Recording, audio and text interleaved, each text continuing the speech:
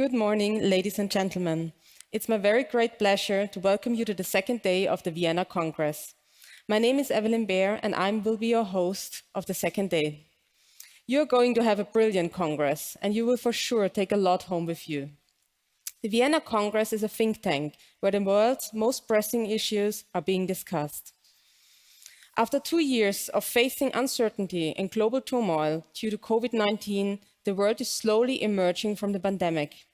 With life returning to normal ever so slowly, we now dare to look ahead and discuss the future. Hence, this year's Vienna Congress focuses on strategies for a sustainable upswing. Top-class international, European, and Austrian decision makers from business, science, and politics discuss scenarios for the world ahead. As a result, at the end of the Congress, the Vienna Declaration will be published. Today, we are going to discuss 4 highly interesting topics: digital and economic upswing, the common denominator between sports and science, democracy in times of the pandemic, and our last topic is about regions, about digital growth and consulting. It's the 19th Vienna Congress, and we are streaming live into the world. We'll obviously have some speakers online, but we are delighted that most of our speakers will join us here in Vienna on stage. Of course, we comply with the strict security measures. Now I have one request for today's speakers. I would like to ask you to be mindful of timing during your speech, because we have a lot on our agenda. Last but not least, we would like to thank all of our sponsors of the Vienna Congress. Let's start the day with our first speaker. Please welcome on stage Kasia Greco, Vice President, Vienna Chamber of Commerce.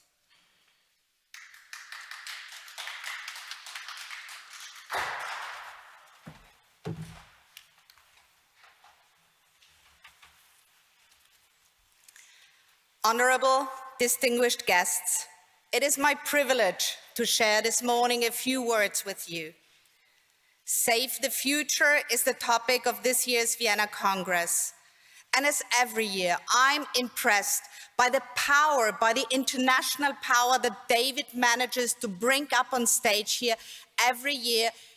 Impressive topics which are crucial to economies, to societies right now. High-level international and European stakeholders from economy, science and politics sharing thoughts. Sustainable upswing, a word we've already heard. What is behind that? What can all of us do in order to improve our common future? 2 of my personal passions are healthcare and consulting. And these are exactly the 2 topics I want to share a few words and thoughts with you now. And it is not only about the pandemic, we've heard a lot already and we will hear even more, but it's about the future. It is about digitalization in healthcare. It's about personalized medicine, about telemedicine. And on top of all innovation, it is also about a swift in thought, a swift in the perception within societies where we have to go. We've heard yesterday already several times that the pandemic has temporarily disrupted international supply chains. It has put most of our economy to a real standstill for months. And despite many helps, billions of helps, still businesses are struggling. And in this context, I'm even more impressed by the power and the topics that David has brought up on stage here, because they are crucial to any post-crisis, any post-pandemic recovery. And some of you might be asking, can we afford right now, with all those budgetary issues that we have, to invest in innovation, in new thoughts? Well, the answer is, it's not a question of can we. We have to, because that's our future. And therefore, taking crisis as a chance is exactly what we need now, and putting world-leading heads together. And this is exactly where my second passion comes into place, and that is consulting. We need a bold approach for the future. We need curiosity, we need commitment, but we need also heads to put a plan and all the experience to put all this innovation together for the future.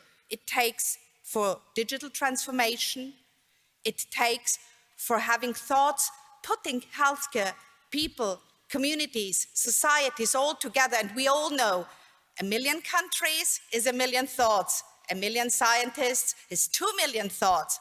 And politicians, how can we put all of them together? You will hear today what the passion is and the connects between athletes and scientists is to go that one step further, to give it another try. Let's bring this concept into economy and into politics as well. What makes countries and companies fit for the future? What makes societies stronger and open to transformation? In order to successfully shape the future, we need to be open-minded. We need to learn from each other and make use of consulting. Only then we will be able to make a real difference. And who knows, maybe already next year at the 20th Vienna Congress com.sult, we will hear the first success stories being born in these 2 days here. So let me finish by saying and sharing a thought I fondly believe in. To get game-changing results, we need to have game-changing thoughts. Enjoy day 2, take all the input, discuss, and then go back and take massive action. Thank you very much.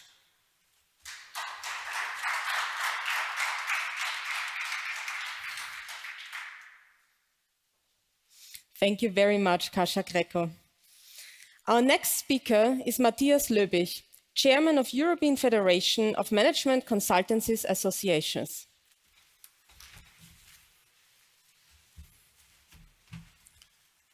Good morning, everyone. Good morning, ladies and gentlemen.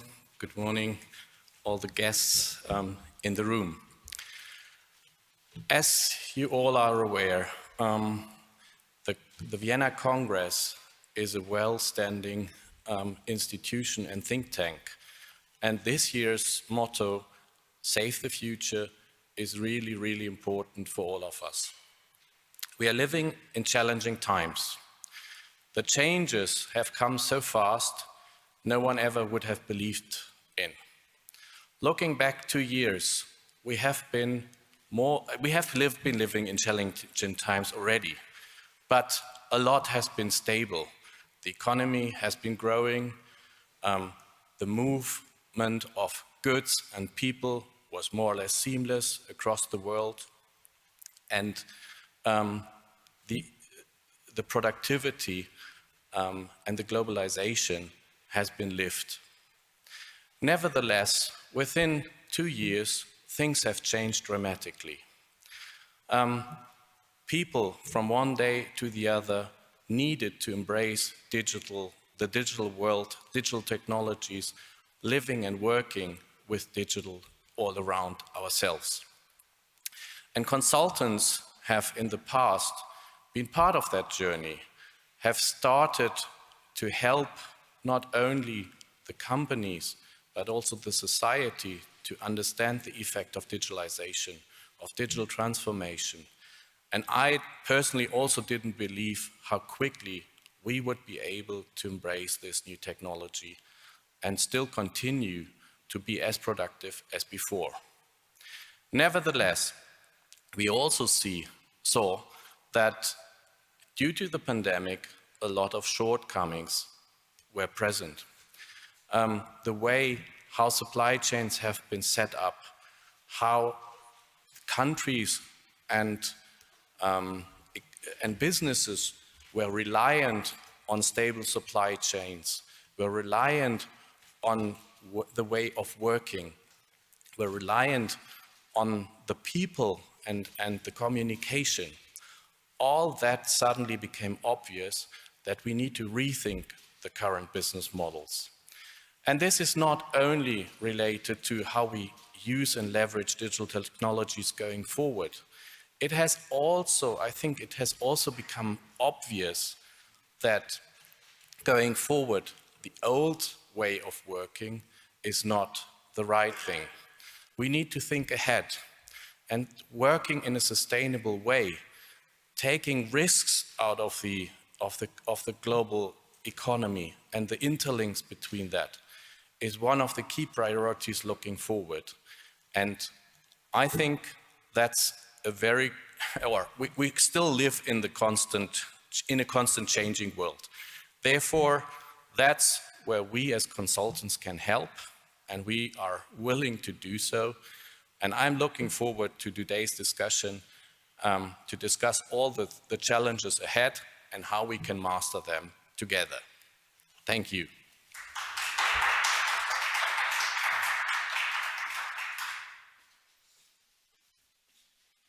Thank you, Matthias Löbig.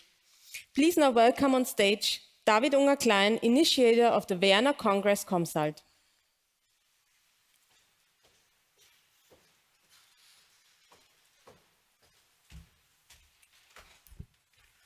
Ladies and gentlemen, dear guests, people in the world, welcome to the 19th Vienna Congress 2022. It's day number 2. I want to give you a small summary of the first day and an outlook for the second day. 58 speakers from 3 continents, 5 Nobel laureates from 14 different countries are here to save the future. What is the future? It's the young generation. And yesterday we had the science topic. We had a medical topic, COVID. When does COVID end? The relation between science and it's also consulting, science consulting the politicians. And when I remember the first Vienna Congress, having here Bill Gates, we called it Consulting Congress. So I'm happy here to have for the second day the consulting industry. But from 5 Nobel laureates who gave the speeches yesterday, and we had yesterday about 11 hours Vienna Congress, one young person impressed me a lot with a sentence where she said she dedicates the golden arrow to the small steps. And she said, I'm young and nobody listened to me when I had my small successes. And when I had the big success, when I had the gold medal at the Olympic Champions, suddenly everybody's calling me, everybody's inviting me, everybody's asking me for my opinion, but I didn't change. I'm the same person as I was before I had the gold medal. I say exactly the same what I said before, but nobody was listening before, and they're listening now. And what you can get out of this speech, get out of this one day is never give up and work on your targets, try to reach your targets, and at the end of the day, be successful. So save the future, and day number 2 with the answers for the question, how much does this crisis cost? Can we afford it? What will be with the industry? What will be with democratic issues? And like we started in 2004 with consulting, we will have the last panel with consulting as the solution. All the best, and I wish you a pleasant day. Thank you very much.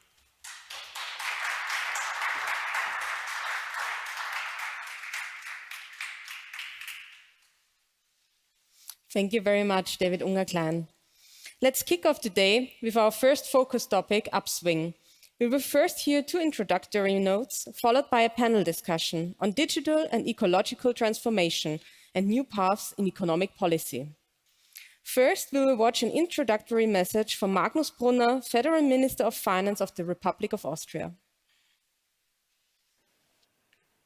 Ladies and gentlemen, it's my great pleasure to welcome you to this second day of the 19th Vienna Congress com.sult 2022.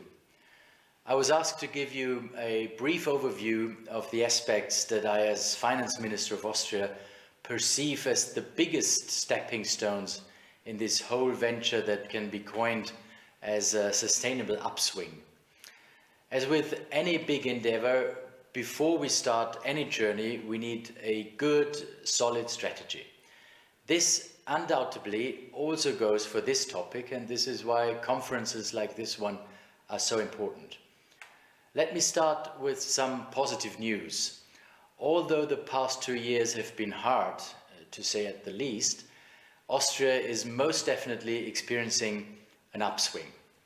Austria is growing, Austria is recovering, albeit there are undoubtedly still some wounds to heal. Current data of the Austrian Institute of Economic Research is thankfully showing an economic recovery over the last few months, which is also visible in our budget. As of the third quarter of 2021, the domestic economy and GDP growth have reached above the pre-crisis level for the first time since the beginning of this pandemic. We know, though, that this didn't happen in and of itself. In these past few years that the pandemic has been our unwelcome but unfortunately constant partner, we have poured a lot of money into our economy in order to protect both companies and jobs. Overall, we have helped Austria's businesses with more than 41 billion euros, which have been paid off or at least granted as by the end of 2021. The COVID-19 Federal Financing Agency, the so-called COFAG, was founded to support Austrian economy and provides guarantees, fixed cost subsidies, loss compensation, the failure bonus, and lockdown revenue compensation for domestic companies. In total, more than 1 million applications have been processed so far, and around 950,000 applications have been paid out. The total volume paid out so far is amounting to about 9.8 billion euros. But as it is up to us to further enhance this trend, we are still adapting and extending our aids. We are always looking for ways to be a better partner for the domestic economy. Therefore, we are carrying on this course through the eco-social tax reform, which is constituting the biggest relief in the Second Republic. I'm not saying this to brag or to show off. I am reinforcing this because I am convinced that this is what our country and its population, of course, truly needs right now. What makes this reform stand out is that the eco-social tax reform bridges the gap between business and climate protection. In total, the relief for Austrians and the domestic economy will amount to around 18 billion euros by 2025. GDP growth increases by up to 1% as a result, and employment increases up to 30,000 people. Our goals for climate protection are equally ambitious. By 2030, the Austrian federal government wants to achieve 100% renewable electricity in and from Austria. But that's not all. Austria is to attain climate neutrality by 2040, at least 10 years ahead of the European Union. With this being said, upswing needs a first-class infrastructure, above all on a digital level. Austria is now the leader in Europe when it comes to digital administrative services, as there has been a very successful development in broadband expansion in recent years. But as for any and all policies, it is also important for a policy that wants to promote recovery to refrain from certain things. Things like higher taxes, new regulations, more bureaucracy, new burdens for companies. The same goes for the fight against climate change, of course. We do not need new bans, but new opportunities for companies to invest in new technologies. Austria's environmental technology is already very successful in the field of export, and a strong lever for global climate protection, which invites more relief and more room for maneuver. Thank you very much for your attention. I'm very sorry not to be with you in person today, but I wish you an informative an interesting day with many chats and with many interesting information. All the best. Thank you very much, Magnus Brunner.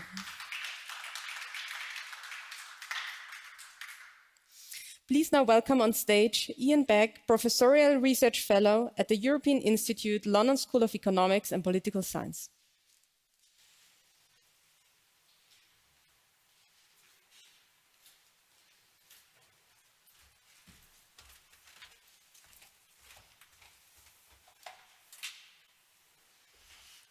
Good morning, everybody. And after the interesting speech by Markus Brunner, you will see that some of the things I have to add complement what he's been talking about.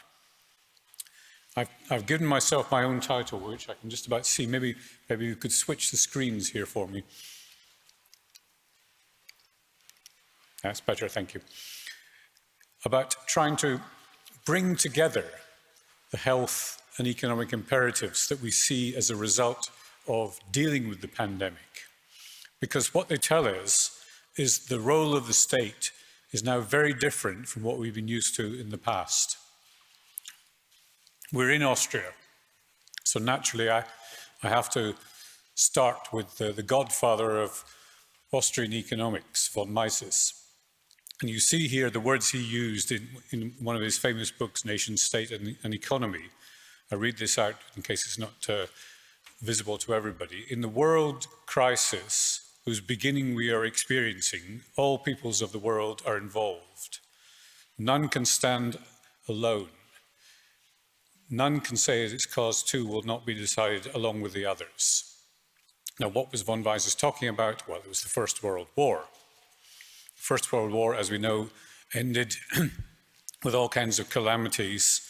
And in fact, if you look at the history of this, the recommendations coming from von Mises were not followed.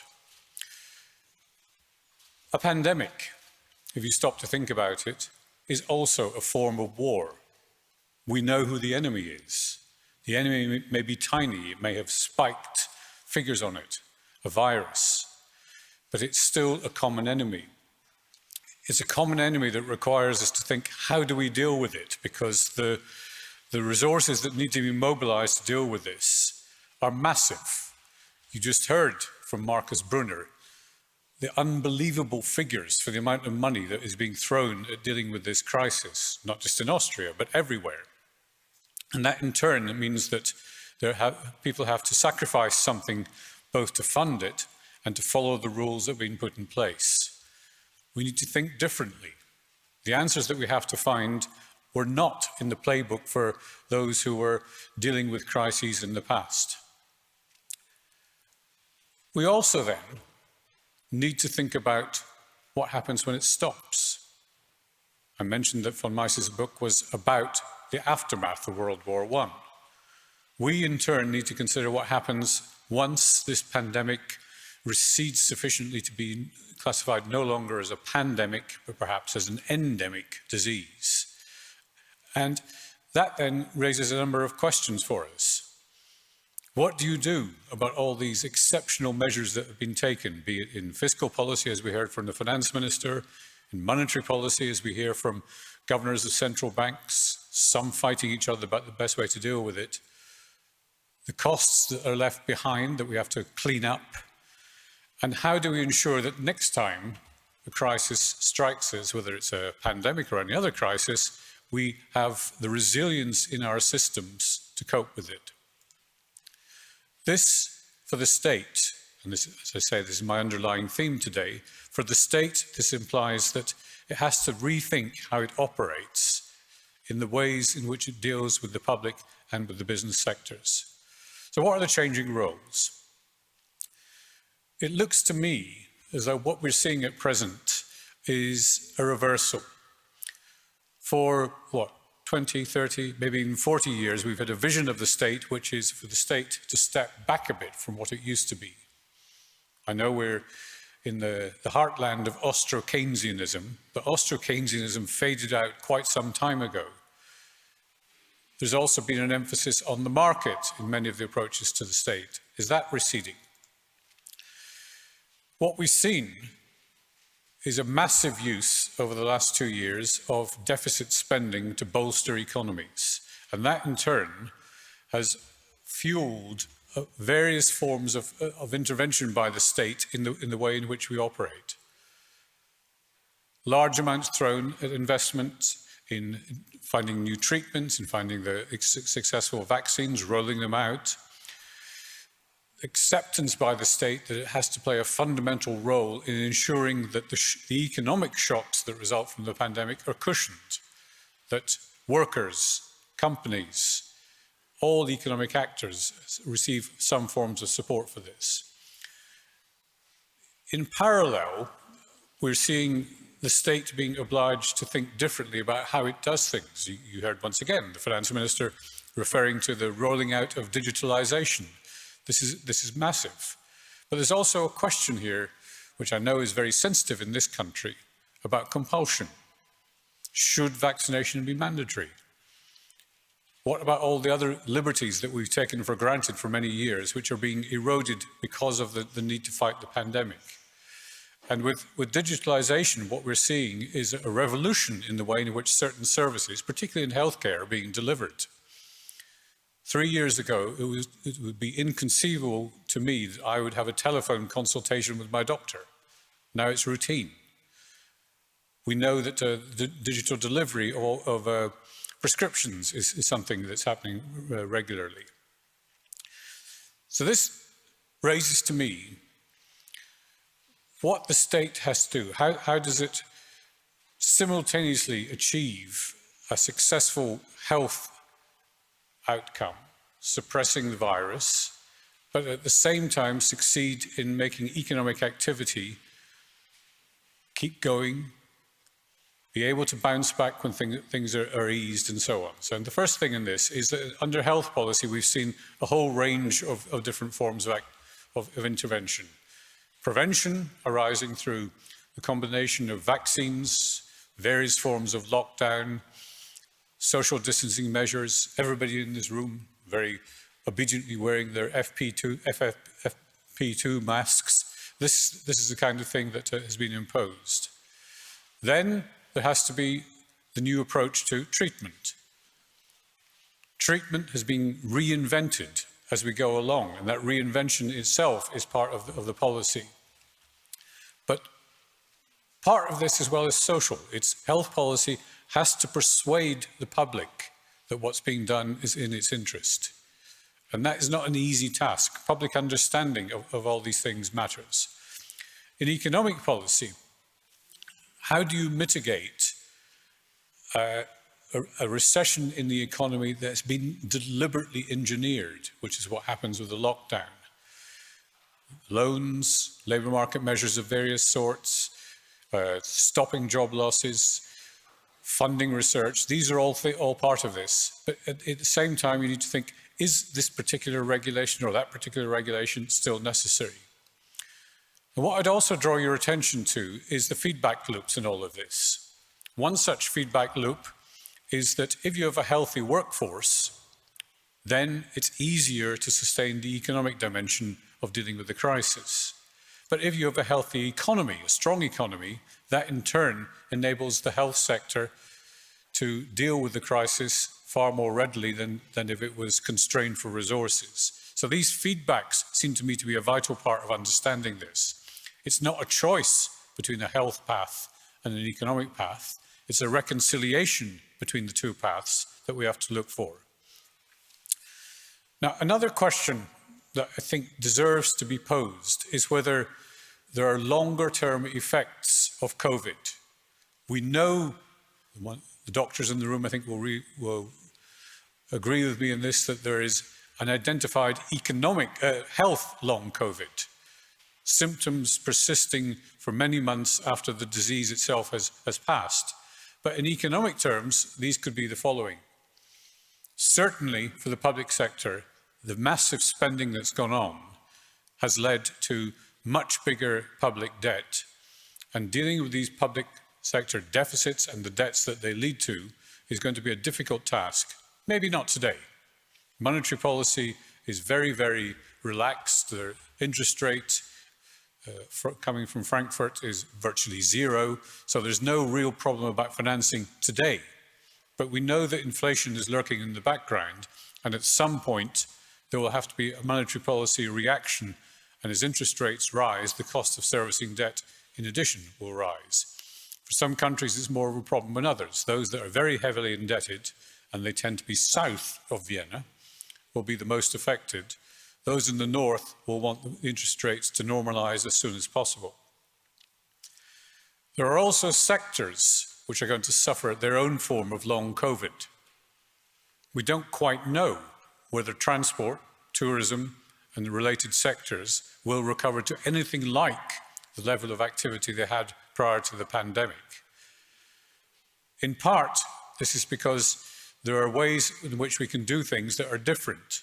So if you think about those office workers who have been, in the acronym WFH, working from home, and who want to continue working from home, they will no longer be going into their places of work and therefore demanding the associated services in city centres that they were used to. There's an open question, and maybe some of the others in the room in the consultancy arena will be able to answer this for me, about whether innovation is assisted or inhibited by what's been going on. There may, and this is one speculation on this, be a cost of the absence of networking from people working from home, not meeting each other, going to the cafe or having lunch together and thinking, here's an idea I want to discuss with you. And this, in turn, could mean lower productivity growth. Productivity is, after all, the basis for economic prosperity. We can discuss whether it's sustainable in the next panel, but if productivity growth is slowed, then the economies of not just our part of the world, everywhere, will be concerned. And this, in turn, brings me to how do you deal with getting out of emergency conditions? We certainly have a whole library worth of new demands on the state. The state is asked to deal with, as we come out of the pandemic, what's been left behind. Those medical conditions that were not treated during the pandemic were pushed aside so that hospitals could cope with COVID. That has led to other conditions, a big backlog of them. It poses questions about whether we should alter the approach to dealing with prevention of disease, a new strategy, service delivery. Will the innovations that took place during the pandemic be seen as temporary or lead to an entirely new approach to delivering healthcare? And then one thing that is quite clear the pandemic has revealed is the imperative of having a high level of global cooperation on research, on informing other parties about what's going on with pandemics. And then economic normalization. I already alluded to monetary policy tightening. That is going to come. Quite when it comes, we're not sure.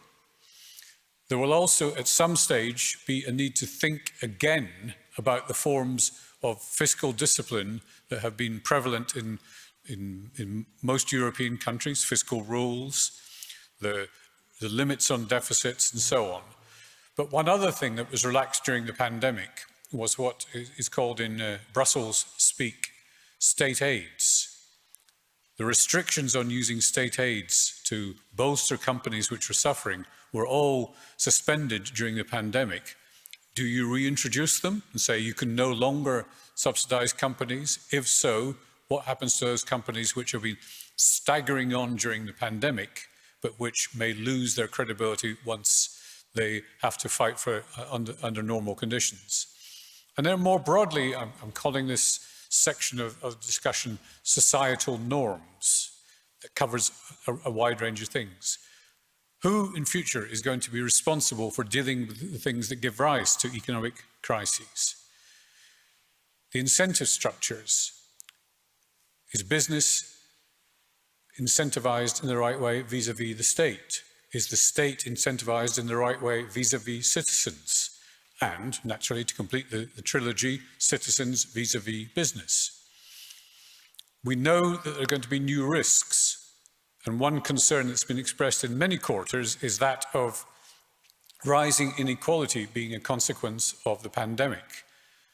It's also being affected by other current trends in our societies, notably the increase in energy prices, which tends to have a particularly strong effect on those on lower incomes. And in all of this, we need new answers to the question of who bears the burden. Taxpayers, businesses, citizens. Well, we're all of them simultaneously. And that means that we need to think about fair distributions of burdens. Let me end, therefore, with a few points that we can have for discussion. The first is, we know our economies are going to keep changing. The pandemic has taken them in certain directions, but we need to recognize that what we end up with will not be what we started with prior to the pandemic. I call this the status quo ante. We are not going to go back to the status quo ante, but we need to analyze what aspects of the experience of the pandemic are going to stay with us and that we have to recognize as being new determinants of economic activity and of the policies that have to accompany them. What will our new economic model be? Some would say to you that we've come out of as I said earlier, of 3 decades of a broadly speaking market-orientated economy. Is there something that we can agree on as the next stage of the economy? It's not going to be easy, but there are certain priorities that are quite clearly on the table. The word sustainability. Well, is there anybody in the room or listening who doesn't agree that we need to be sustainable? The trouble is, we don't know what sustainable means. It may be that in the next panel we are able to shed some light on this, but sustainability is one of those warm-sounding expressions that can either be vacuous, not meaning very much, or needs careful thought to ensure that it is something with real substance to it. Then we have to think about how do we plan for future emergencies or crises. The one certainty is that there will be future crises, economic crises of different sorts. The accompanying certainty is that we don't know what it will be. Will it be a financial crisis, a health crisis, a crisis promoted by geopolitical instability or something else? Something is going to come along to cause a new crisis. And we need, therefore, to ensure that the capacities of the state to deal with it are there. Some countries did better than others during the pandemic in dealing with the health crisis. Some did better than others in dealing with the resulting economic crisis. But I think it'd be fair to say that the way we look at it overall is that nobody was really that successful if you look at the outcomes. So there's a need to think about how to deal with it in future. We also have to recognize likely casualties. Some sectors, if you believe what I said earlier about transport and tourism, are going to be more adversely affected than others. And those that are more adversely affected than others are going to be like the coal miners or steel workers of 30 or 40 years ago, the sectors which need some sort of cushioning so that they achieve an orderly transition. And in this context, we have to consider the skills that are at risk of becoming redundant. There are groups of workers who are likely to be potential casualties. And then we also have to consider global governance. Think back to the financial crisis of 28, 29. What happened then was that at least for a while, something called the G20 managed to get together to try to find global solutions. Did we see the G20 during the COVID crisis? I don't think so. We saw disputes even within the European Union about who would get the vaccines in the first place, who would get the protective equipment. Eventually, there was some kind of common approach, and you can say that the advent of the next generation EU support package was a real step forward for European integration. But would it happen again? Would Austria, Sweden, Finland, the Netherlands, the countries which were opposed to a massive increase in EU resources, be prepared to go a second round of increasing those resources? A big and difficult question. In addition, my last point on this slide is that we need to consider implementation. Things just don't happen. You need to make them happen, and that's the big challenge for this. So I'll leave you with a quote from a very renowned American central banker and academic economist, Ben Bernanke. Since I'm an economist, I should remind you that economics is a highly sophisticated field of thought that is superb at explaining to policymakers precisely why the policies they made in the past were wrong. About the future, not so much. Thank you.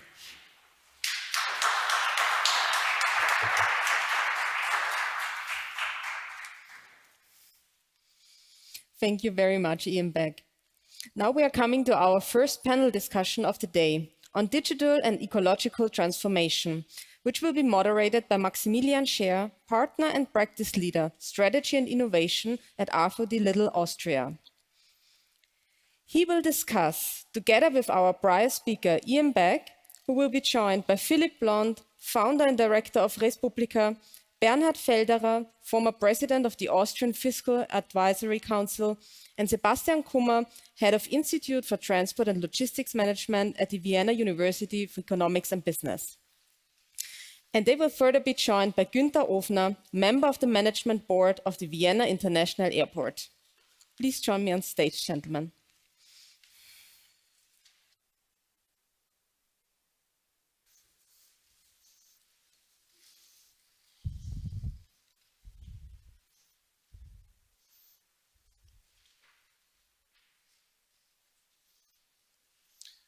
Ladies and gentlemen, Magister Brunner, thank you for your video speech and keynote.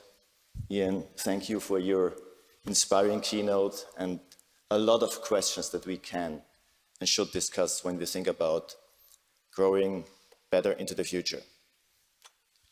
What does growing better into the future even mean? You raised the question of what is sustainability. Let me pose and start with the question of what is better and link it to what is sustainable. When we talk about sustainability, do we just mean ecologic sustainability, as in a recent rise of discussions, social sustainability, economic sustainability, fiscal sustainability? I think these are a couple of questions we need to answer first. What is it we are talking about when we speak about growing into a better future? And secondly, we need to then discuss what are the roles, and I think you also highlighted that before. What are the roles of the state? What are the roles of business? What is the role of the citizens in that discussions? Ladies and gentlemen, I'm very delighted to be able to lead and discuss with such a great lineup of panelists that we have today. On my right, Ian Beck, you heard him just in the keynote, Professor Research Fellow of the London School of Economics and Political Science. Thank you for joining our panel. On my left, Philipp Blond, founder and director of the think tank Respublika, very well known, and I would like to say sometimes very provocative discussant. Very happy to have you on board. On my further right, Sebastian Kummer, head of the Institute of Transport and Logistics Management, Vienna University of Economics and Business, can talk about the important role of the logistics sector in a sustainable growth of the economy. On my further left, Bernhard Felderer, former president of the Austrian Fiscal Advisory Council, and a well-known and respected person in Austria when we talk about fiscal stability. And I'm very much looking forward to your statements on the current economic situation. Further left, Günther Ofner, co-CEO of the Vienna International Airport, and as a representative of the logistics sector, I think I'm very much looking forward to your statements on sustainability in the air traffic going forward. Ladies and gentlemen, may I start with Bernhard Felderer to contradict maybe or to build on Ian's comments on sustainability and the role of deficit and spending in the current discussion of fighting the pandemic. What is your view of how is it going forward? The central banks seem to be not very clear, or let's say the European and the US seem to have different views on the role of interest rates in the current upswing. What is your view? Ladies and gentlemen, I was asked to say a few words about the question: what can public policy do, or what can fiscal and monetary policy do to support the upward swing which we think we have already since the third quarter, or at least the fourth quarter of 21 last year. I think I would prefer to discuss first about the real economy and then about the financial side of all that. In the real economy, we were quite successful. Look at the year 2020. We had negative growth rates everywhere. Even the United States, minus 3.5%, and so on. Germany, Austria with 6.8% negative everywhere. And this changed during 21, really amazingly, because look at France. France has a real growth rate in 21 of 6.8, which is really amazing. I'm talking in a second, or explaining in a second where this comes from. Then we have in the United States 5.6. We have positive growth rates everywhere. Disappointment was only Germany, because the fourth quarter in Germany was negative. So that Germany does not follow the same trend at the moment. But in general, we could say we have had a good management of the real economy. We are apparently coming slowly out of the crisis, and the question is, how can monetary or fiscal policy support what we see at the moment? Unfortunately, the financial side, monetary policy, fiscal policy, is not so positive when we look what the government can do or what the central banks are doing right now. Look at the indebtment. In the average of the industrialized countries, the increase in public debt was, was 18.5%, percentage points. So if a country had 60% debt ratio, it is now 78 or something like that.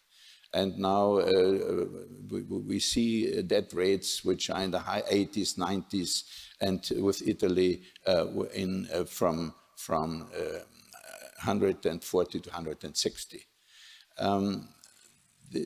Nobody knows what will happen when the interest rates go up, and they will have to go up. So that the public debt is not a danger, is not something which is a problem, but it becomes too large. We must think of the global financial markets, who could punish us. So that we should be more careful with these high rates. We will not be able to pay back these debts, but we can grow out of the debts as we did already in the past, and therefore we need growth. So the question is how we can assure that the next years we have enough growth. On the other side, you see the other financial problem is the inflation. Remember that the central banks, also the European central banks, said during the whole year 21 till November that we will have inflation will be a short and phenomenon which we can manage. In 22, we will already have an inflation rate of 2% or around 2%. And the same happened in the United States. Only the Fed already noticed that they committed an error, that the forecast was wrong, and they have since November already changed their policy. They do not buy as much bonds as they did in the past, and they will end bond buying in March. In the European Central Bank said they will not stop bond buying for the moment, probably not at all in 22. So we see a problem here, of course, that the reaction to the inflation, which we can measure, we see the high inflation rates in the States. We have gone beyond 6%. We see in Europe, many countries beyond 5%. That this is not a simple thing which we can easily manage. We remember the years in the 70s. If you're old enough, in the 70s, we had enormous problems to reduce the inflation rate, and I think we may get, if we do not react soon, get a very similar problem this time. So we had a good management of the real economy, unemployment, all this was better than expected 1 or 2 years ago, but the financial side is a problem, and the government will not be able, and the central bank either, to support this upswing, and we must hope that what happened in France or in the United States, that private consumption is pushing the growth rate, and economic growth will happen also in the other countries like Germany, and that the government can stay as it is, because the financial leeway which the government has is not very large. Thank you for that. Thank you. Thank you, Mr. Felderer. If I'm very provocative and listen carefully to your words, you speak about hope, which is normally not an economic concept, but it's not necessary. You say the current situation is not sustainable. I'm maybe a bit over-exaggerating. Forgive me that. Philip, if you want to contrast that, do you think our current situation is sustainable? Can we grow like that? What is your I think you raised, Maximilian, the important question at the outset. Growth and sustainability are mutually incompatible. I think if we define sustainability as in environmental terms, it's not at all clear that we can have sustainable growth. We can't have sustainable growth in large part because we can't have a circular economy. If you look at a global level, at what is currently capable of being recycled, is between 10 and 12% of the global economy. And the reason you can't recycle at a greater scale is essentially you can't recycle energy, which is an overwhelming proportion of the global economy. So, and it gets more complex still because human beings need growth. Growth is what has lifted the world out of poverty. In the 1990s, you had over a third of the world population living on around $1.90 a day. By 2015, that had fallen to around 10%. And this has led some people to talk about what's called donut economics, which is human needs which are real, and human beings as a collective shared species have limits. There are political limits of toleration of things like inequality. And the line between basic fulfilling at a global level, basic human needs and planetary constraints might be very, very thin indeed. So that means that we have two incompatible projects, which are essentially the growth to meet human needs and planetary constraint. And I think we need to acknowledge this. And I think that human societies will not survive if we go for environmental sustainability versus growth. Now, there are problems with growth. Growth has not solved the problem of inequality. Indeed, it's exacerbated it. And it's exacerbated it not between countries, but within countries. So inequalities between countries have equalized more, not in total, but inequalities within countries have widened dramatically. And so, I mean, I'll talk about this more in the next session, but if we change sustainability from the environmental concern to politically sustainable, Trump, Brexit, the various anti-immigrant populist parties in Europe have all arisen because the present dispensation doesn't distribute equitably enough to the people who are losing. The liberal consensus is not a distributist one. It doesn't distribute the goods of the society in an equal way. And human beings are very fragile and very aggressive creatures. And I think a lot of our conflicts are around status.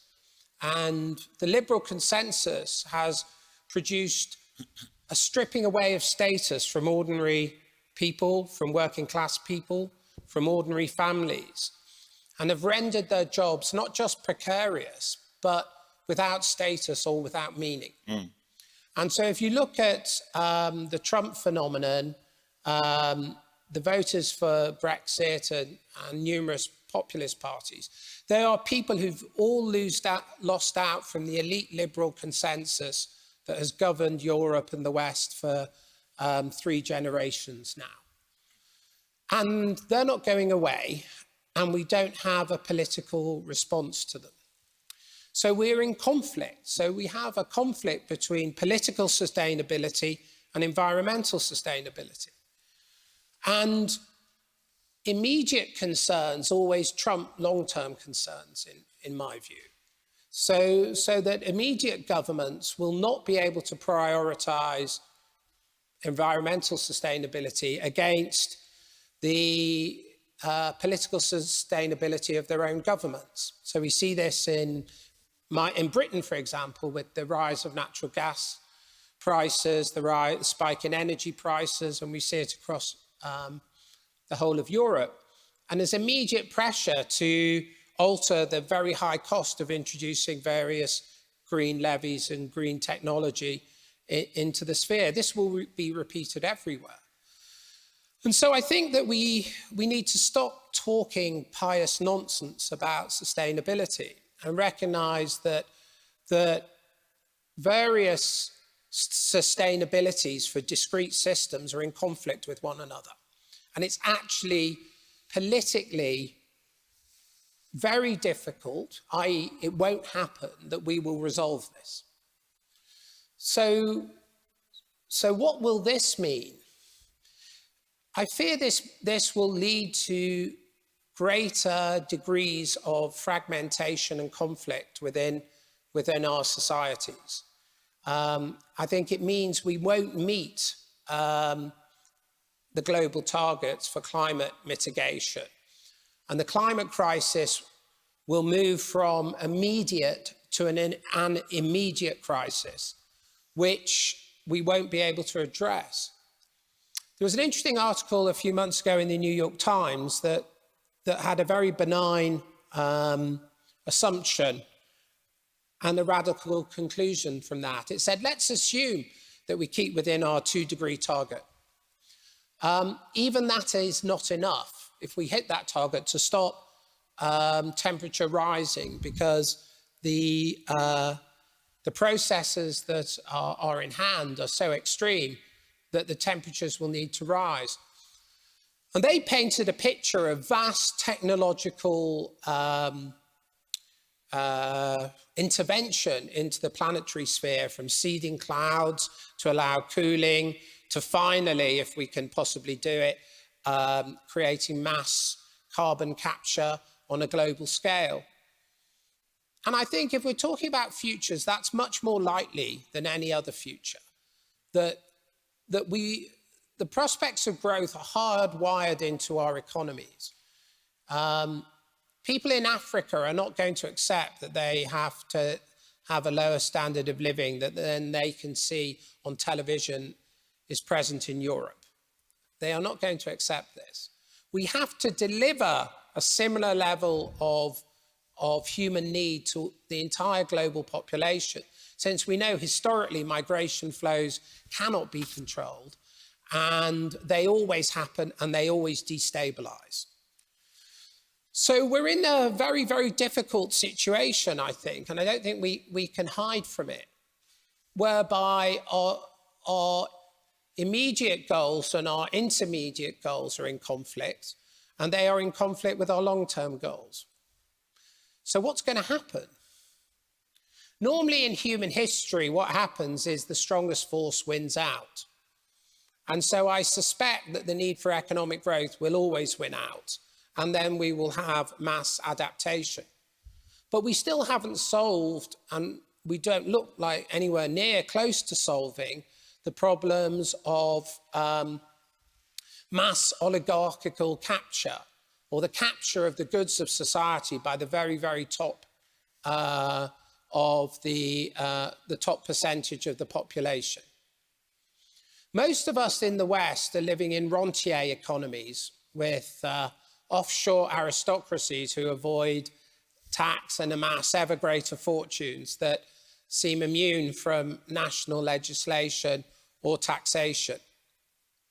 And we have done very little on competition law, on breakup, on trying to tackle this vast amount of vested interest. And I suspect we will fail. Even the European Commission, that really has been the mover, if one can use such a term, which I wouldn't, on competition law, still takes 10 to 15 years to bring a successful case against tech, and by which time all the opposition is long since gone out of business and been made bankrupt.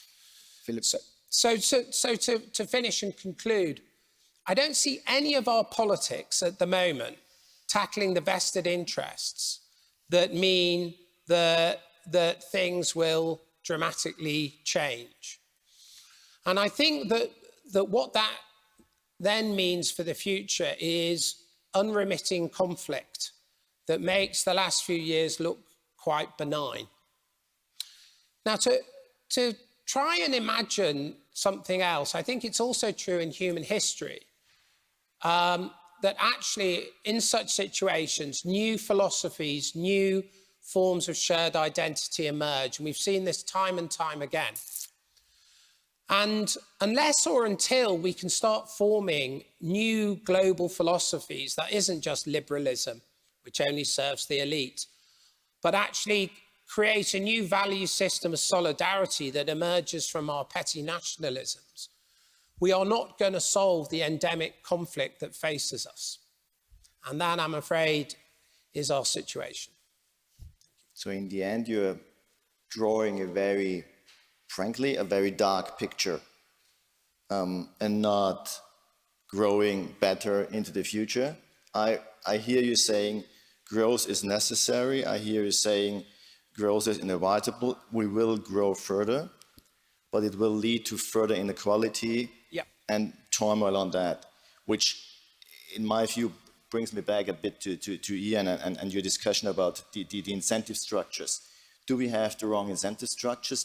Do we have the chance to change these and to work on this incompatibility that you clearly pointed out? Is there a future? To be very provocative. Well, the simple answer to the question, is there a future, is unambiguously yes. unless you think we're all going to sink into the Danube and disappear. So it's more a question of what kind of future and how to shape that future. On the immediate macroeconomic side, let me react a little bit first to Bernhard by saying that there is a metaphor we can use here, which is that economic policy at the moment is like the driver of a car with both feet on the accelerator. Monetary policy is accelerating the economy, fiscal policy is accelerating the economy, but there is a corner approaching. So at some stage, the car driver is going to have to put one foot on the brake and slow it down a bit. The trouble is that as you recover from a pandemic, we're in economic territory that's just not familiar. Last time we had a pandemic of similar magnitude was in 1919, which also happened to be immediately after World War I. So the nature of the economics then has really no help to us in understanding what to do next year. We need data on this. We need data first on whether the central bankers are correct, that the current inflation is a temporary phenomenon and that it reflects unusual characteristics of what you're measuring from a point during the pandemic when there was effectively deflation to catching up with what was done then, or whether it's beginning to embed itself into the system. What I see here is a risk of what we used to call cost push inflation, where we see prices rising, particularly in the energy sector. Therefore, union negotiators are going to demand higher wages and it becomes a cost push cycle. That could happen. Or it could be that the central bankers are correct in saying this is a temporary phenomenon. We'll start to see these price rises that have been taking place this year slowly coming out of the system so that the measured level goes down. So we're unsure about this. We need to wait a bit longer for convincing data before we take radical action. Now, as a reaction to what Philip's saying, I suppose, Max, you're inviting me to try to put the more optimistic scenario. So let me try to elaborate some of this. Yes, there is a choice between a low road and a high road towards sustainability. This takes me back to what Max said in the introduction, that sustainability has all these different dimensions. For the time being, the macroeconomic dimension of sustainability is in balance for the reasons I was discussing. I don't think we have massive macroeconomic risks at present, but they may start to materialize because there will be different configurations in different countries.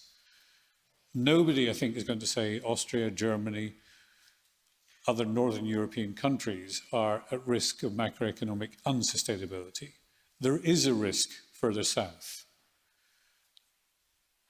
The developments in Italian politics over the weekend are interesting in this regard, in that Sergio Mattarella has decided he is going to succumb to the pressure to make him president for a second term, which in turn leaves Mario Draghi free to continue his reform programme as Prime Minister. And I think that's the best outcome for Italy, because things at last are beginning to change in Italy. But it will need help. It will need help from its European partners, which brings us back to whether a potential successor to the next generation EU can be put in place to continue this. That's a kind of high road outcome. There's a high road outcome also in environmental sustainability, captured in the, and I know Philip is going to say this is a wishful thinking, the expression green growth. Green growth can happen. There are ways in which we can make green growth happen. It's partly about construction. There remains a fair amount of low-hanging fruit in the construction sector for how you can build new ways of saving energy. There's a high road towards green growth also in new forms of, or not new, rolling out better forms of green energy, renewable energies. We don't have solutions on storage. but we know the potential solutions and storage. And here we have to appeal to the scientists. Dan, do you have a new project on batteries, perhaps, that you could bring forward and say, here's how we store energy? Or are there physical batteries, like pumping water uphill rather than downhill? These are things that can be done, which we know are feasible as engineering projects. So there too you see a sustainable strategy there. On one last one, on social sustainability, we have to think about it. We have to recognize what Philip was talking about, the growth of inequality. We know how to deal with inequality. You tax the rich. The trouble is pinning the rich down. If they all move to Monaco or the British Virgin Islands or these other tax havens, then clearly they're going to escape it. But let's face it, you can, if you have the political will, do these things. So let's find the political will. Thank you. May I divide your statements in two blocks? One is what I call the green block, especially as we have also Mr. Ofner and Mr. Kummer here, and discuss that for a second, and then come back to that social part. Mr. Kummer, the transport sector is, and you pointed it out recently, is a big energy spender, so to say. Energy is needed for transportation. We know that. We have known that for a long time. Is the transportation sector then part of the good growth and the green growth? Or is that also an oxymoron and something that cannot happen because, consuming energy is always not green, and degrees of not greenness, I know there are different degrees. Yeah? What is your view on that? Yeah, definitely the transportation sector is critical for the sustainable transformation. Maybe before I come to this, I would like to point out exactly the same that has been said before. I also think that we have to look at the economic and social aspects as well as the ecological aspects.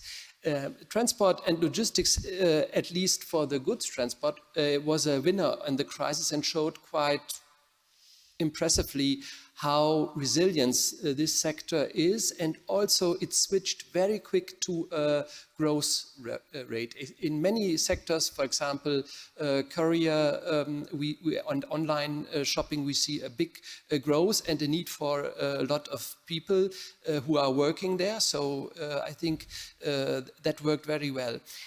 Transport and logistics, not only for economists but also for transportation managers, are a good precursors of the development. For example, we have seen the inflation first in the transportation sector, and I remember last year I was noticing that the transportation prices are exploding, and I said this will lead to inflation, and some colleagues said no, I should better stay in my field of transportation and not talk about inflation.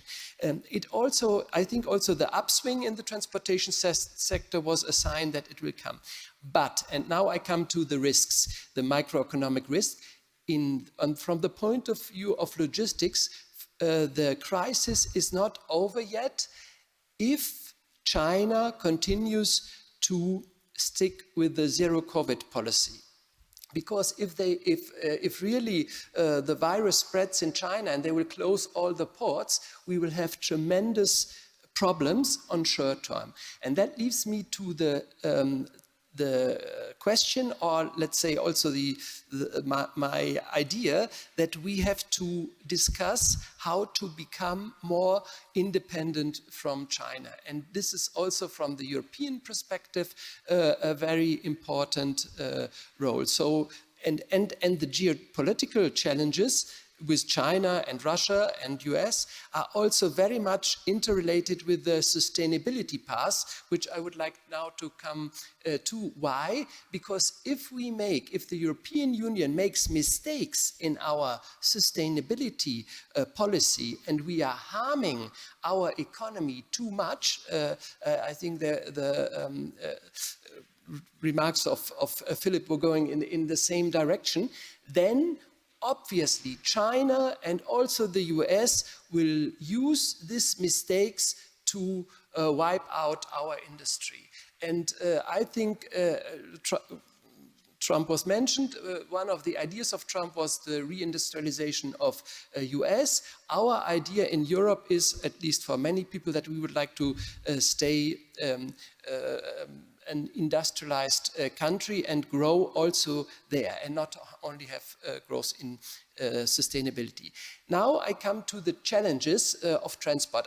I don't want to talk about alternative drives. I think the path there is, it's not clear absolutely, but we have to go to battery electric cars. We have to go to most probably use hydrogen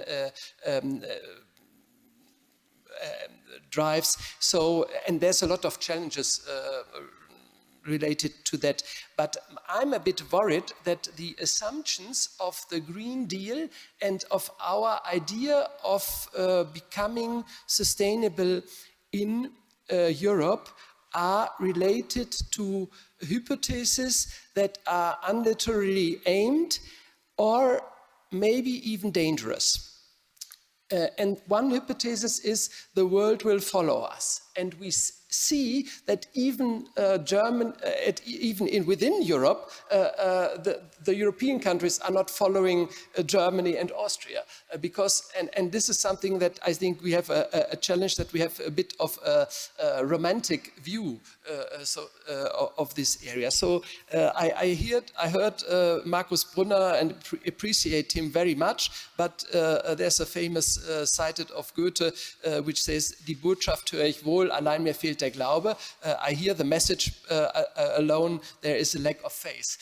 And this is also why I see. So there we have to be careful that we don't harm our industry too much.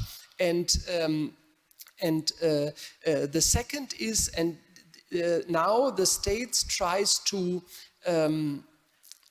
equalize the damages of the inflation, especially in the energy sector, and then related also for the transportation costs.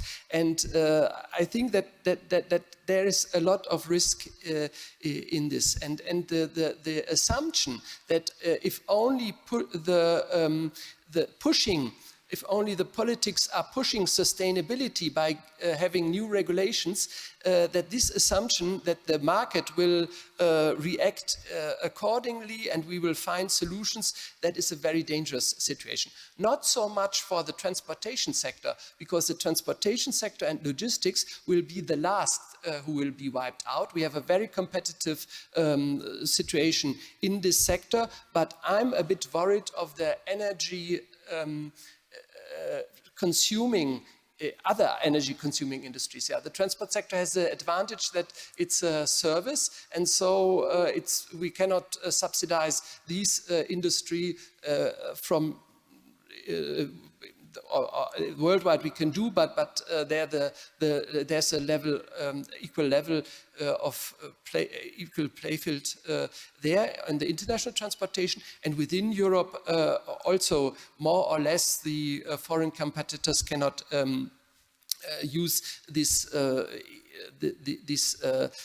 green policy. So the challenge is for the energy consuming industries how we could allow them to stay in Europe. And so to conclude, I'm not so much worried about the transportation industry. We have very competitive industries. I'm also not so much worried about the leisure industry, but Mr. Orfner can say something about that. But I'm worried about energy consuming industries. The producing industries. Yes. Yeah. So maybe before we come to that, indeed, for the Orfner, maybe that's now the exact right part to either tell us that you are also not worried about air traffic and air transportation, or you have a different view that is more, how should I say, darker, like the view that Philip had on the overall situation. What is your view? Yeah, good morning, ladies and gentlemen. The aviation sector has been one of the worst hit of all parts of the economy. And nevertheless, I'm rather optimistic about the future developments. To give you two simple facts. The first is that not even 20% of the people living on Earth right now ever sat in an airplane. So more than 80% have never been traveling by plane. And when we are sitting here together today, in the same moment, roughly 950 new airports are under construction worldwide. And they are not constructed that they will be closed tomorrow. They are constructed that they will be used by passengers. So it is a lot of unrealistic, wishful thinking from the ivory tower,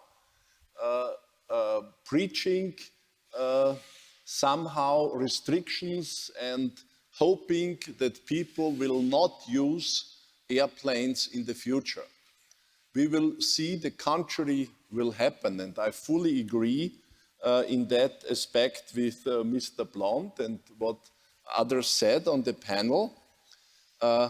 We will not be able to do all what is necessary in regard of environmental protection and sustainability if we are not able to balance it with economic and social issues. And I think this is the main challenge. And in regard of the aviation sector, it's not difficult to do that because all the means are invented that are necessary to have a CO2 neutral aviation sector, the latest in 2050. So we have biogenic sources for kerosene and we can produce it synthetically. What we need is clean energy, and what we need is a system of global energy and kerosene production combined with the right transportation system, because there are places on Earth where you can already today produce synthetic fuels more or less at the cost of today's kerosene or fuels that come from Arabic countries or somewhere else. So you can produce electricity in the desert where you have more than 4,000 hours of sun at 0.5 euro cents. So at a very, very, very low level. And if you look at recent developments, for example, the company Covestro in Germany, which is a spin-off of BASF, they entered into a contract with a developer in Australia, and they will get their hydrogen in the future for their production from Australia. And it will be cheaper than to produce it here in Europe.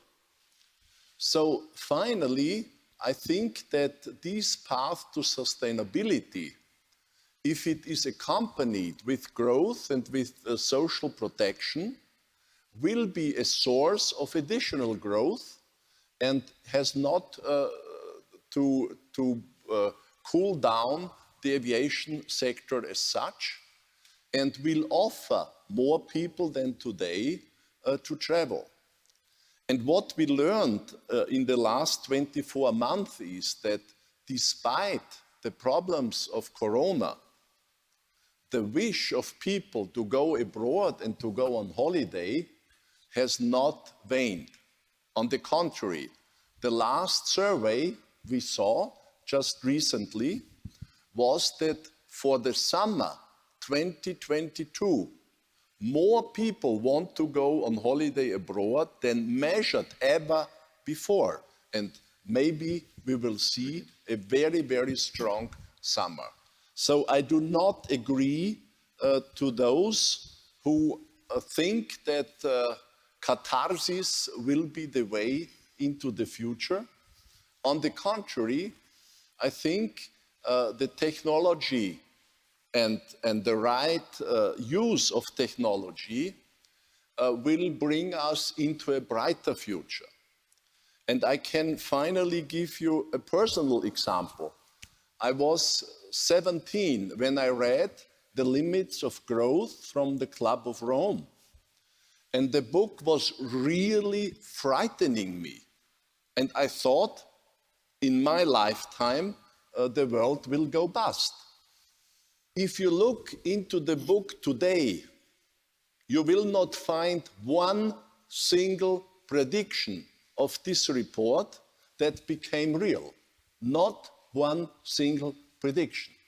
And what is the reason for that? Not that silly people wrote this report. I think they did their best at that time. But what they underestimated is that we are intelligent species, and that we find ways and develop ways for doing things with better technologies that nobody could imagine in beginning of the 70s. And therefore, I'm rather optimistic that we will also be able to cope with the environmental problems if we are realistic about the economic basis we need for that, and if we let entrepreneurs and scientists do their work. So you're giving us a bit of hope at least, and as also speaking about that in a way contradictory and self-destroying prophecy of the Club of Rome, as if I frame you right.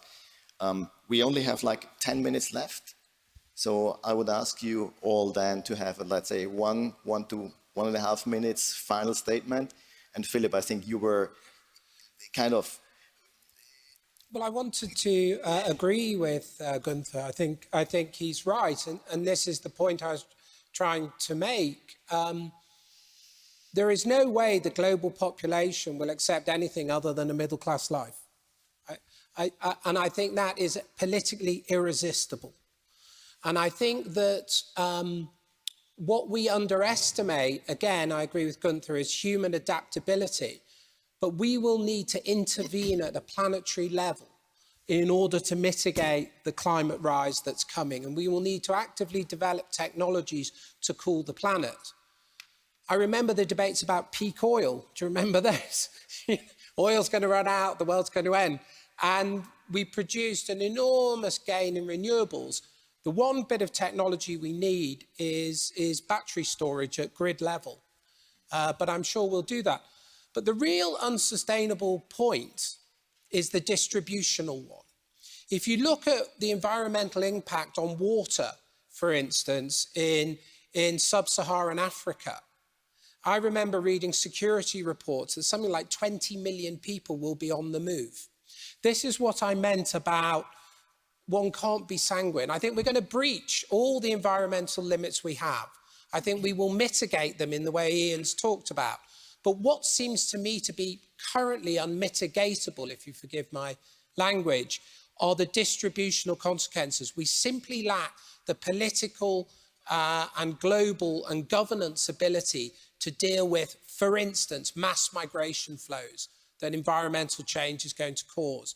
And those migration flows are likely to destabilize whole polities. And so what's interesting is our real lack is at the level of the political imaginary. That is our real lack, and that is where we should concentrate our efforts. Okay, thank you. Professor Felderer, your final statement? As I said before, I don't believe that in the short run, the government or the central bank will be very helpful in the upswing which we have started in most years, in most countries, sorry. But I believe that in the long run,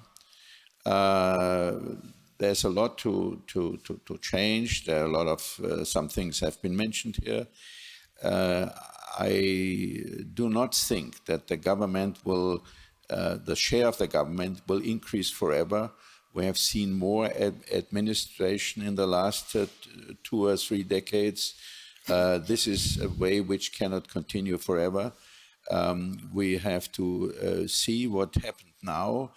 consumption is increasing growth rates in several countries. I mentioned before the United States and France. We have to rely on these factors, and we have to understand that private investment in the long run, in the last 4 decades, declined with respect to GDP. So private investment, not public investment, private investment has to be enhanced somehow. There have to be ways to trigger private investment, and we have to think about how can we transfer tasks which we consider today to be still a task of the government, transfer these tasks to the private sector, because the government anyway will have to do many other things. So that my last word would be the trend is more private, more incentives and less administration. Okay, thank you. Ian, I'm giving you the final word to answer on that. Okay. So maybe Professor Kummer, your final word on. Yes, thank you very much. Very short, the sustainability transformation in transport and logistics is definitely on the move.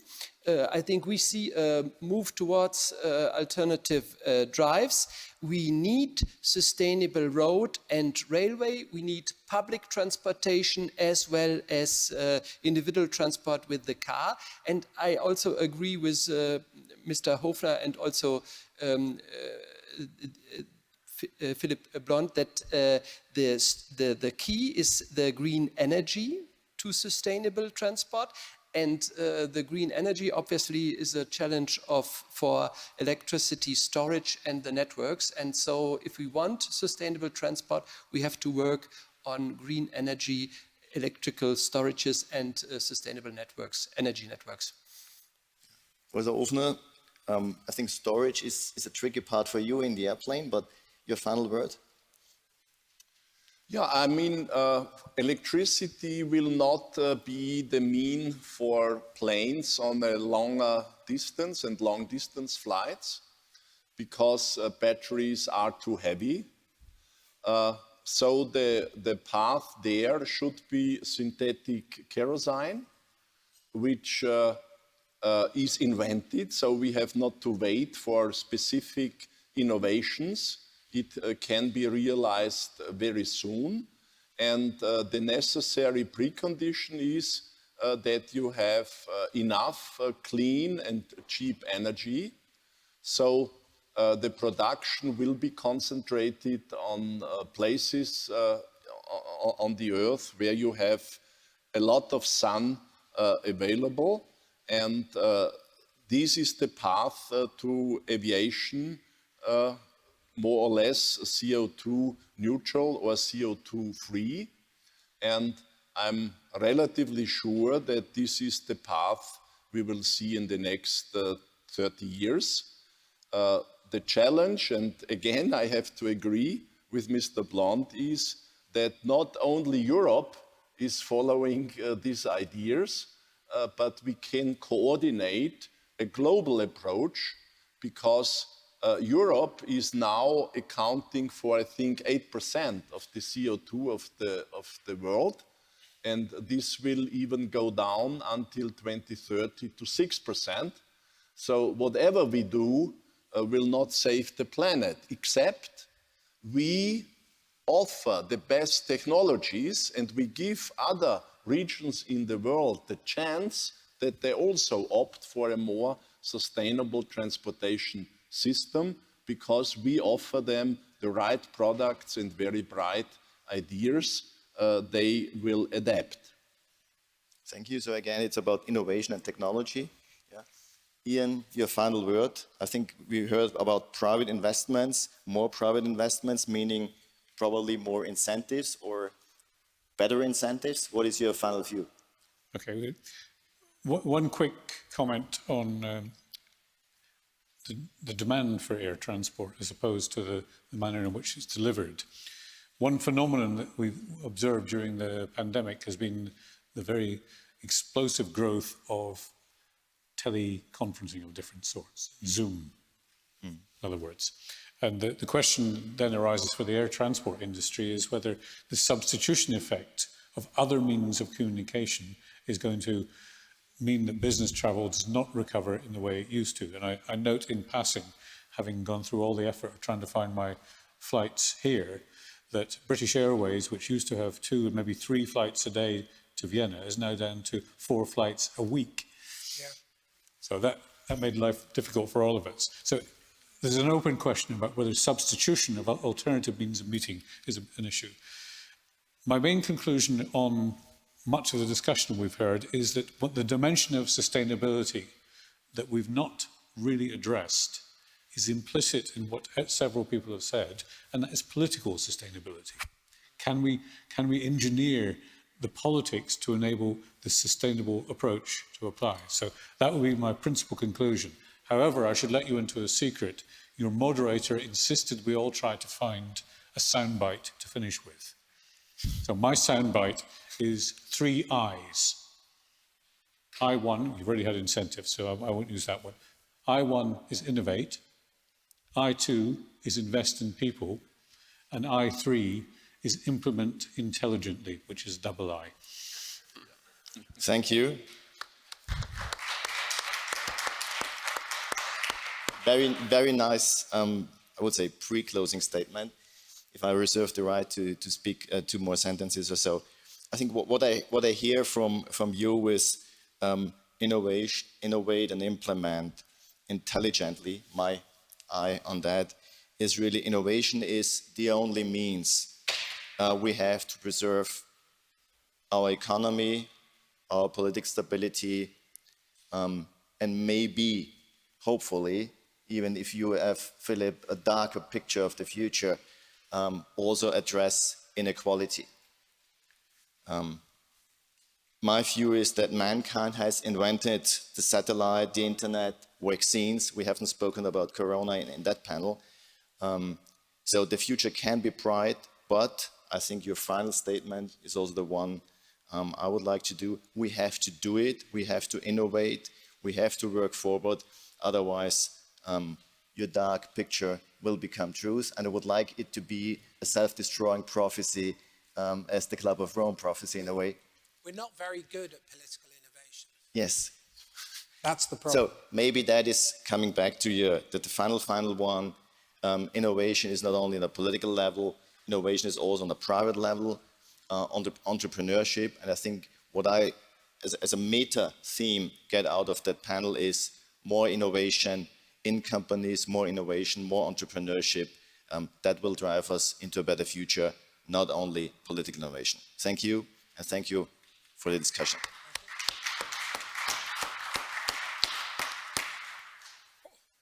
Thank you very much, gentlemen, for a fantastic first panel.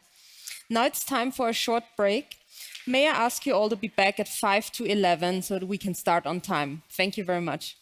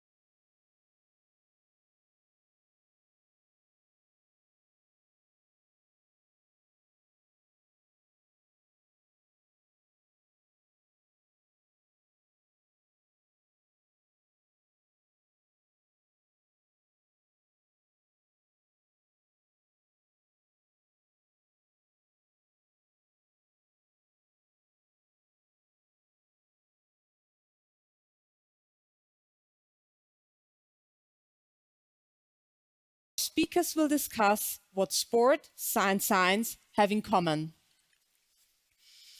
The panel will be moderated by Oskar Menzer, member of the Academia Europaea, CEO of Maxilla Technologies, Professor of Practice, Enterprise Champion at Imperial College London, and guest lecturer at Stanford University.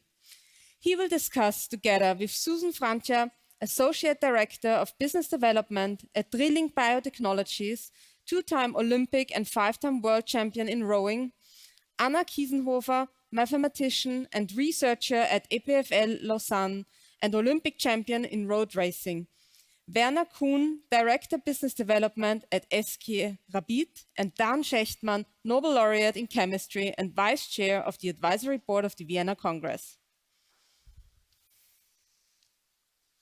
Okay, thank you.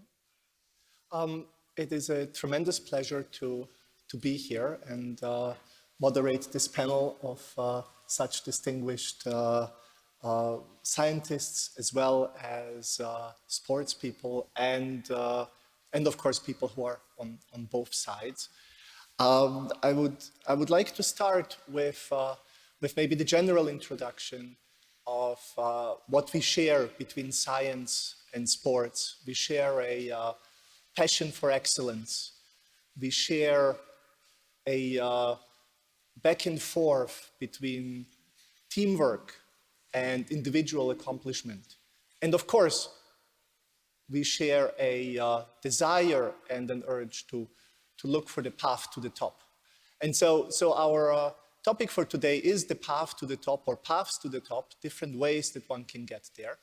And I'm really looking forward to learn more from our panelists today. Maybe we could start with a kind of general statement or introduction from our panelists. Dan Schechtmann, would you like to start? Okay, I think this is a very interesting issue and a very interesting topic. And I never looked at sports and science as something that has something in common, but it does. And there are several things that I'm sure we will discuss. There is a strive to be excellent, a strive to be number one.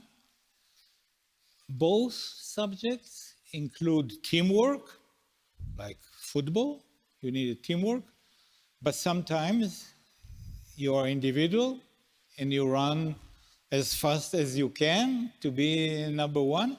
Same thing in science. Sometimes it's teamwork, other times you are alone there by the electron microscope or in the laboratory, and you're on your own and you want to be number one. So the strive for achievement, teamwork, and competition are very common to both. Okay, thank you. So here we have the perspective of reaching the top in science through a Nobel Prize. Maybe if we switch over to the Olympic medal, Anna Kiesenhofer, welcome. Would you like to do the second introductory? Yeah, science and sports. So maybe first something about my life. So actually most of my life I was more of a scientist rather than an athlete. I was just completely focused on my studies during most of my life and started sports, and in particular cycling, as a hobby alongside it. And yeah, it became a more and more important hobby for me. And the driving force actually was the same as in science. It was a desire to be the best. And yeah, so I can only re-emphasize that point, that one thing that sports and science have in common is this desire that you want to be the best. Another thing that comes to my mind is the necessity to be very patient in both disciplines. So in science, everybody who knows it, like you need to study for so many years when you're working on a research project. you have so many days where you don't make any progress at all and you just have to keep going. And it's the same in sports. So many days you don't really make progress. Maybe you're even becoming worse. You're wondering what's happening. And this skill to be resilient, even when things don't work out, is another thing that sports and science have in common, I think. Okay, so we had two individual competitors, but there's also the other side of teamwork. Werner Kuhn, Business Development Director for Rapid Wien. How do you see the difference of creating a winning team and how that is different from creating individual excellence? The sport, soccer sport and football, is a big challenge to form a team for many years, for 3 years, for 5 years. And Rapid Wien developed a way for between the coaches, not one coach, we have 5 coaches for special things, for condition, food, technical and goalie. And this is a very, very complete challenge to move that for the young team, for the professional and for the coaches. The way as we go is we used the digital transformation with chips in the shoes, chips also in ball, chips in the socks. And we analyzed after the match and also after each training how many contacts we tracked the training, we tracked the match, how many contacts with ball, how many meters we run, how many meters they go. And so we can develop a very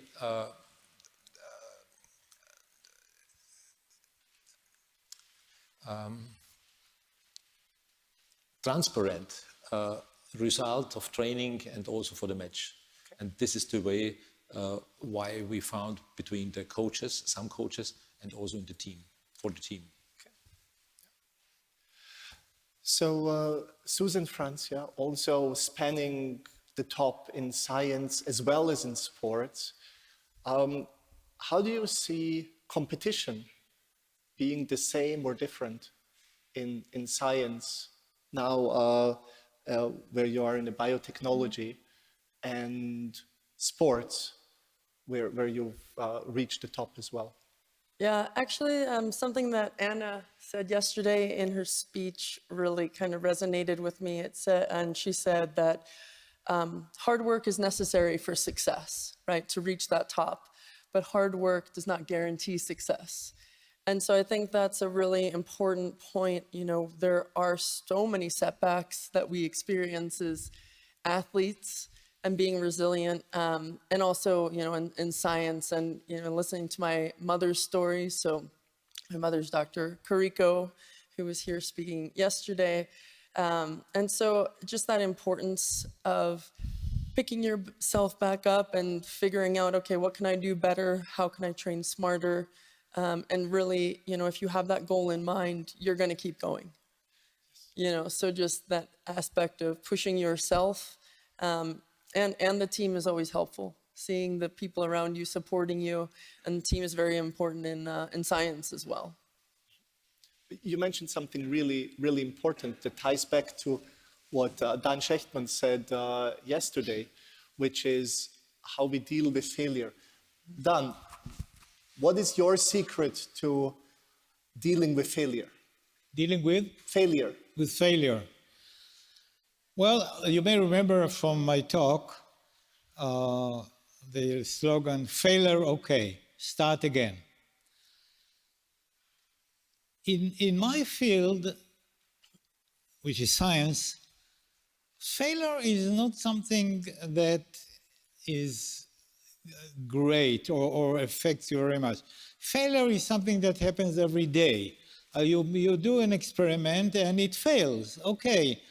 But it's not something great or terrible. So you start again, and eventually you learn how to do it. And Failure in science is the greatest educator. It tells you, hey, you have to do it differently.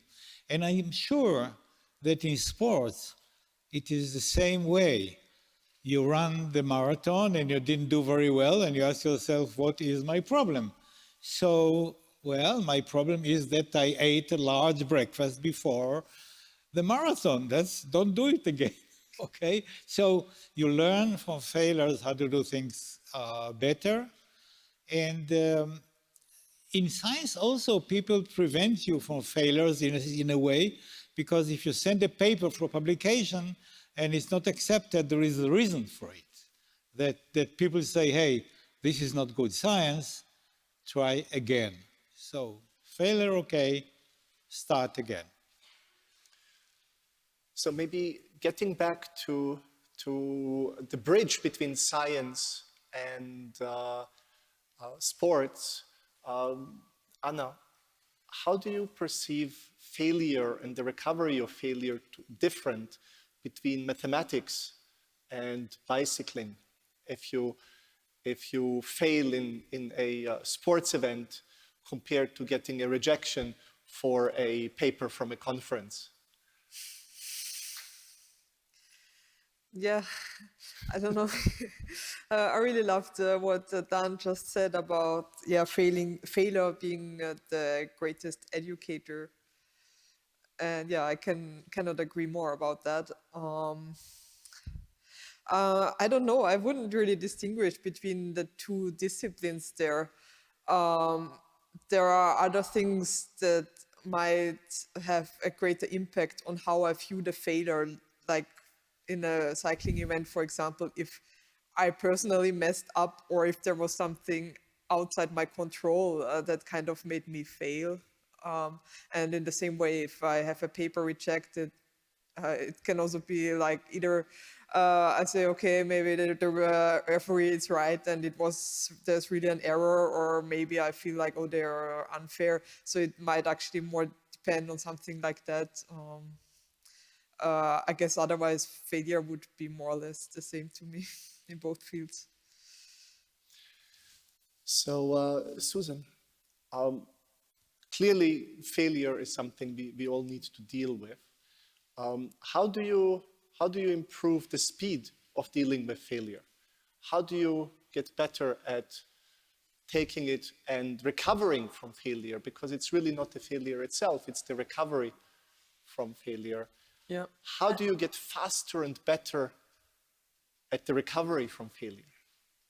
I like to use it as a motivator, honestly. I remember the first time I went to the World Championships and we lost out on a medal by this much. And it's, it's a 2,000 meter race, and this much in a 2,000 meter race is not very much.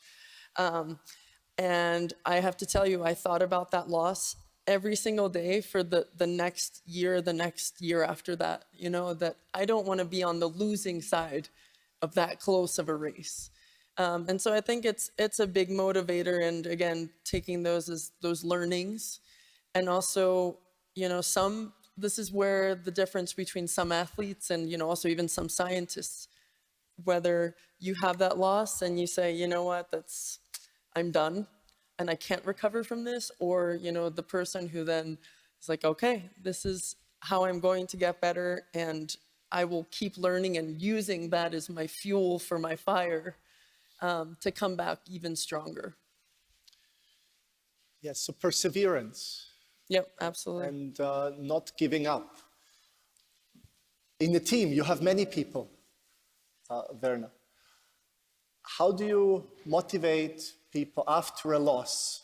And realize I'm talking here about the losses rather than the wins, because the path to the top is not about winning all the time. There's a lot of losses on the way. How do you motivate the team after a big loss, after a big failure in sports, in football, with all the fans being around and watching it, the whole world watching you fail publicly, and you have so many different people in the team that have different responses to this? Yes. How does a team like Rapid soccer sports, football, have many supporters in the stadium and also in front of the TVs and the country and the world. And the normal reaction from the athletes from the soccer is, if they lost the match, some player say, we lost, why? You give me the ball very miss. Yes. And if they win the match, not the players say, we win, I will do many passes and do things to win. Not they say the whole team have results, produced the result. And what we can use from science to can develop the teams that the way go together, not only one in the match that he lost or to win. We analyzed what I say the first. We analyzed the matches with video and also with patches in the socks, and we can do the result, we can develop the result for the team. If you win, the whole team win. If we lost, the whole team lost. But the science gives us the way and transmitted. We can not only in words, we say you can see in video and video analyzed. Dan, you had some of the hardest time with your science early on. What made the difference for you to not give up when the scientific community said your theory is wrong? What made you not give up and keep going? Okay. In my case, everybody is different this way, but I am the worst critic of myself when it comes to science. And when I find something interesting, I check myself time and again, many times, to prove to myself that I am correct. And I was pretty good in transmission electron microscopy, analyzing materials by transmission electron microscope. And I trusted myself. So in this case, when I made a discovery, before talking to anybody, I repeated my experiments. On the first day of the discovery, I checked all the possibilities I thought to say, hey, this is not really a discovery. This is something that have been seen before. I performed the experiments on the transmission electron microscope and found out that it doesn't match anything that has been seen before. So what does it take? It takes being a professional. It takes being self-critic. I criticize myself first before I let others do that, before I tell them. And then check, and you have to be knowledgeable. You have to be knowledgeable about your expertise, in my case, the analyzing microstructure of materials by transmission electron microscope, and between mine and what's happening in the world. And when you're a scientist, you cannot be limited to being a biologist of brain cells. No, you have to know the biology of the body. And in my case, you have to know materials. You have to know their properties. You have to know thermodynamics. You have to understand it. And then it comes to a point. And at that point of a discovery, in my case at least, everything comes together. And so I check myself. And by the way, I know everything I did on that day of discovery because I have a very good logbook. Years of logbooks. Every day is written there what I did, what is the number of the picture that I took and everything. So I did everything right. And from there on, I said to people, that's fine. You criticize me, and many did. Repeat my experiments. Show me what's wrong. Don't tell me it's not in the books. If you believe only what's in the book, you better be a priest or a rabbi.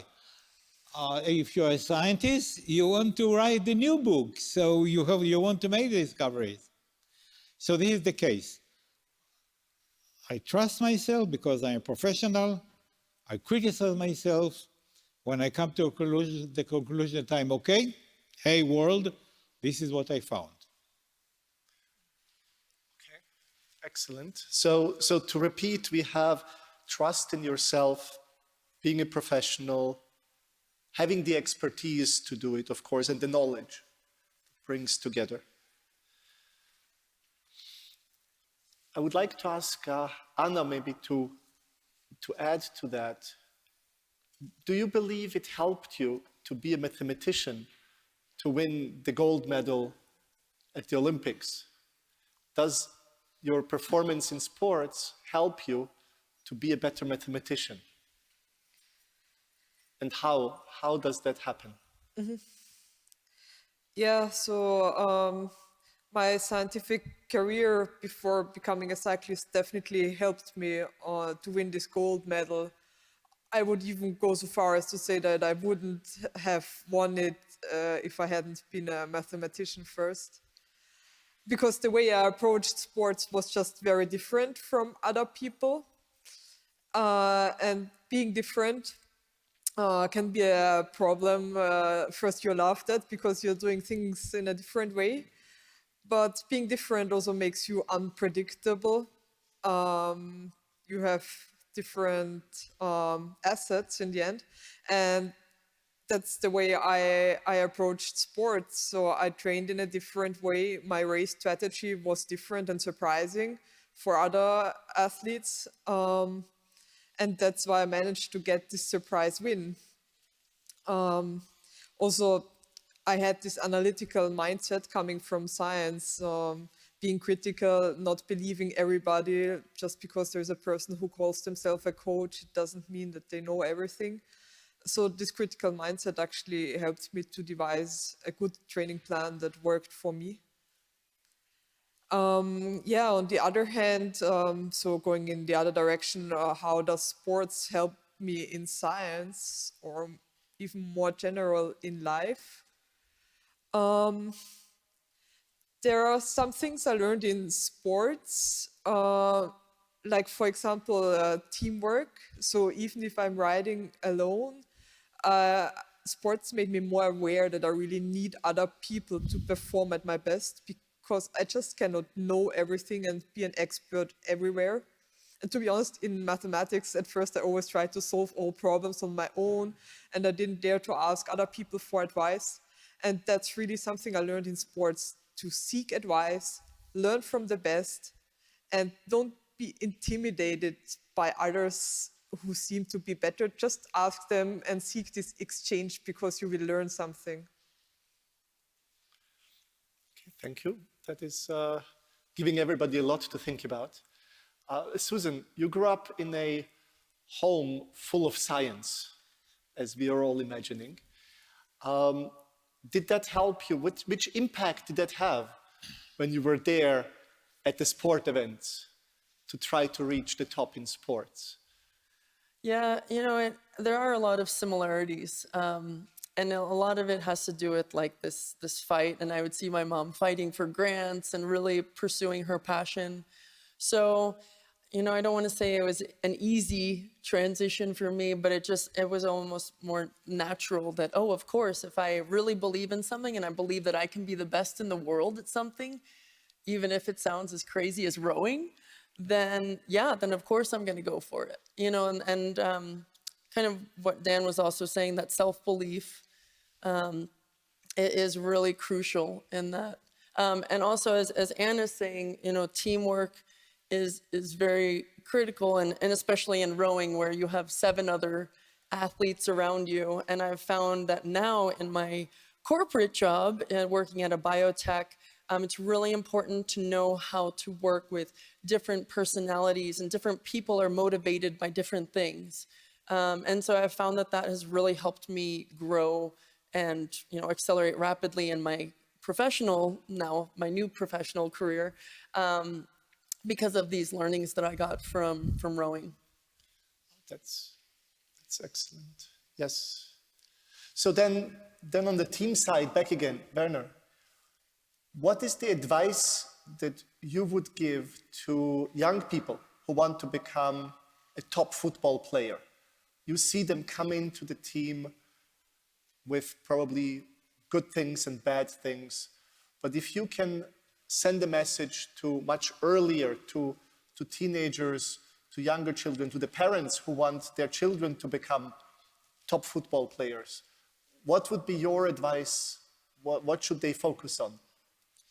The first step is we send to the young people a message, go from digital, from the iPhone, from not stay at home in front of the iPad or iPhone, go outside, go to the club, not only soccer club, go to sports for move your body. And the coaches for the youngster developed some challenges, little piece for results for the win in 10 minutes, the win in 20 minutes. And so we developed the time and also for the young people, the feeling for wet, for red eye, the emotion for sports. And I think so in Austria and also in Vienna, we can lead the way for the youngster, go out from the iPhone to the move your body, not only soccer. Yes. So the digital world poses an obvious threat to sports. It's a big challenge. Yes, absolutely, for everybody.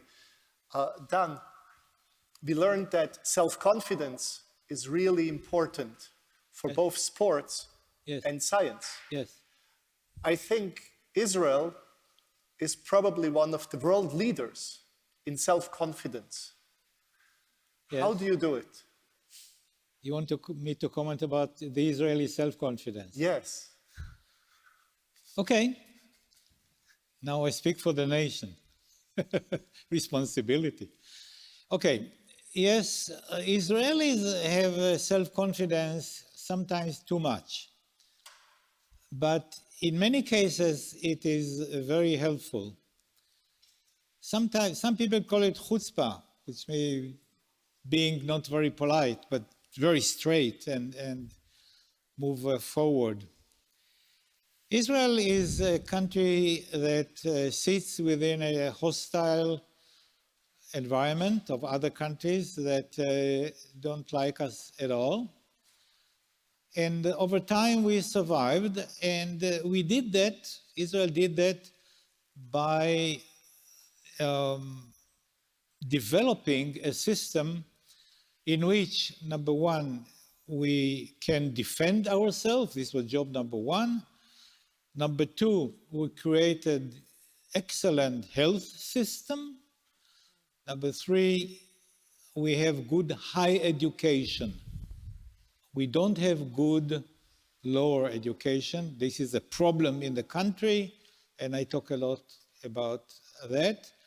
And the Israeli character is such that people are very straightforward and they will approach you very directly. Some of them are, I am very polite, you know, but some of them are not very polite, and they will approach easily other people. Israelis learned to become team workers, like in football. But it took time to learn how to do it, because Israelis are very individual runners. By nature, we are long-distance runners or short-distance runners. And to collaborate, to create a team, like in football, it took time. But now we have teams, and we learned it not from ourselves, but from other companies that came into Israel and created all these fantastic development centers, more than 300 of them, of all the largest companies in the world. And they told us, hey guys, you have to do teamwork in order to develop products, and it works. But basically, you're absolutely right. Israelis are very individual, and they have their own opinion, and they are willing to fight for their opinion, right or wrong, my standards. So maybe, Susan, I was wondering what you think the key is to develop the self-confidence, the belief in being able to do it. As you mentioned, that is the key to success, is you have to start yourself to believe that it is possible, that you could reach something. How do we help our children to believe in themselves, to gain that self-confidence and to show them that anything is possible?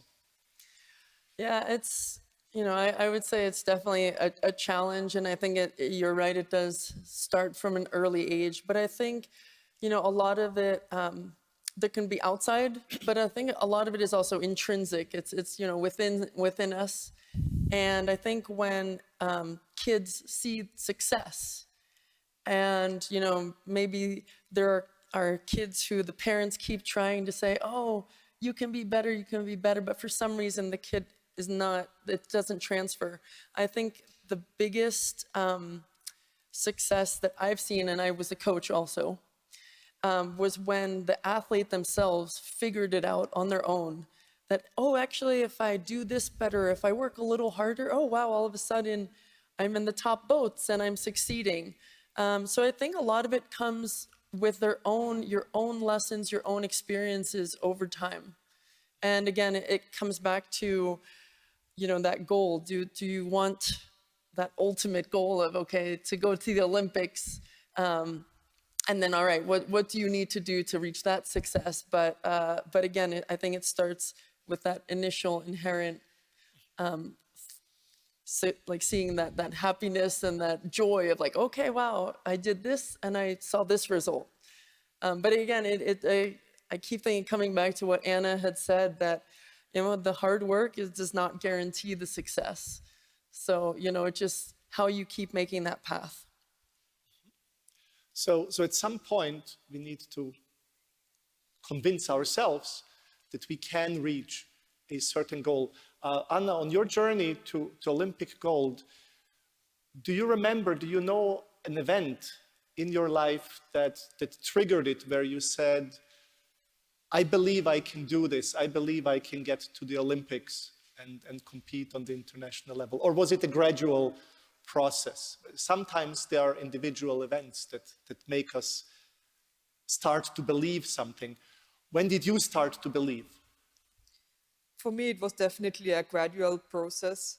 Often when I look back at my athletic journey, I say that actually I was happy that I didn't have this childhood dream to go to the Olympics, because I think having such a big goal early on, it would have paralyzed me. Because when you start out, you just realize how far away that goal is. And in that respect, it was helpful for me that it was a stepwise process. I had small goals that I focused on, and gradually I developed from just trying to beat the guys in my club to winning national competitions, international competitions. And finally, when I was at that level, I knew that I could make the selection to become the only Austrian woman to compete in the road race in Tokyo. And I won the selection race and I qualified. But it was really a stepwise process.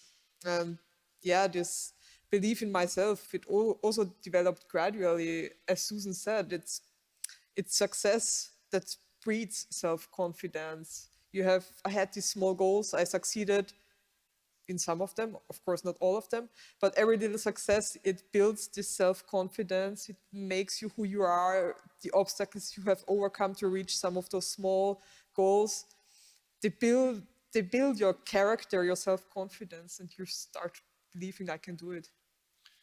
Okay, so it's a long road to train, but also to get the mental state of believing in oneself.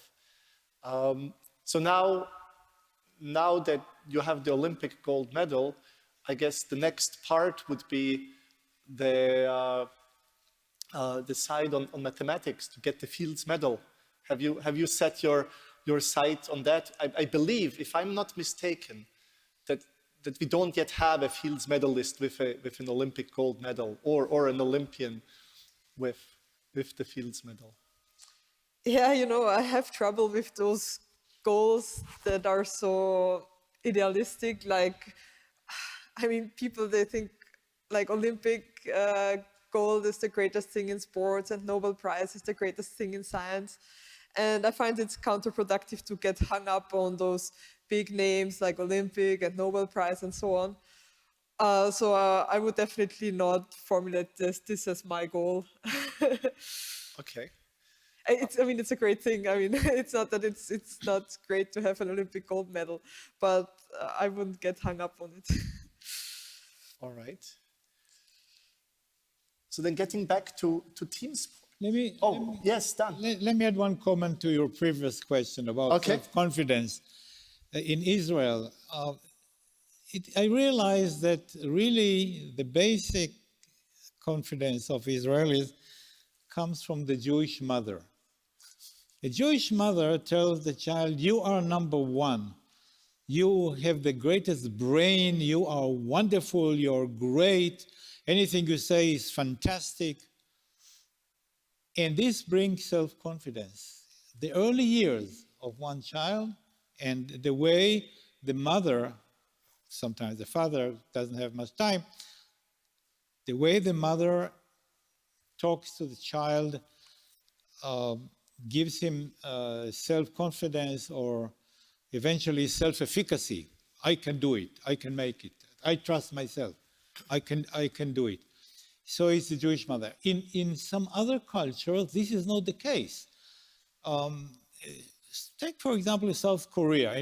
Nobody here for South Korea. In South Korea, the mother will say to the son or daughter, you did not work hard enough today. You have to work harder. You have to prepare yourself for a wonderful future. You have to work hard. You have to work hard. You're not so clever as you think you are. Consequently, no self-efficacy, no self-confidence, and suicide rate is unbelievably high because young people cannot stand the pressure of the presence. These are two different approaches. And this is why Israel is a startup nation, and South Korea has very large, 10 large or some large companies, but no startups. If there is a startup, they swallow it right away. So and the economies are great. Both economies are great, different ways. So with self-confidence, you can perform well on your own. How about in teams, in football? How do you select players when they come in? How do you decide who you want to have on the team and who do you not want to have on the team? Do you value self-confidence? If somebody brings a lot of self-confidence, is this a good thing or a bad thing? It's a very important question. I'll tell you some pictures. Pictures from the national teams, from soccer teams in Europe. Look at the faces from the national team of France. Maybe there are, with white face, 2 players in the national team of France. Many players come from Algeria and some other countries. If you look at the picture for Netherlands, many players come from Molukken or some other lands and countries. And this is the phenomenon in the last 20 years, the talents for the teams. We can't develop the young people from their own country.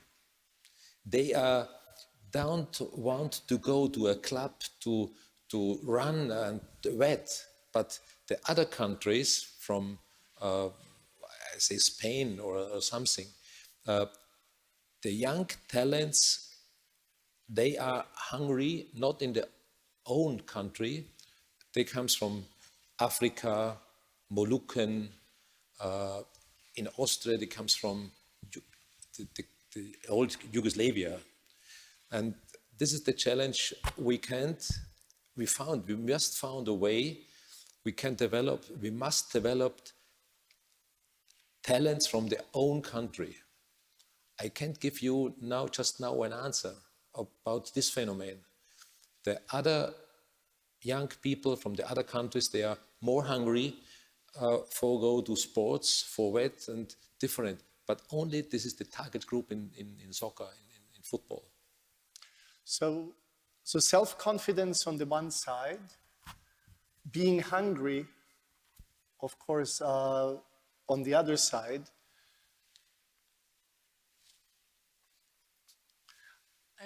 I would like to add actually a comment. So in response to Dan, I think you're right. Self-confidence is very good. However, it should not limit you that you're not willing to learn. Because yes, I do like to have the athletes around me who are confident that we are going to win, we're going to go out there, but who also are just blind to, well, for me to be a better athlete, each of us can always be better in some way. So I think learning is very important. And I think also what you were saying about the team and how the faces are very different. I think one thing that is really, drives sometimes immigrants, and we have this example from my mother and father who came from Hungary, is the chance of an opportunity, and so maybe some of those teams where it's, everyone's from that same nationality, they're maybe not as driven, or they don't see the struggle of what it took for them to even get there. And so I think that this is, in the US, there is a really, interesting mentality of, the land of opportunity. And even our rowing team is a very diverse. There were 3 of us just on rowing team who were born in different countries. And I think just that says something about, your past and learning from your struggles, or, what it took to even get there, that sometimes those people strive for a little bit more than just having a very comfortable upbringing. So very, very important. Thank you, Susan. This is a key part, which is diversity, of course. Mm-hmm. So Anna, in your experience, did you see the value of diversity more on the science side or on the sports side, or how did diversity factor in the 2 sides of your interests? Yeah, I would say it's extremely important in both science and sports. As I said, I started cycling in a rather unusual way. So, diversity is not only limited to coming from a different country. So diversity just means you're somehow different than other people who usually practice this sport or practice this discipline in science. And in my case, this being different was an advantage. And in general, I view it really as something very enriching to everybody, to bring together people that have different backgrounds, who bring a completely different perspective. In science, if you are a mathematician and you start working with physicists, it just brings a whole new perspective, and it gives new ideas. And yeah, also if you have different people with their stories, with their background, people who struggled to get into sports at all, to get the funding just to have a bike or some basic setup, you start to appreciate what you already have. Yep. That's, I think, very important. You take so much for granted, and you see people who don't have money, who have an illness. It's just, it teaches you to not take anything for granted. So if we don't take anything for granted, thank you for that. That is very key. And we look at the opportunities of the people that want to be in a place and are in a place. In a football team, I'm imagining that the opportunity of diversity is also a challenge, because you have to build a team. How do you balance the power of diversity with the need for teamwork and unity in the team. If you have people who are all very different, you have a much more powerful team, but they will have a harder time to work together because they don't know each other, maybe they don't understand each other very well. If everybody is the same, then you have a much weaker team, but they work together a lot better. How do you balance that in football? We developed during the year, during the normal training sessions, not the typical training for soccer with ball. We go with the team skiing, a different sport, and we go to the mountain climbing, and they can change and help some in the other challenges, not in soccer, not in football. And also mental coaches go with them, with the team, not on the normal trainings ground. We go outside to skiing to the mountain. And so the result about this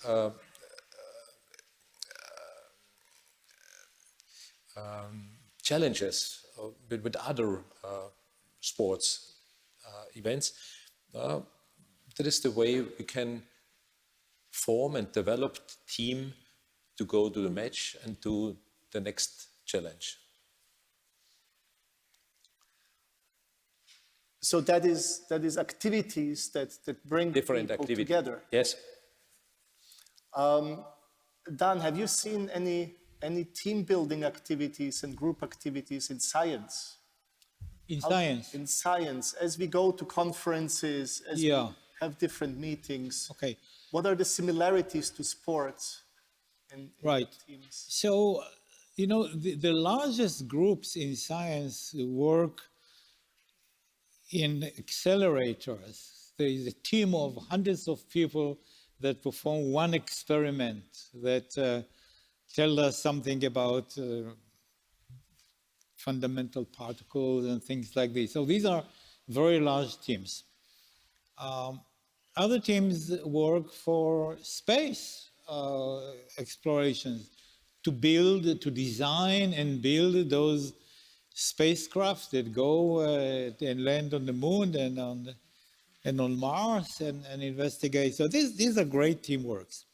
Then there are smaller teamworks. The smaller teamworks are in universities. You have 5, 10 PhD students, and either you work on one project together, or each individual one has his own working with you.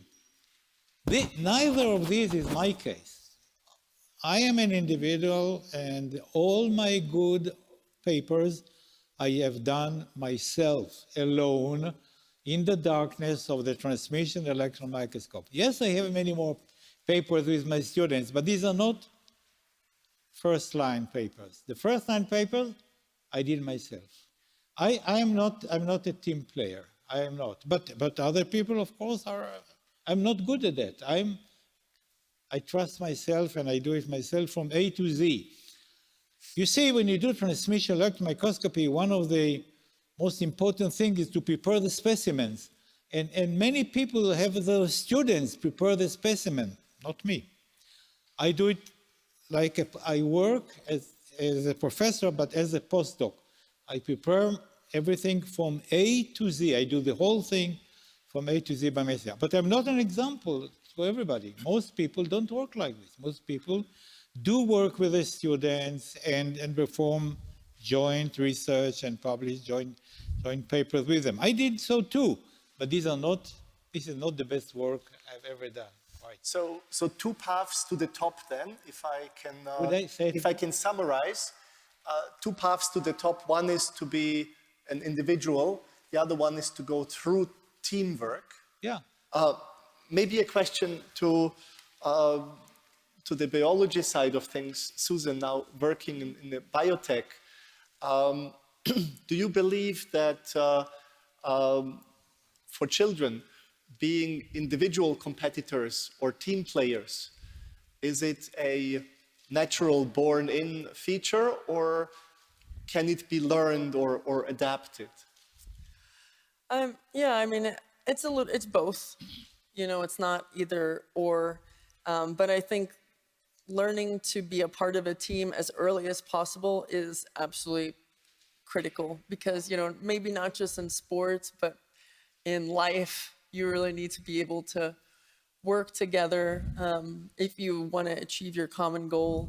And I think it's also very important to give, you know, appreciation for all of the work that has come before us too, you know, especially in science.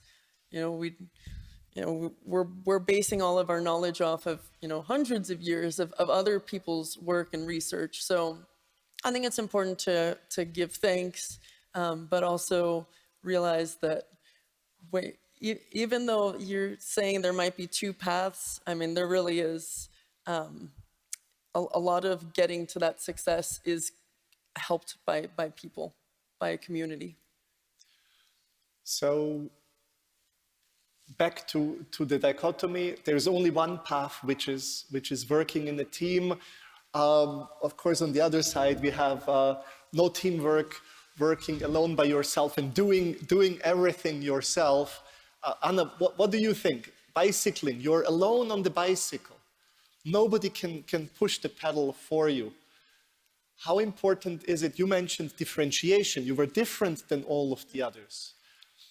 How important is the team working skill compared to differentiating and doing everything yourself? Do you repair your bicycle yourself? Do you know everything in the technology of the activity, or do you depend on other people to do things for you?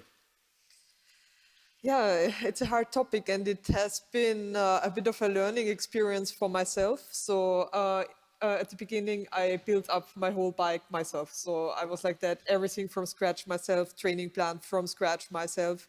Just, okay, but actually not, because I picked up a book first to learn about training, and that was written by somebody. And also, like, when I built my bike, I watched YouTube videos about how to do it. So in the end, you depend on other people. So I wouldn't call it a dichotomy. There are nuances to working with others and doing things on my own. I said that teamwork is important in sports for me as a cyclist, which means that I depend on other people. In a sense, I don't like the word dependence, but yeah, I learned from other people. I view other people as something enriching. But on the other hand, I like to have control. So even if I interact with other trainers, or if I have a mechanic build my bike, I like to have control in the sense that ultimately it's me who decides what training I do. I listen to the input, but it's me who decides. Or with my bike, I first make sure that the mechanic is somebody I trust. So I'm still a bit of a control freak. I'm still also, and a lonely. No, I'm not a lonely fighter, but I like to do a lot of things my own, but I value the input of others, so it's hard. I don't view myself as a complete team player. I think I wouldn't fit into a real team sport like soccer, where you really play together. But I think also that's okay. So in our society, maybe teamwork is something a bit too romantic, a bit too overemphasized even. In the end, you're an individual, but you can benefit from others and have others benefit from you. So two different ways of teamwork. One is teamwork with people who came before you and you learn from them. And the other one is teamwork where you actually have to work together. Done in science, we have to learn a lot from people who came before us. Yes. But sometimes things that you can read are not right. How do you tell the difference? How do you know when you read something? Yes. What to believe and what not to believe? How do you create trust with the source of knowledge? That is a very good question. You know, there are scientific articles which I read, and I know for sure that the writer is bluffing. Even in science, and even very prominent scientists lie. It's hard to believe. but they build, I know a couple of them, build their reputation on lies. And I don't say a word because I'm not looking for enemies anywhere. That may be not the right thing to do. But most articles undergo review, which is more or less okay. That means that if they accept it, they say, well, it sounds reasonable. It's probably a good paper, we can publish it. Or they say, no, it's not a good paper and we cannot publish it. Please correct ABC, or it's totally rejected. There is, every article that is published undergoes review in good journals, of course, undergoes review. So that's an obstacle or a barrier to stop bad science. So there is some way to stop bad science. It is not totally sealed. Sometimes there are holes in the system and bad science goes through. So maybe a closing, we have just a few more minutes, maybe a closing remark, 1 minute of advice to young people and their parents on how to reach the top. How to reach the top. How to reach the top. Some advice. There are 1 minute. There are two very important people in your life, your parents and your teacher. And encourage your child. Tell your child that he or she are wonderful. Encourage them so that they can trust themselves, have self-confidence, self-efficacy. This is the parents. And the parents should follow their children, follow the schooling of their children, do homework with them if they need it, and ask about homework and be interested in school, what happens in school. That's what the parents. The teachers are the second tier. And I speak in the world and tell people and governments, teachers are the most important people in your country. They carry the future of your country in their hands. They should be the best people possible. You should select the teachers. Don't let everybody become a teacher. Like in my country, we have a terrible problem in Israel that everybody who wants to become a teacher will become a teacher. Bad, bad. That's very bad. No. All right, time is Choose the short. best people to teach. Let us just give everybody a chance. Final words, advice for children and parents on how to reach the top. Anna. Well, my advice would be first to ask yourself whether reaching the top will ultimately make you happy. And maybe the answer for some people is no. I think some people naturally strive by being better than others and they have this desire to succeed. Other people, they have another destiny and they will be happier So not advice trying to reach the top. to make sure what it is that you really want. Yes. Susan. My thoughts are have fun, let the kids have fun, and let the parents and teachers should be there as support, as guidance, but let the child drive, what they ultimately want. From a football perspective, advice to children and parents to reach the top. I think the main message, not only for the high performance sport, for all the children is lead the way from smartphone to movement for all the children.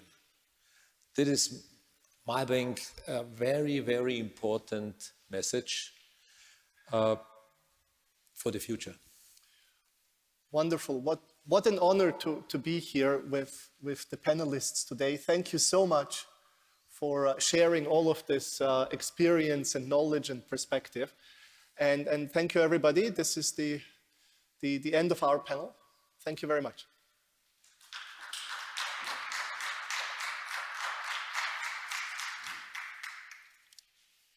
Thank you very much to our panelists for a great discussion. Now it's time for another break.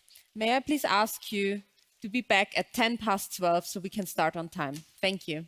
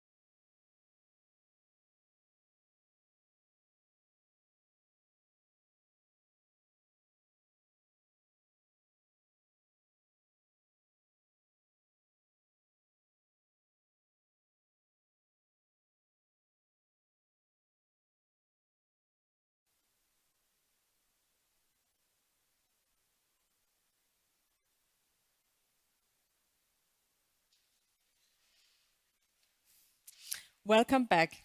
Our next focus topic is on democracy, and it is my great pleasure to welcome our first speaker for this topic on stage, Irene Bolinskaya, reader in ancient history, Pro Vice Dean in Research Culture at the Faculty of Arts and Humanities at King's College London.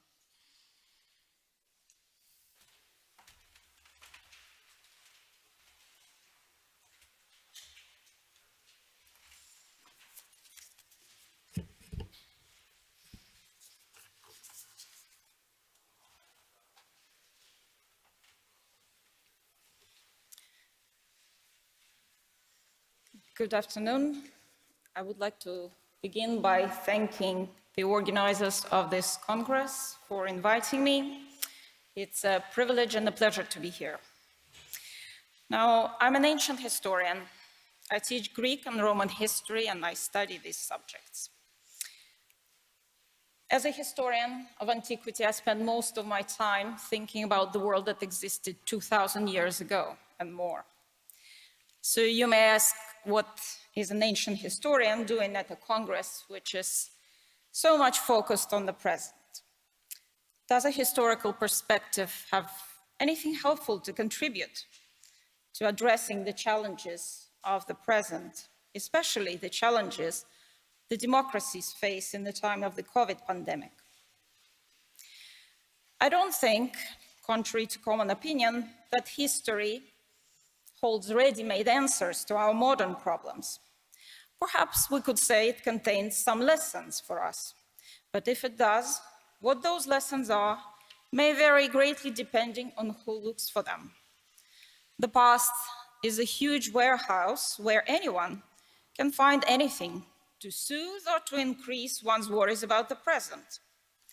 What is beyond doubt, however, is that history, if understood as records of the past, certainly holds great quantities of data, which can and should be studied and used as food for thought. What lessons might be drawn from this store of data is for you to decide. I see my task today is sharing with you some food for thought derived from ancient Greek records and concerning the workings of democracy. Now, why should we look to the early days of democracy? Well, it's a well-known fact that democracy as idea and as a practical system of government was invented in ancient Greece. That was back in the late 6th century BC. It was then perfected in the 5th and 4th centuries BC in the city-state of Athens. But then it disappeared from the historical horizon for more than 2,000 years if we discount the Republican experiments of the Roman Republic and the medieval experiments of Florence and Venice. It is not until the 17th, 18th, 19th century, really, in the Netherlands, in France, and the United States, that we see formation or transformation of states into quasi-democracies. What is the point of this overview? Well, simply to remind everybody that between the emergence of democracy as an idea and practice and its modern forms, there is no continuous triumphant march, but rather a bumpy road with long periods of disappearance. And this right away should remind us that while democracy may seem to us as the best form of statehood and the most fair form of government, it cannot be necessarily thought so universally. There have always been other contemporary forms of government in existence. More importantly, it cannot be seen as fail-proof, because again, as we look back to previous periods of history, we see that in those places where democracy or its cousins, various republics, sprang up, they did not last indefinitely. In what follows, I'm going to make a few remarks about democracy in ancient Greece and offer a handful of specific examples from ancient Athenian history. I think these examples will be of interest to you because they show what democracy struggled with from its very beginnings and what it continues to struggle with today. The link suggests there is something inherent in democracy that causes this struggle. And so I offer the ancient Greek examples as food for thought about the present. I move to my first point. democracy is not fail-proof. We who live in modern democratic states often today think that democracy is the best form of government. We often also tend to think that democracy is kind of the end product of a long process of development, the finale of social evolution, its climax and culmination. Our thinking is often linear and teleological, assuming that history or societal development progresses towards some inevitable and meaningful endpoint. Coming from this common modern vantage point, we might be surprised to learn that ancient Greeks did not think in these terms. As many of you would know, ancient Greece produced not only the first practitioners of democracies, not only its first advocates, but also its first theorists and its first critics. I will give you a very brief summary of their views, mentioning some familiar names. Plato and Aristotle, the greatest philosophers of Greek antiquity, distinguished 6 naturally occurring forms of rulership or government. These they arranged in 3 pairs according to the number of people who were in a position of decision-making. So solo rulers, rulers and governments where there was a group of people making decisions at the top, and the government of many. But these 6 forms, both Plato and Aristotle, arranged in pairs of positive and negative versions of one another. Excuse me.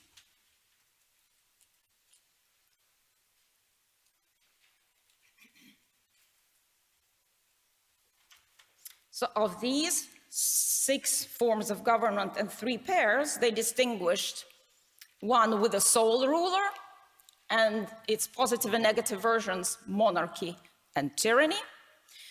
Where the group rules, they distinguish 2 pairs of aristocracy and its negative twin, oligarchy. And for the rule of many, Plato thought of 2 versions, a positive and a negative, democracy ruled by law and democracy unrestricted by law. Aristotle described this positive version of a multitude rule as politeia, a constitutional government, and the negative twin of this pair is democracy. Now, this political theorization of the forms of rule was taken to a much more interesting step, at least as far as we're concerned, 200 years after Plato, in the 2nd century BC, in the time of the Greek historian Polybius. And I want to complete this overview with the views of Polybius because he's relevant directly to our present-day democracies. This man was a Greek of noble birth who was taken as hostage to the city of Rome and lived in the family, in the household of the greatest politician of the Roman Republic of the time, Scipio Africanus. And while living in Rome as a hostage, Polybius had a chance to observe the workings of the Roman Republic. Taking on board the views of Plato and Aristotle, he added another dialectical dimension to their views. He suggested that not only do we have the negative and positive versions of each form of rule, but that they do not progress in some linear progression from one to another, but rather replace each other in a cyclical fashion. So that, and this is potentially quite troubling for us, not only do aristocracies, for example, may degenerate into their worse version, oligarchy, but also the democracies may degenerate into their worse twin of the pair, mob rule, what Polybius called. For us, the lesson we may take from Polybius is somewhat unsettling. Not only does he envision a potentially vicious circle of ever-changing constitutions, he also suggests that democracy is not fail-proof. It's simply one among many other possible forms of government, and therefore may at some point be replaced with something else. It should be said, however, that neither Plato and Aristotle nor Polybius thought that all forms of government were doomed and that humankind was incapable of coming up with something better. For Plato and Aristotle, the answer was enlightened monarchy. For Polybius, however, it was what he called the mixed constitution, such as was the constitution of ancient Rome of his time, whose workings he was able to observe in person. By mixed constitution, he meant a system where elements of monarchy, oligarchy, and democracy were combined to provide efficiency and fairness via a system of checks and balances. It is this model, the model of Roman Respublica, and Polybius' explanation of its success that informed the views of such men of Enlightenment and theoreticians of liberalism as Montesquieu and John Locke, as well as those of the founding fathers of the American Constitution. Now, while most modern democracies have followed not the vision of Plato and Aristotle, but that of Polybius, his particular remarks about democracy as a system that is not fail-proof are all too often overlooked. I move to my second point, the specific structural problems of democracy. Now, in which ways might a democracy fail? The comments of the ancient Greek philosophers and historians concentrate on the decision-making process. Plato, in his treatise, The Statesman, says, I quote, "The government of the multitude is weak in all respects, because in this, the powers of government are distributed in small shares among many men," end quote. Now, this distribution among many men refers to the decision-making at People's Assembly in ancient Athens, where proposals were debated, sometimes over several days. Often, they were also influenced by powerful rhetoric of partisan speakers. This process of decision-making could be protracted and cumbersome, a potential disadvantage in times of war or any other crisis. Compared to vertically structured forms of governments, for example, monarchies, where decision-making is concentrated in single hands, democracies might lose out in terms of speed of mobilization. But because democracies are also a majority rule, even when the decision is made, disagreement between opinions is not necessarily eliminated. And when the margin for the majority opinion is narrow, the end result, the eventual decision carried by the majority, leaves behind a highly divided society, with the minority often harboring a sense of grievance and marginalization, while the decision that the majority carries remains ever plagued with claims that it lacks authority or even legitimacy. All these issues are all too familiar today. I offer two illustrations of democratic decision-making process from ancient Greek historians who were contemporaries and both wrote in the 5th century BC. One is Herodotus, the other Thucydides. Herodotus gives an example of an ambitious and opportunistic, selfish ruler of the Milesian city of the city of Miletus in Asia Minor. The name of this ruler was Aristagoras. He got into some trouble in his domestic politics in 494 BC because he promised and made promises that he couldn't deliver on. And he made these promises to very powerful people, the Persians. Now, being in this spot of trouble, he looked for help from the outside, and he went to the mainland Greece, to the city of Sparta, where he presented his case before the king of Sparta, Cleomenes. Now, Sparta was an oligarchy at the time, but military decisions, whether to go or not to go to war, were made by kings. Cleomenes heard Aristagoras' request and flatly denied it, rejected it because he could see through the selfish schemes and machinations of this tyrant of Miletus. Aristagoras was not put off. Instead of returning to his home city, he went to Athens, where he was given a chance to present his request before the democratic assembly of the city. The citizens of Athens listened and decided to send military aid to Miletus. They were persuaded by Aristagoras. Herodotus remarks, "Truly, it would seem that it is easier to mislead many than it is to mislead one.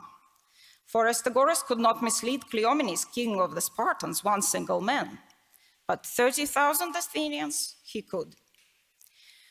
For Herodotus, this is an example of the role of powerful speakers in the assembly and the quite volatile decision-making process.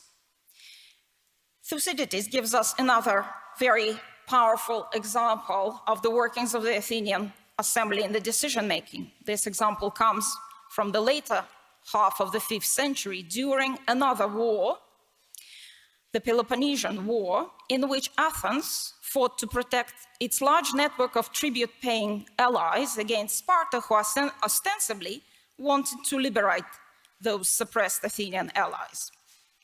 Now, this alliance of Athens, the city of Athens, protected from any possibility of dissolution. So in 427 BC, when the city of Mytilene revolted from Athens, Athens decided to punish the city of Mytilene. They deliberated about the form of punishment in the assembly, and again, influenced by rather hawkish politicians, in one day decided that all of the male population of Mytilene should be executed, and children and women should be sold into slavery. They sent a warship to Mytilene to deliver this order. Meanwhile, in Athens, people woke up the next day not so sure about the decision they had made the day before. They gathered in the assembly again, and this time, a more dovish politician spoke and convinced the Athenian assembly to change their mind, so that they dispatched another warship to deliver a new order. This order was to spare most of the Mytilenean population and execute only the instigators of the revolt. This second warship was rather enthusiastic about delivery of salvation it had to deliver, and so the crew rowed very fast, and they caught up with the warship delivering the earlier message, and so saved the people of Mytilene just in the nick of time. Again, for Thucydides, who, it should be said, was not a lover of the Athenian radical direct democracy, this example was an illustration of the fickle nature of democracy, of its volatility and susceptibility to bad advice and the influence of demagogues. So all of this ancient skepticism of Herodotus and Thucydides about the structural ability or inability of democracy to be effective in decision-making, and especially in times of crisis, might in fact make us wonder why democracies were then chosen as preferred forms of government in a few ancient Greek states and lasted a long while in them. But the answer is simple. If we remember that any form of state could be viewed from two different angles, the structural and the social. Ancient Greeks did not invent democracy because they were looking for the most efficient system of government, but because they were looking for the most fair one. They were driven by a desire to address acute social issues and to uphold the values of personal freedom, equality before the law, and the right to participate in government. So I move to my third point, the values of democracy. Now, the best expression, perhaps, of the values of democracy can again be found in the same historian of Greek classical period, Thucydides. This is expressed in the funeral oration of Pericles, a famous speech that was delivered by the leader of the Athenians, their chief general, at the time of their flourishing in the middle of the 5th century BC. This man, Pericles, was someone who helped Athens to become a hegemon of a large naval alliance, with tribute-paying members, which greatly enriched Athens. When the war broke out between Athens and Sparta and their respective alliances, the already mentioned Peloponnesian War, Pericles was chosen after the first year of the war to make a laudatory funeral oration in honor of the dead Athenians who fell on the battlefield. Contrary to tradition, he chose not to praise individuals, but to praise the Athenian state as a whole and its values. This oration, relayed by Thucydides, has been used since antiquity as a speech of praise to democracy and the patriotic hymn of civic duty. I will just quote 2-3 salient points from it. Imagine me being Pericles, I speak. We give our obedience to those whom we put in positions of authority. And above all, we obey the laws, especially those which are for the protection of the oppressed. Then, when it is a question of settling private disputes, everyone is equal before the law. And just as our political life is free and open, so is our day-to-day life in relations with each other. And then, this is a peculiarity of ours. We do not say that a man who takes no interest in politics is a man who minds his own business. We say that he has no business here in our state at all. And finally, he says, taking everything together then, I declare that our city is an education to Greece. And I declare that, in my opinion, each single one of our citizens, in all the manifold aspects of life, is able to show himself the rightful lord and owner of his person, and do this, moreover, with exceptional grace and exceptional versatility. And to show that this is not a vain boasting for the present occasion, but a real tangible fact, you have only to consider the power which our city possesses, and which has been won by those very qualities which I have mentioned.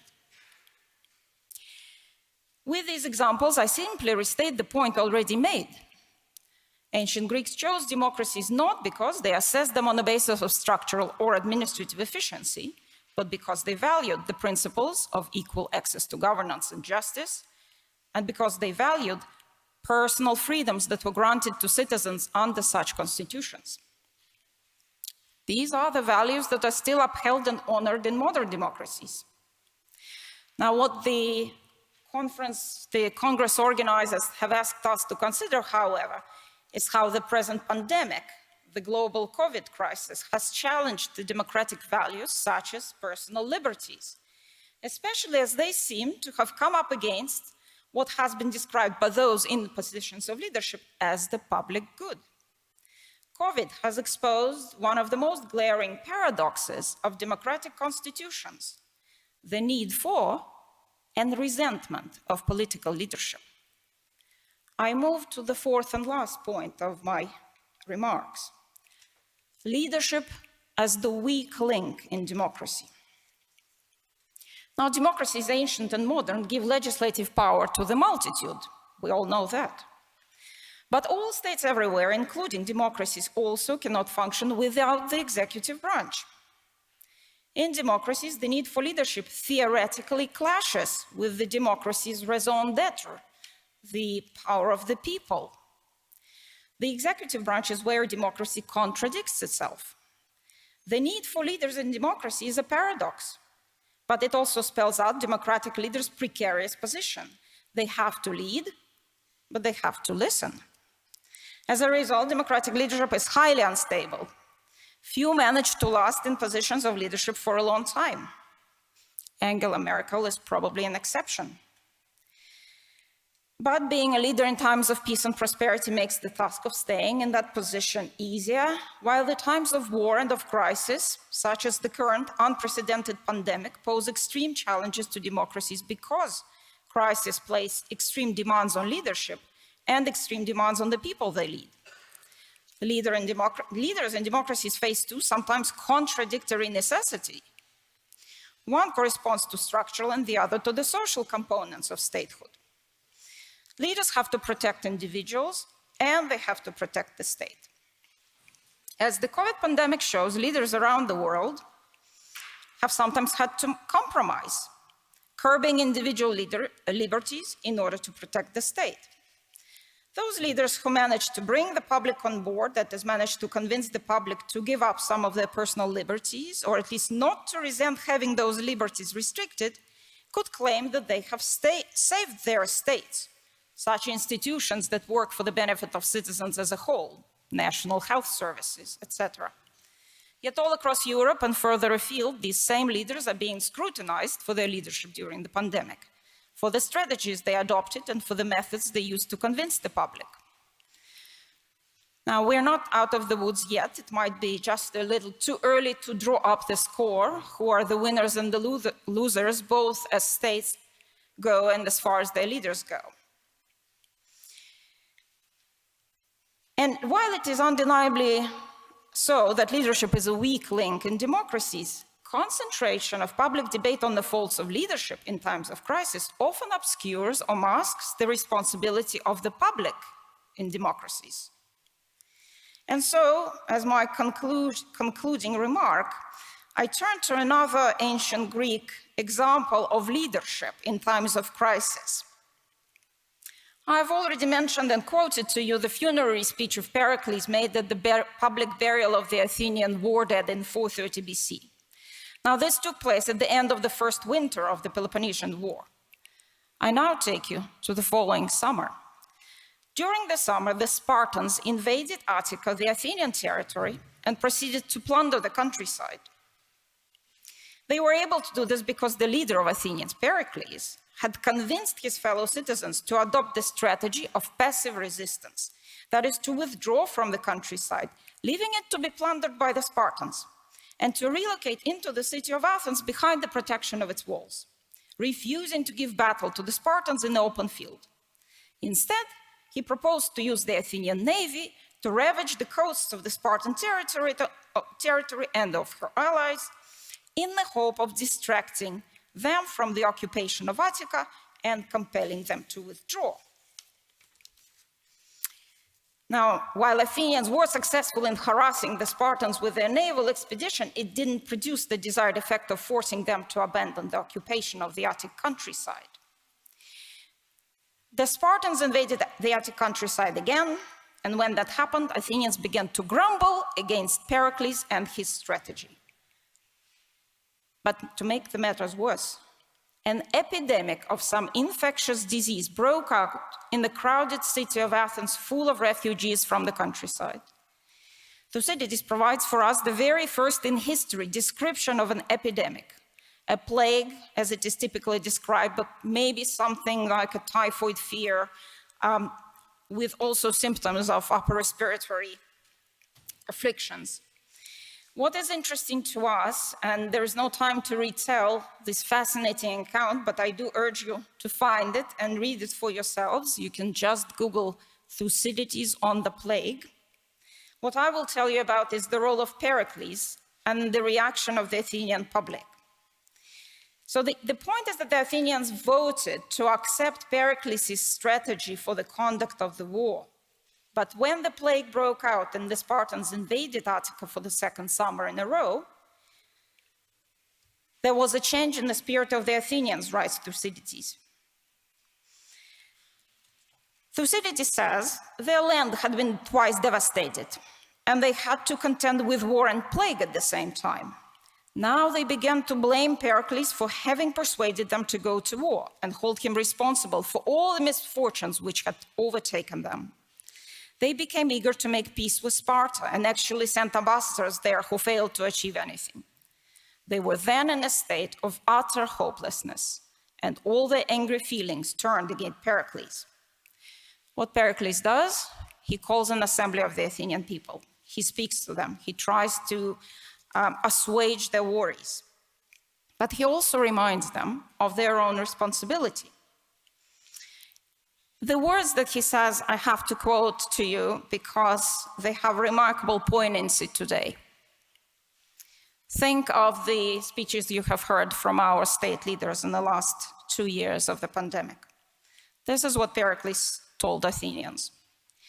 My own opinion is that when the whole state is on the right course, it is a better thing for each separate individual than when private interests are satisfied, but the state as a whole is going downhill. However well-off a man may be in his private life, he will still be involved in the general ruin if his country is destroyed. Whereas, as long as the state itself is secure, think national health services, state social services, individuals have a much greater chance of recovering from their private misfortunes. Therefore, since a state can support individuals in their suffering, but no one person by himself can bear the load that rests upon the state, is it not right for us to rally to her defense. Is it not wrong to act as you are doing now? For you have been so dismayed by disaster in your homes that you're losing grip on the common safety. You are attacking me for having spoken in favor of war and yourselves for having voted for it. Now, I remind you, these words were spoken over 2,500 years ago in the democratic state of Athens at the time of war and plague by the political leader of the Athenian people. In the rest of the speech, Pericles focuses on the rationale for continuing the war, but the predicament of the conflict between the interests of individuals and the interests of the state in a democracy is as real now as it was in the 5th century BC. Thucydides says, in this way, Pericles attempted to stop the Athenians from being angry with him and to guide their thoughts in a direction away from their immediate sufferings. This is the problem of leadership in democracy. People need someone to come up with a solution and a strategy. But even as they adopt the proposed solutions, they assume no responsibility for having done so. The leader continues to bear responsibility. Thucydides tells us that although the Athenians accepted Pericles' arguments, they still felt resentment. The ill feeling against Pericles persisted and was not satisfied until they had condemned Pericles to pay a large fine. But not long afterwards, as is the way with crowds, says Thucydides, they re-elected him again to the generalship and put all their affairs back into his hands.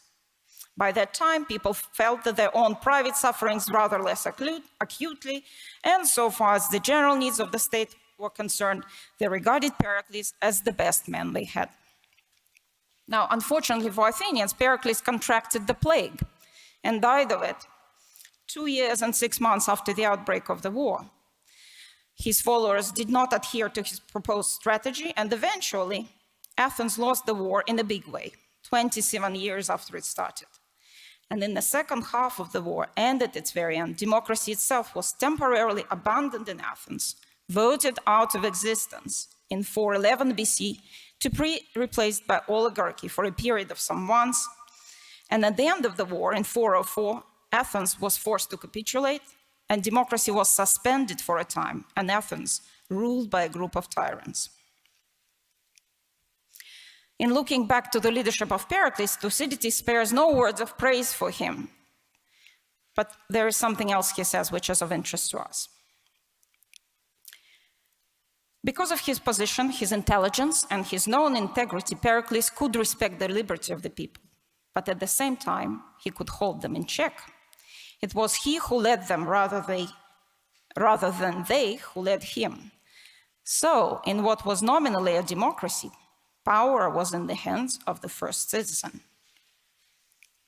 So paradoxically, the Athenian democracy that had the broadest possible power base, the broadest involvement of citizens in the decision-making, was still apparently almost entirely dependent on the quality of its leadership. And this is the paradox of democracy. Naturally, in times of peace, there is less resting on the quality of leadership than in times of a crisis. And I repeat again that among the challenges facing democracies are both structural and social ones. Structurally, democracies do not have the same agility and efficiency as more narrowly based forms of government in producing quick action and a focused, undisputed strategy in times of crisis. But crises also bring to the fore and expose democracy's internal contradictions. The contradiction between state as a representative of individual interest and as a provider of solutions for public problems. Democracies require leadership, and leaders in times of crisis often find themselves in a position of having to ask fellow citizens to give up or agree to have their individual freedoms restricted. And these are the very same citizens who choose their leaders and so give them the authority to make such requests. Resentment of such measures is inevitable, and depending on its scale, if the public loses trust in its leaders, such resentment can either topple the leaders or it can undermine the democratic institutions. In ancient Athens, the situation of the plague and the war tested their form of government to the limit, and both its leaders and the democracy had the price to pay at one point or another. Democracy, therefore, was not, as Polybius has already warned us, fail-proof. But such were its cherished values that Athenians found the strength to restore their democratic constitution twice after the temporary blips of 411 and 404 BC. They eventually learned how to stop blaming their leaders and how to reconcile their differences within the society. After the defeat in the war and after the rule of the 30 tyrants, Athenians found the resolve to carry out the first political amnesty in history. They freed from prosecution all fellow citizens and they restored democracy. It took another 25 years, but they also eventually managed to restore their finances, their population, and even their naval alliance. And here I stop. It's probably enough food for thought, both as far as the views of Greek political theorists go, and as far as the historical accounts of the Athenian democracy go. Everyone is free to draw whatever lessons they will. For my part, I think there are both some serious warnings and some messages of hope for the present in this ancient Greek material. I thank you for your attention.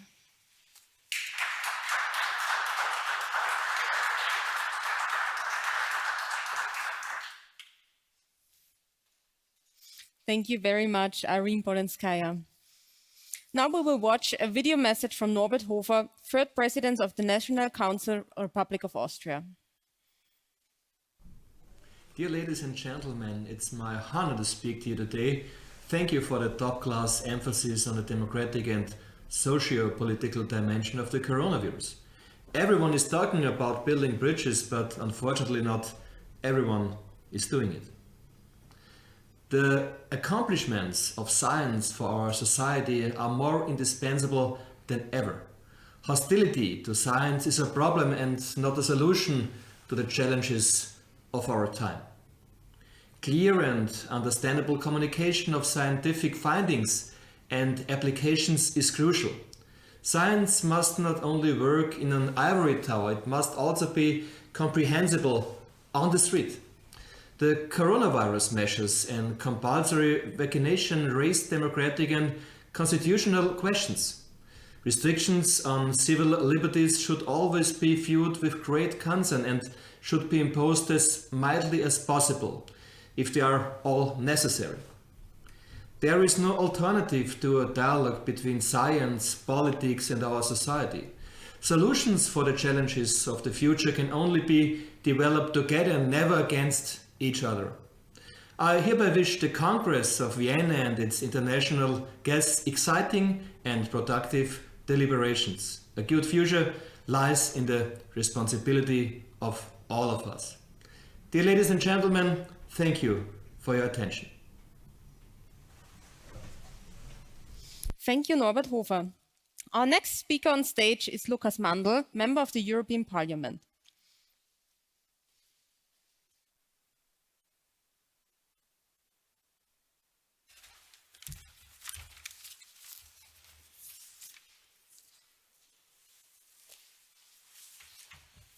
Well, thank you, ladies and gentlemen, Vice Chancellor, Member of European Parliament, colleagues, participants in this Vienna Congress com.sult 2022. Again, a different kind of Vienna Congress com.sult, but I thank David Unger-Klein and his team for organizing it again, even if conditions are not that easy. And I also thank you for having me again and for putting the important question of what the pandemic causes for our democracies and for our societies on the agenda. Some are on site here at the venue of the conference. Even more are connected online.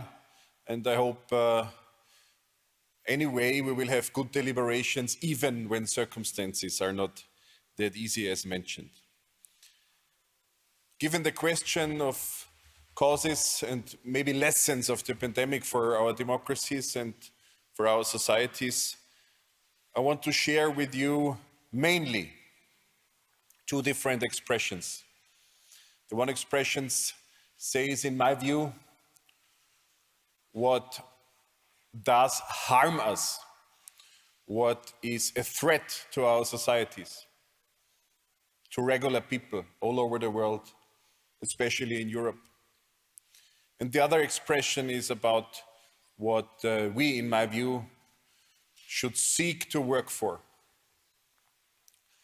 And what harms us is division. It's division in our societies, division between citizens, division between civil society entities of whatever kind, and division between institutions, division between states, parts of the world. Division is the largest threat. And what we may intend to work for is, in my view, unity. Unity in each and every respect I have mentioned before, mentioning division. And I want to go deeper into that, since David Ungerklein and his team has asked exactly these questions. We all understand, I guess, that what's increasing is, among other things, conspiracy theories in our times, especially with regard to the virus, to the sickness, to the pandemic, and to the crisis management. Conspiracy theories which lead to conflict, which lead to division. And the pandemic has not led to an understanding geopolitically, globally, that mankind would be one family, that we are interdependent. Pandemic even more led to more geopolitical tensions, to trade conflicts, to issues with supply chains, and to more division also on a global scale. But what's also increasing is, and I have looked that up in the dictionary today in the morning, because I didn't know an English word for that, but the English word is informism. In German language, Denunziantentum. And this seems really dangerous to me. If we create this kind of division between people, that the one tells about the other to whoever, to the police, to the neighbor, to the employer, something bad about behavior during the pandemic, about applying to the rules or not, then we immediately step into a new era of informism, which is dangerous to our societies, as we should know from the past. And what's also increasing is mental diseases. And all the experts I have confidence into tell that mental diseases will last even longer and will increase even longer than the virus that caused the pandemic. So one of the causes of the pandemic will be these long-term mental diseases, long COVID in a different understanding. I want to draw your attention on the fact that even before the pandemic, we saw, especially in our rule of law-based democratic Western civilization societies, lack of confidence into institutions, into the democratically legitimized institutions. But there are no other legitimate institutions than the democratically legitimized ones. But we saw this lack of confidence already before the pandemic. This led to a lack of confidence into politics, elected politics, democratic legitimized politics. And this led to a lack of confidence into media. And what we have now is lack of confidence into science, academia, which is so crucial for fighting the pandemic. So maybe we should stick together even more and make better and create and establish better understanding of democracy and of public service. My view is that people lose patience all over the planet, especially in the Western world, maybe in particular in Europe. People, more and more people, regular citizens, lose patience. And that's why, I guess, and this is my first point among what I can see as parts of the solution. I can provide the full solution, of course, but parts of it maybe I can provide to you today. And to learn to live with the virus seems to me to be an important part of the solution. Taking care for each other still, and taking care for security still, but learning to live with the virus. Because alarmism and always a period of crisis does only mean that more and more people do not even care anymore for this understanding of crisis, and then they less and less care for each other. And this would be the worst for the pandemic development. Unity is what we should work for. A more cohesive foreign policy on the European level, just to share with you this clear view. We don't have to go deeper into that today. Maybe we will in the panel discussion afterwards. Fighting disinformation. Disinformation happens purposely, ladies and gentlemen. We deal with that in a specific special committee in the European Parliament to fight foreign interference and disinformation. Disinformation happens purposely via social media channels, via public attention for hate speech, for conspiracy theories, for fake news. And this divides us. That's why it's so important to fight disinformation. Next point is education. Education in terms of knowledge, of course, but also education in terms of empathy. Obviously, we are dependent on each other. This is what mankind, our species, all the time was about. But due to current developments and maybe also due to society developments that has happened in the last decades, there is more and more lack of understanding that we are dependent on each other, and empathy is essential for our species to survive. Education in terms of knowledge and of empathy. An investment in mental health, especially for young people. What we face is a young generation which has been living in pandemic conditions for 2 years now. And 2 years are a pretty long period of time for all of us, but especially for young people. In Austria, there is a popular initiative running, a Volksbegehren, for mental health for young people. And I made my signature there. I signed this popular initiative. While usually as a lawmaker, I do not sign that. I listen to citizens' initiatives, popular initiatives, referenda. But in this case, I intended to sign it because it's so crucial for the future of these individuals in our societies and for the future of our society in its entirety. Mental health. And I guess we should work as a Western civilization, as believers in democracy and rule of law, on revealing the differences between political systems, between political structures all around the planet. Because if people on the streets claim this or that in our democratic Western civilized world would be dictatorships, we have to reveal the differences.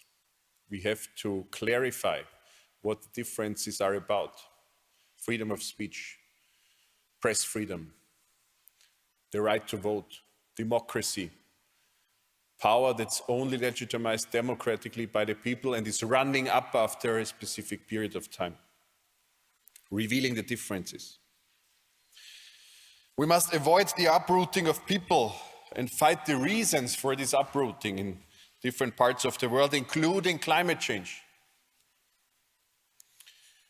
And you may not be surprised, but I'm really convinced that part of the solution is always parliamentarism, true parliamentarism, in order to make sure that conflicts, questions are not clarified via violence in the streets or via violence by any superiors in a structure, but by democratically elected members of parliaments who act, if they do it right, on behalf of the people they have to represent. Parliamentarism, true deliberation, is always part of the solution.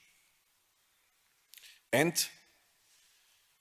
as I have said before, to learn to live with the virus and to provide each other with the empathy, the understanding that we need each other. That's true for each and every member of our society, for each and every citizen, and that's also true for each and every part of the world, for the different powers on a global scale. We are dependent on each other, and to talk to each other, to build bridges, as we have heard before, but truly to invest into that and to listen more. Not only talking, but listening seems to be important. This can lead out of this threat of division to more unity in our societies, and that's what we can achieve if we learn the lessons from this pandemic period of time in our societies. All the best for the rest of the Vienna Congress com.sult. I hope next year, I have already said that last year at this stage, but I hope next year we will really come together again and have personal conversation, personal deliberation, and I look forward to our panel discussion later this afternoon. All the best.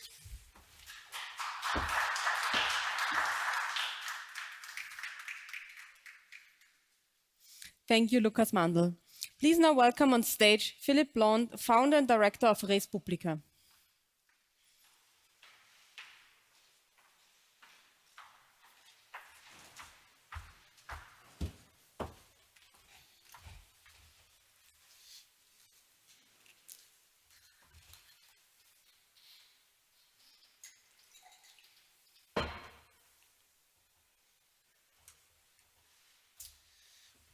Hello, everybody, and good afternoon.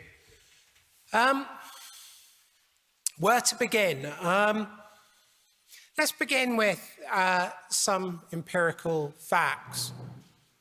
There are various databases, various indices that are tracking what is now a protracted democratic recession. Basically, democracy has been in retreat, according to these databases, since around 2006. Currently, around 75% of the world's population live in relatively unfree societies. Only about 20% of the world's population lives in what could be called truly free societies. And when big countries like India slip down, that has consequences for us all. We're clearly living in the middle of a democratic recession. And the question is why? Why is democracy failing? What are its long-term causes? And what indeed might we do about it? Some of the answers are, I think, conventional, but that doesn't mean they're not accurate. We have an economic system, particularly in the West, that seems unable to cope with or deal with issues of inequality. The distributional outcome that democracy promised is something that democracy seems currently unable to deliver. Democracy in the West embraced globalization, mass migration, but as work has shown, the distributional share for the working class and indeed the middle class of that growth in globalization wasn't given to the middle or the working class in the West. It went to workers in Asia. Moreover, as we know from, again, numerous databases, inequality within countries is widening and widening dramatically. This isn't just an inequality of wealth, it's an inequality of status. And what we now have is status competition at the top of those widening inegalitarian societies that further push people down the social ladder. We've had protest movements. Trump, Brexit, the populist parties in Europe are all protest movements in the demos about the capture of democracies by vested interests that won't let go and punish people primarily along the penalty of class. And here we get, I think, to the real nub of the matter. The aim of democracy, and democracy is relatively recent, obviously it has some ancient antecedents, but democracy is when in its modern form, is what? You might date it in terms of its radicalization post-First World War. It's almost just around, in its mass variant, 100 years old. And it was adopted as the method to deliver equity and justice for all. And in that measure, it's no longer working. And it's no longer working in even the most advanced countries of our world. Elsewhere, in places like China, where hideous things are being done, not least to minorities such as the Uyghur Muslims, there is no popular demand for democracy because authoritarianism claims it can deliver what democracy cannot. All too often in Western societies, the notion of subsidiarity essentially means that different powerful groups veto any real transformative change. And the pace of change in democratic societies has essentially been captured by oligarchs and vested interest. And there's evidence for that very strongly in the United States. If you look at their levels of inequality, infant mortality, poverty, deprivation, the home of the democracy is also the home of the most unfree. Democracy by itself, I don't think, has a bright future, primarily because it cannot, and on its own it will not, deliver the promise that it gave us at the end of that traumatic First World War conflict. Primarily because it's captured by the powers that already exist. And Plato's warnings about this are, I think, still apposite. It becomes something that is easily manipulated and can't deliver. Why is this?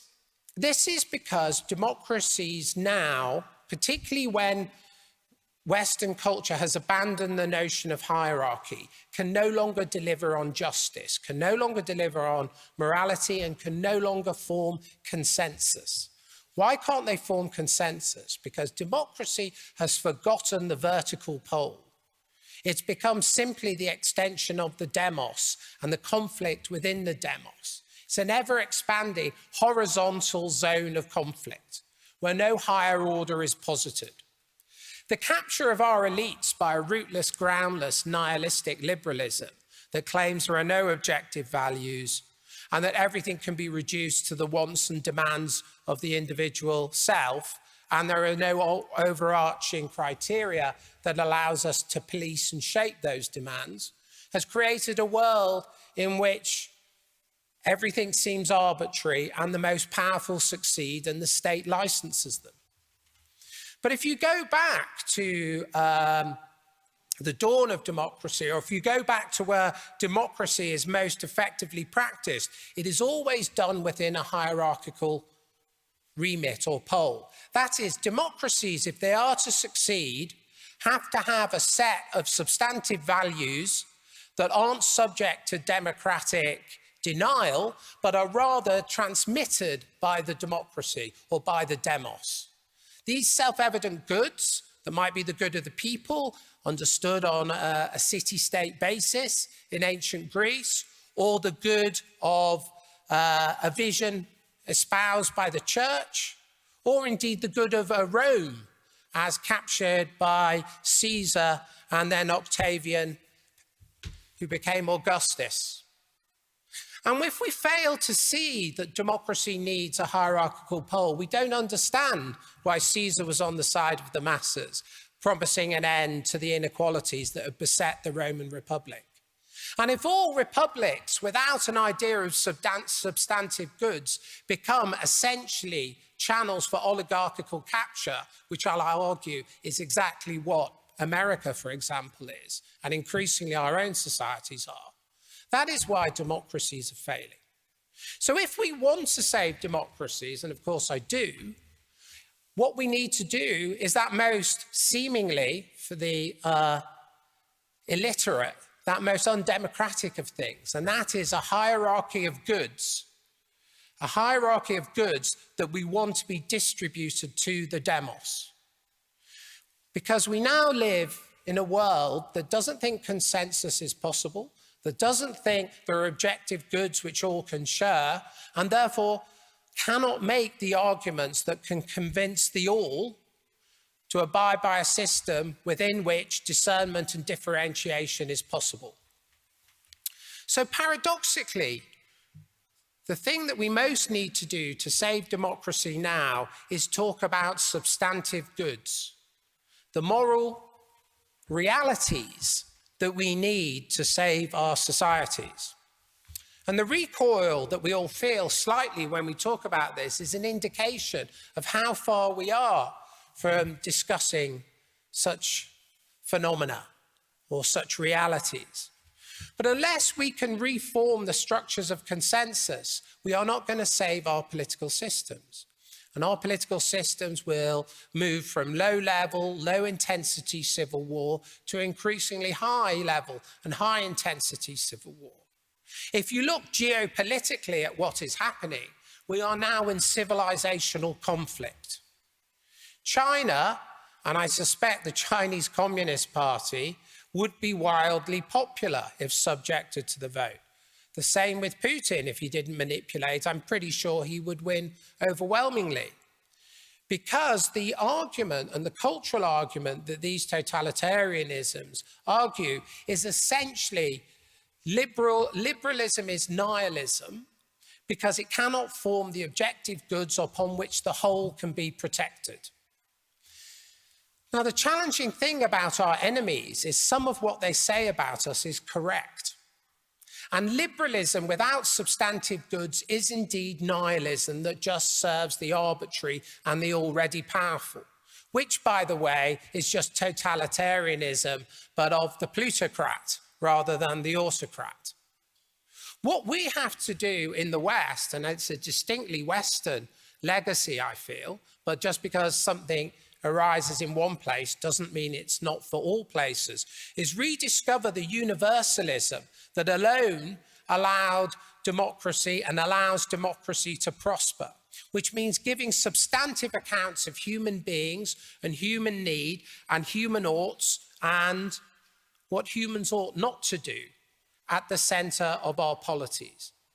But the more that we allow people to deny such realities, the more that we allow people to deny sex, to deny place, to deny bodies, to deny status, the more we allow people to divide people against each other and essentially produce an endless and unsolvable conflict at the realm of one plane. So the recovery of the democratic possibility isn't by any pious words. It's something hard and difficult, which is what are the universals that align us all? What can we commit to as a people? Now, Everywhere you look, we are becoming primitive. We are resorting to primitive forms of self-identification on the basis of ethnicity, of race, or what one might call civilizational culture. This is a recipe for permanent global conflict. If we are to replace this with something better, we simply have to recover the Western ideal that is founded in things like the Christian church, the Italian humanist Renaissance, and the idea of a shared excellence that can be distributed to all.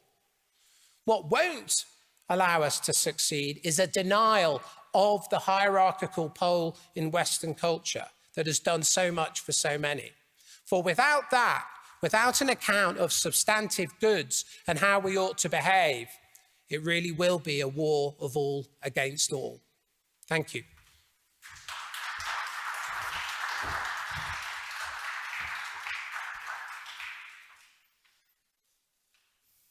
Thank you, Philipp Blond. Our next speaker is joining us online. It's my pleasure to welcome President Atifete Yayaga, former President of the Republic of Kosovo.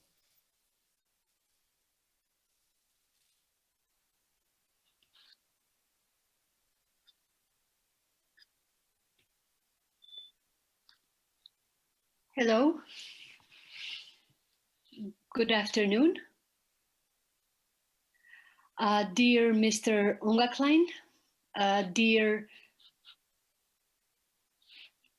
Mr. Ungaklein, dear ladies and gentlemen, thank you for the kind introduction. I'm saddened that on the last minute I have tested positive and couldn't join you in person today in Vienna, but I'm happy to see everyone that is safe and sound virtually. 2 years ago, it would have seemed odd to say such a thing while delivering remarks at an international congress. But the new problems apparently create new manners. So here we are, some of us virtually, some of you socially distanced from one another, yet gathered to discuss a global pressing issue, the COVID-19 pandemic and its impact on democracy worldwide. COVID-19 has truly tested us at so many fronts and in so many ways. Our public health system, the economy, and our democracies were shaken in an unprecedented way. And we were felt the terrible consequences of the coronavirus at home, at work, in our everyday lives. COVID-19 highlighted already existing problems from gaps in healthcare systems, lack of the social protection, unequal access to technology and education, environmental degradation, to racial and gender discrimination. It also pinpointed the decay of policies and many governing systems which are far from equal and equitable. Since the outbreak of the pandemic, governments proposed a wide range of measures to control the further spread of the virus. And when doing so, several countries, unfortunately, tried to take advantage of the situation by depleting civil and human rights. The different public health protocols called for emergency measures and restriction in mobility and the right for the public assembly. However, some countries exceeded the limits of such social distancing rules by strengthening their surveillance power with threats to privacy and freedom of speech, freedom of expression, and freedom of the media. According to the International Human Rights Organization, since the coronavirus outbreak began, democracy and human rights worsened in 80 countries, struggling democracies and highly repressive states being the ones that suffered the most.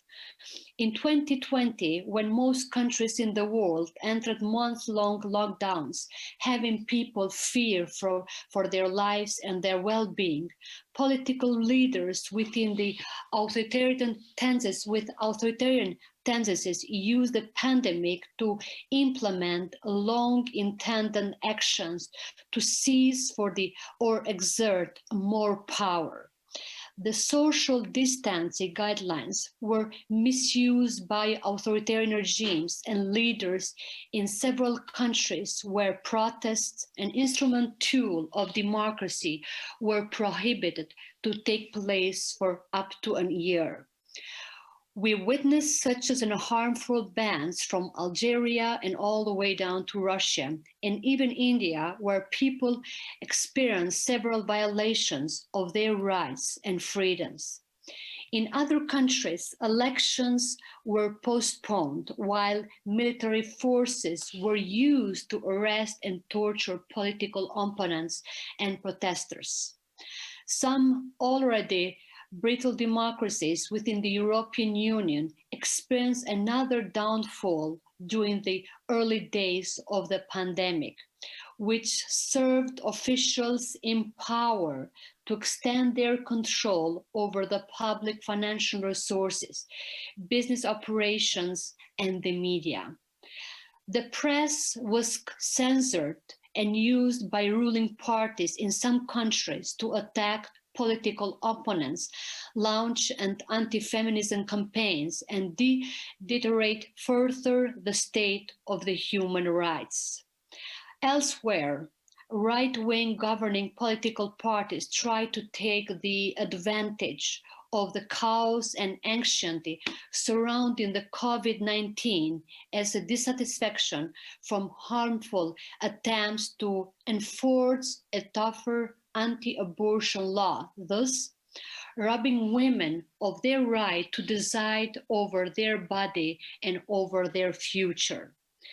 The COVID-19 pandemic also created an optimal environment for foreign hybrid interventions carried out through the spread of the fake news and the propaganda.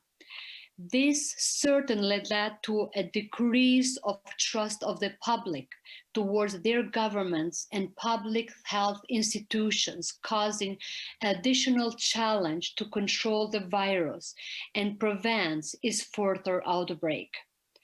Especially after the first vaccine against the COVID-19 were approved by international health institutions, fake news and propaganda harmed attempts to mobilize people to vaccinate. More than 4.78 billion people worldwide, or 62.3%, have received a dose of the COVID-19 vaccine. However, there are still large discrepancies between countries, the least economically developed ones, especially those in Africa, lagging progress in the vaccination process.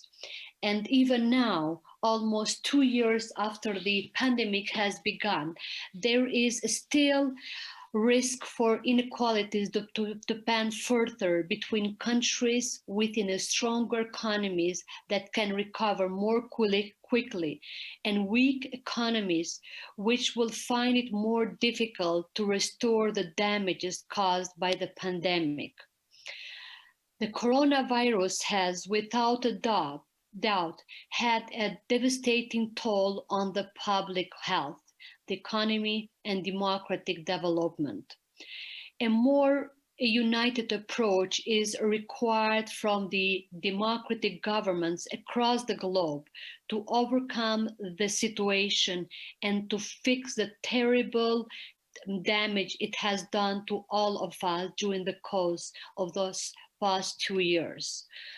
And we need to work together, to work closer, to protect and to invest in the safety and integrity of democratic processes. We need to combat disinformation campaigns and protect the freedom of speech and the freedom of media.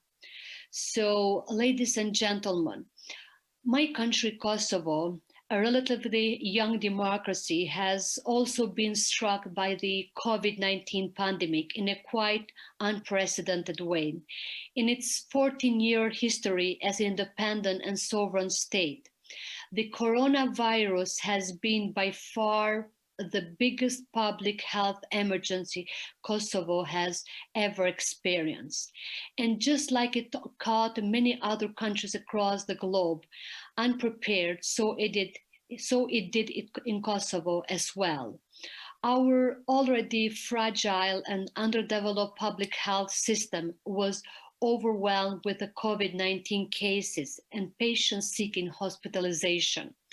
However, despite the scarce financial and human resources Kosovo healthcare provides, did not give in.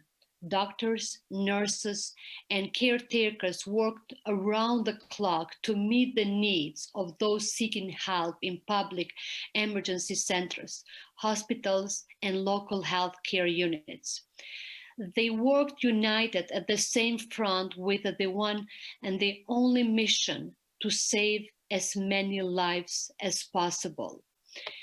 Kosovo institutions have strictly followed all preconditionary and restrictive measures issued by the World Health Organization, while they have coordinated with other regional and international stakeholders in keeping the number of infections as low as possible and fight death every day.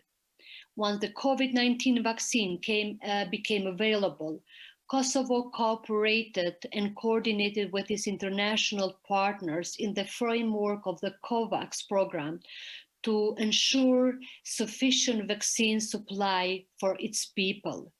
Our European American partners helped us carry out a smooth and sustainable vaccination process, while supporting our healthcare providers also with the necessary equipment and materials.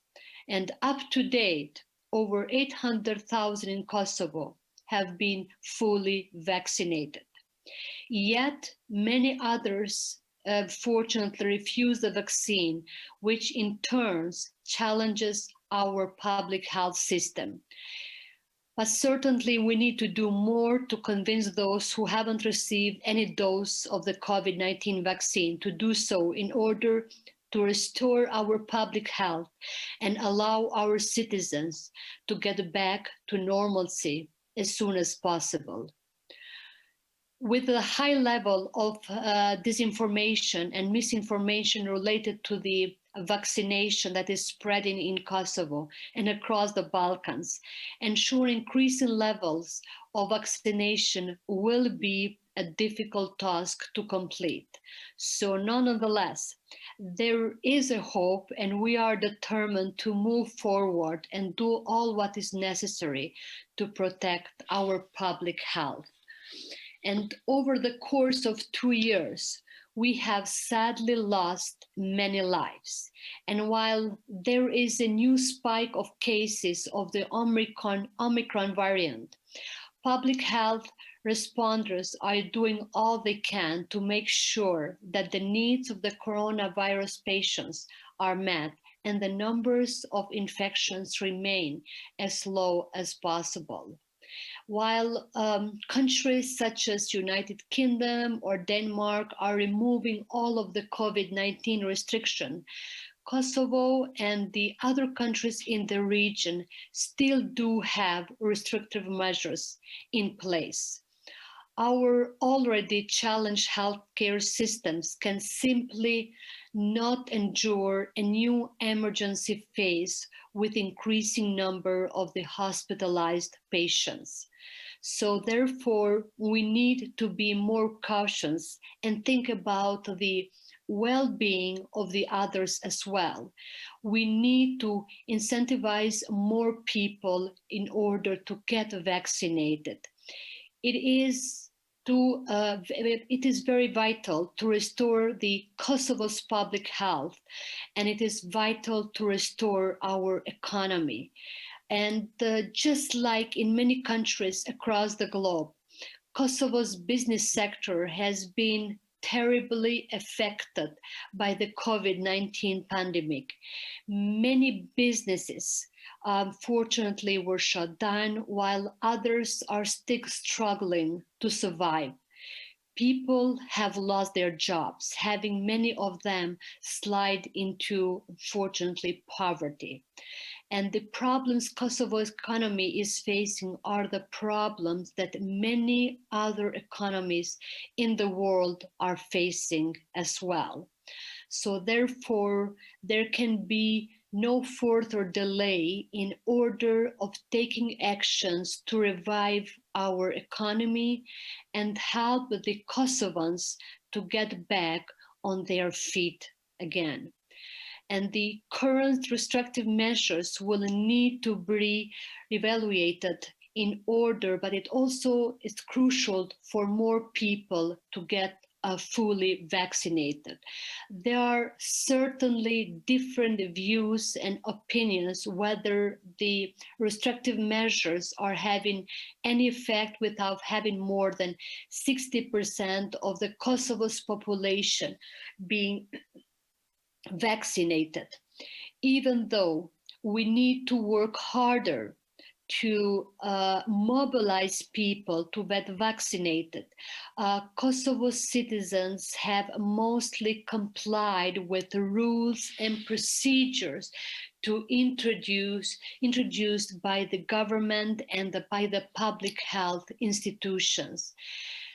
The legality and the legitimacy of the COVID-19 restrictive measures used to be publicly debated at the early stage of the pandemic, since Kosovo was lacking adequate legislation specifying the measures that need to be taken in the case of the pandemic. We confronted these uncertainties by introducing a new legislation on the management of the pandemic and making sure it is communicated widely to the entire public. So, my dear friends out there, honorable ladies and gentlemen, over the course of the COVID-19 pandemic, the challenges brought by the virus to our public health system and the economy have not been the only ones.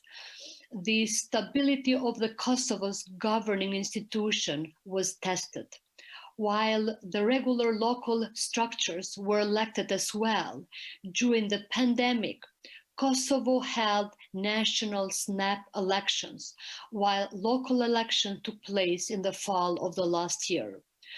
Organizing and carrying out elections under the pandemic circumstances have been a true test for Kosovo's Central Election Commission, a test that CEC and our people passed it in outstanding manner. While elections were either postponed or cancelled in 79 countries or territories globally, Kosovo did not undermine the people's democratic right to vote for their representatives for the national and the local governments. In contrast, we made sure all measures are in place for a smooth and stable election process to take place. The current government elected to office in February of last year has a stable majority in the parliament, which is needed to pass a new legislation in line with the European equities. There have certainly been delays in a dialogue in doing so. However, we are on the right track. And a quite positive change that also came along with the national election of the 2021 was the high number of the women elected to the parliament. Out of the 120 new MPs elected during the national elections in February, 44 of them are women. This marks the highest number of women ever elected to the Assembly of Kosovo. 33 of these elected women did not need the gender quota, but were able to secure necessary votes, for their seats in parliament. With each mandate, slight changes have been achieved. More and more women are being elected without the application of quota. Kosovo's women have shown that they can overcome barriers, turn threats into opportunities, and even outturn a quota system designed to increase their political participation. And since Kosovo's independence, women have been head of state, speaker of the parliament, and a mayor. 3 women are heads of the political parties.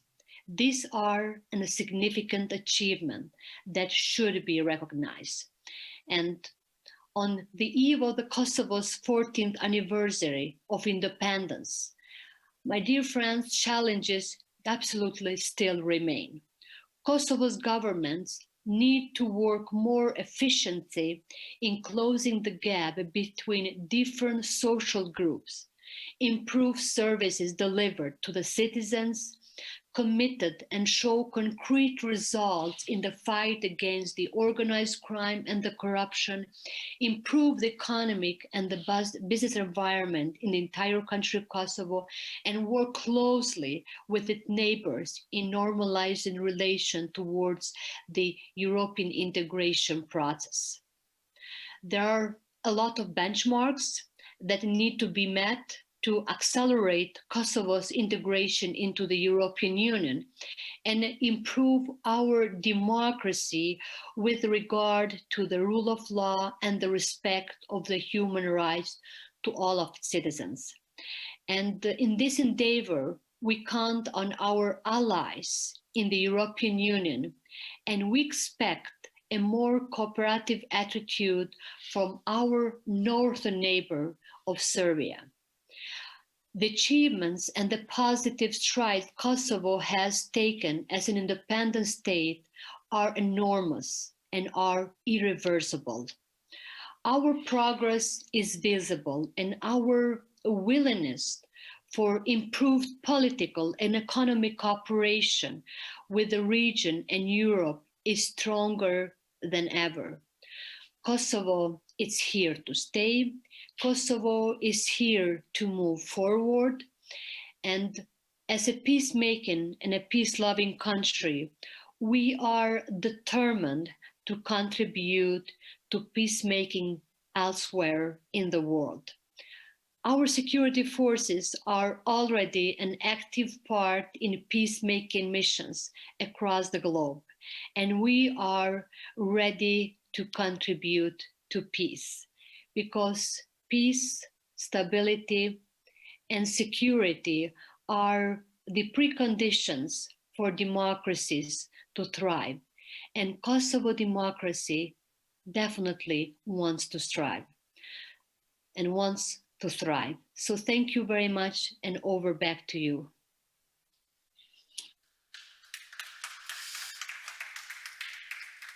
Thank you, President Atifete Yayaga.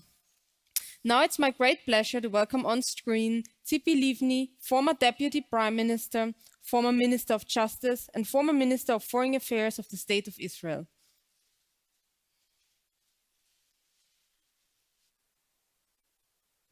Hello, everybody. This time we are doing this important gathering and conference via Zoom.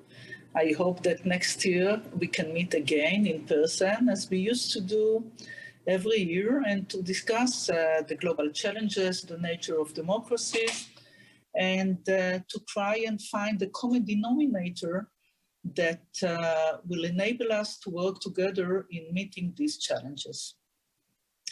I will say a few words today about the pandemic, but not from the healthcare perspective, but its impact on the nature of our democracies.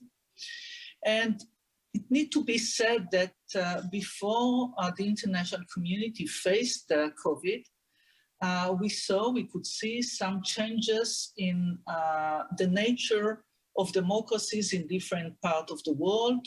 And in a way, the feeling was that there is a feeling of alienation of young people to democracy. There is misunderstanding what democracy means. And there are several reasons to it.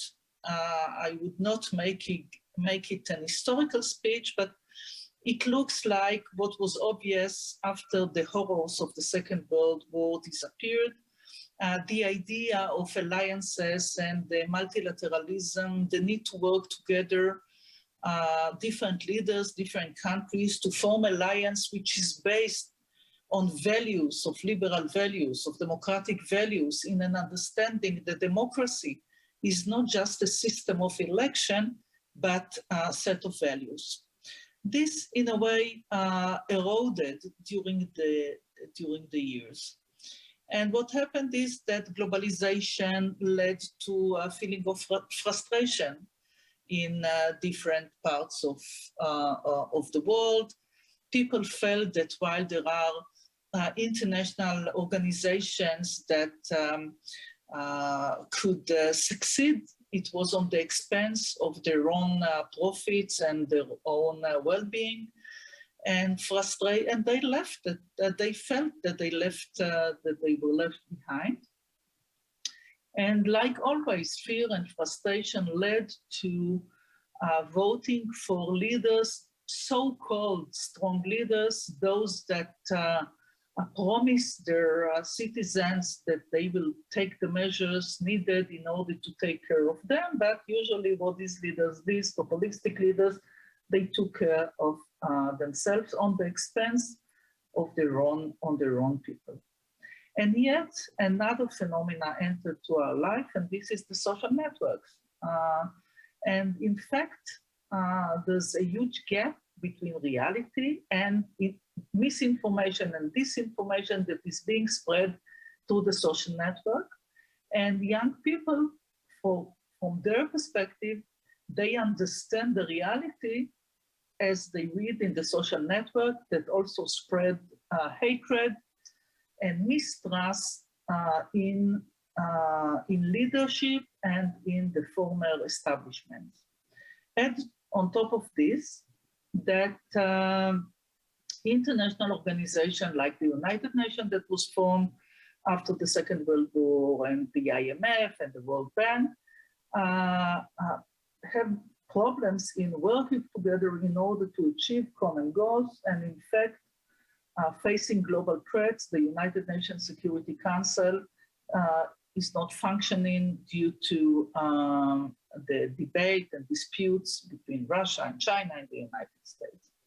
So when all this happening, the international community, all of us met, or COVID met us, when we were unprepared, when there was a need to work together, when there was a need for global leadership to work together, for countries to work together, we discovered several things that have their own impact on the nature of democracy. What does it mean? At first, it was clear that we live in a small village because the virus transcends borders. We tried, each and every country tried to have lockdowns, to check, but in a way it was helpful for a while, but it was clear that the world is open, and the idea of just closing one country within itself would not help to beat the virus, and there's a need for cooperation. These were the good news. The bad news are that in some places, in order to meet the challenges of the virus, some leaders, some administrations and governments took measures that in a way are violating the basic values of democracy. Speaking about privacy, about freedom of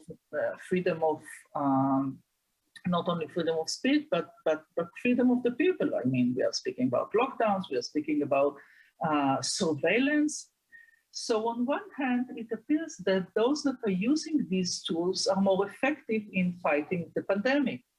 But on the other, we see young people taking the streets, demonstrating, believing disinformation and lies that is being spread in the social networks, telling that there is no pandemic, that there is no virus, that vaccination is a threat instead of healing. It's something that creates illness. And just yesterday, I heard that in Canada, Trudeau and his family need to find a place to hide from those that are trying to attack, disbelieving and sending this disinformation against vaccination. So this, all these things coming together in times when democracy were already weak, created new challenges. And it is also clear that, as I said before, it is clear that the virus transcends borders. It is also need to be clear that in order to meet this challenge, there's a need of cooperation and not to leave any country behind or any part of the international community behind without vaccination. But yet, it is clear that there are places that got the 3rd and 4th vaccination shot, when on others, they have none or few.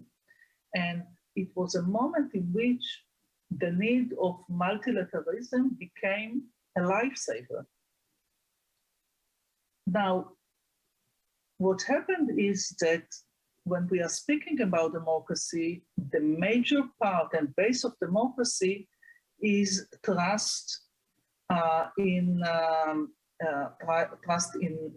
administration, trust in the institutions, and rule of law. Now, since even before the pandemic, we saw this clash and the feeling of alignment and mistrust in the institutions of the democratic nations. Now it's becoming crucial, and we are speaking in terms of life and death. So the real question is, after watching and speaking about the situation on the ground, the real question is what can be done. And it is clear that even before pandemic, no leader can meet these challenges alone, and no country can meet these challenges alone. And the real question is how the international community can cooperate in order to meet these challenges. And when I'm speaking about these challenges now in this conference, we are focusing on COVID and the pandemic, but there is a huge challenge that the entire international community needs to meet in the future, and this is global warming. So while focusing on one thing, we all understand now that the most dramatic existential threat to the international community is knocking at our door. So maybe in a way, the pandemic is a wake-up call for the international community to work together in meeting this challenge and the other one. Now, speaking about pandemic, I hope, listen, nobody knows, but I hope that we can see the light in the end of the tunnel, hoping that this is not another trend coming from the other side. As it was made clear also by the experts, it looks like we are toward the end, but yet it is also clear that we will need to live with an illness which hopefully will not be dramatically disastrous as COVID, as Delta, but hoping that we are toward the end. We need, instead of just sitting back and saying, okay, this is over now, let's work together to define how can we work together toward the next challenge. Now, speaking a bit about multilateralism and the need of the international community to work together, it is also clear that unlike times in which it was clear that we are having the Atlantic cooperation and alliance, and we are having the US as leading the free world, and now we are having a completely different situation. And looking at last meeting in Glasgow, it was also clear that lots of compromises were made in order to reach a kind of understanding how to meet the next challenge, the threat of global warming, while the leaders were speaking about the compromises and the understandings, young people took the streets. So again, as I said at the beginning of this short speech, the gap between generations clearly affects the possibility to take the measures. And there are two ideas that we need to address. One is lack of trust of young people in the democratic institutions and in leaders, while they believe that these leaders abandoning the next generation for their own well-being. This is one thing.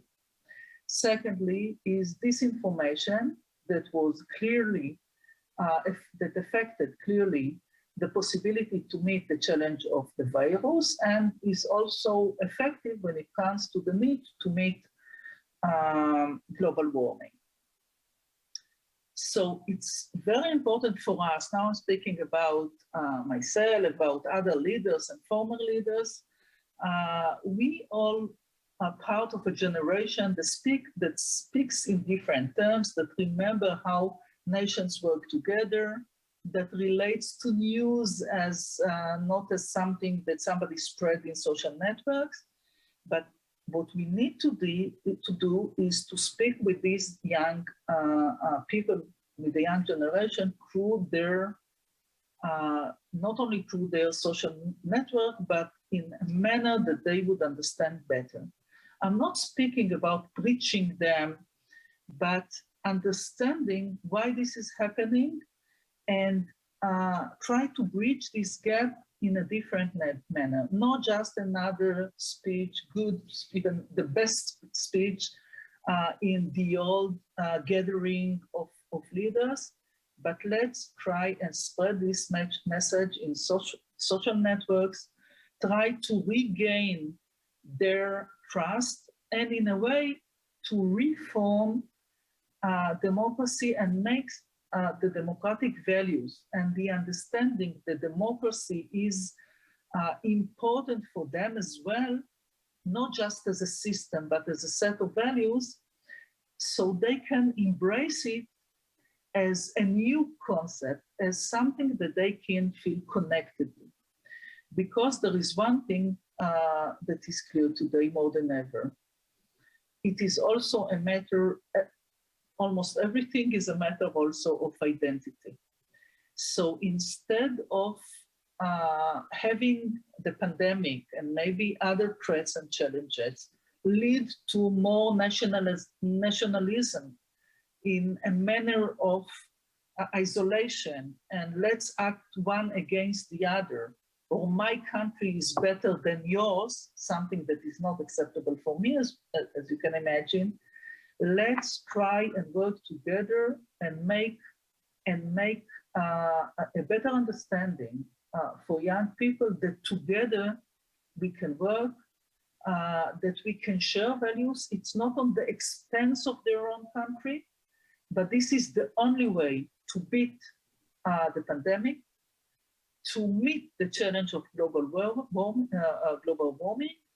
and to give them also sense of success, of identity, of belonging.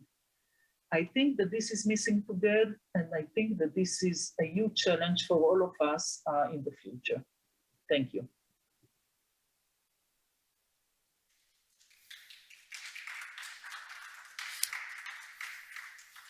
Thank you very much, Tzipi Livni. And now we have the pleasure to welcome President Václav Klaus, former President of the Czech Republic and Chair of the Advisory Board of the Vienna Congress.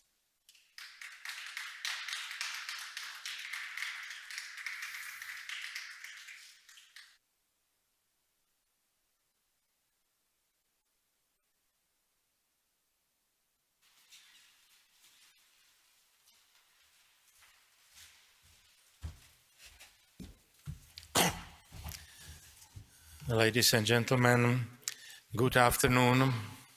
Good afternoon. Let me greet all of you, and let me use this session on democracy for expressing my more general views about the main topic of this year's Vienna com.sult Congress. I know that expressing disagreement with the main slogan of the 19th Vienna Congress com.sult, which is, in my understanding, save the future, is not very polite, to David and to the spirit of the Congress. Nevertheless, I also know that in the current crazy and demeaning pandemic atmosphere, in the shadow of the destructive Green Deal attack on the economy, in the moment of the return of high inflation, after years of fearing deflation, which together creates the most critical moment of the post-World War II era, one shouldn't easily and light-heartedly disagree with someone who stands on the same side on these major issues of the day.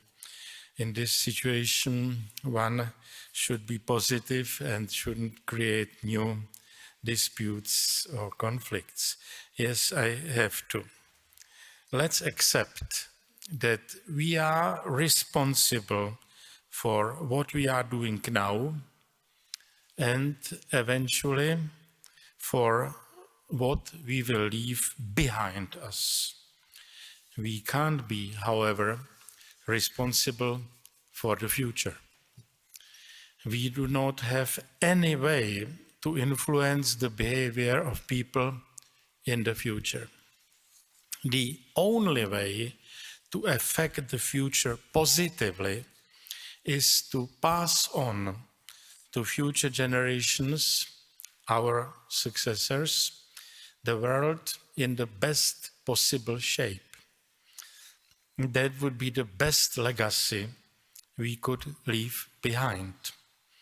It asks for our understanding of the world we live in, and especially of its weaknesses and pitfalls. We have to, in all humility, that we have to accept that we find ourselves in a civilizational crisis of the West right now, and that it's our task to save the world and the future from this crisis. I am more worried about our current world than about the future. We shouldn't run away from the current problems by escaping into the future. That would be a betrayal of future generations and of ourselves as well. It is necessary to be aware of the continuity of time, of the interplay of the past, the present, and the future. Our world, our quality of life, our wealth and welfare, our level of health care, our high degree of economic development have not been created by our predecessors' decision to save for the future. They didn't explicitly or purposefully save anything for us, because I suppose they subconsciously knew that doing so would have been counterproductive. Should they have saved more raw materials, more gold, more silver, coal, oil, natural gas? How much should they have saved to avoid our current energy crisis? Should there be more coal available, more uranium? How much should they have saved? 1/10, 1/100, or 1/1000 of their consumption? Should they have thought about the future 20, 200, or 2000 years ahead? No, all of that is totally unimaginable, and only all kinds of Gretas can fight for something like that. Economists should give these topics serious thought by means of the concept of time preference, which some other people, our opponents, disregard or regretfully don't understand. This idea is not difficult to grasp. The wisdom of ordinary people is sufficient to grasp it. The intellectuals and social scientists seem to have a problem with it. They argue that by introducing the concept of time preference, we disregard the future and have a myopic, short-sighted way of thinking.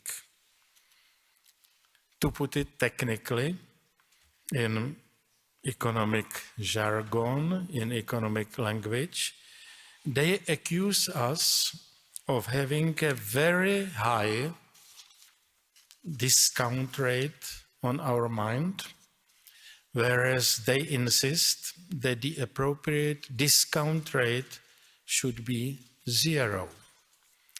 The future is for them equal to the present. When, of course, when the discount rate is low or 0, time doesn't flow. The future is here. We can touch it. Not to save for the future is in their eyes a crime. It is disturbing and frustrating that we live with several such fallacies. The adherents of the global warming doctrine use 0 discount rates in their climatological models, which totally distorts, undermines, and discredits their results. The bankers these days use 0 interest rates, which totally undermines the rationality of our investment and savings behavior. These mistakes should not be extended into other fields of inquiry.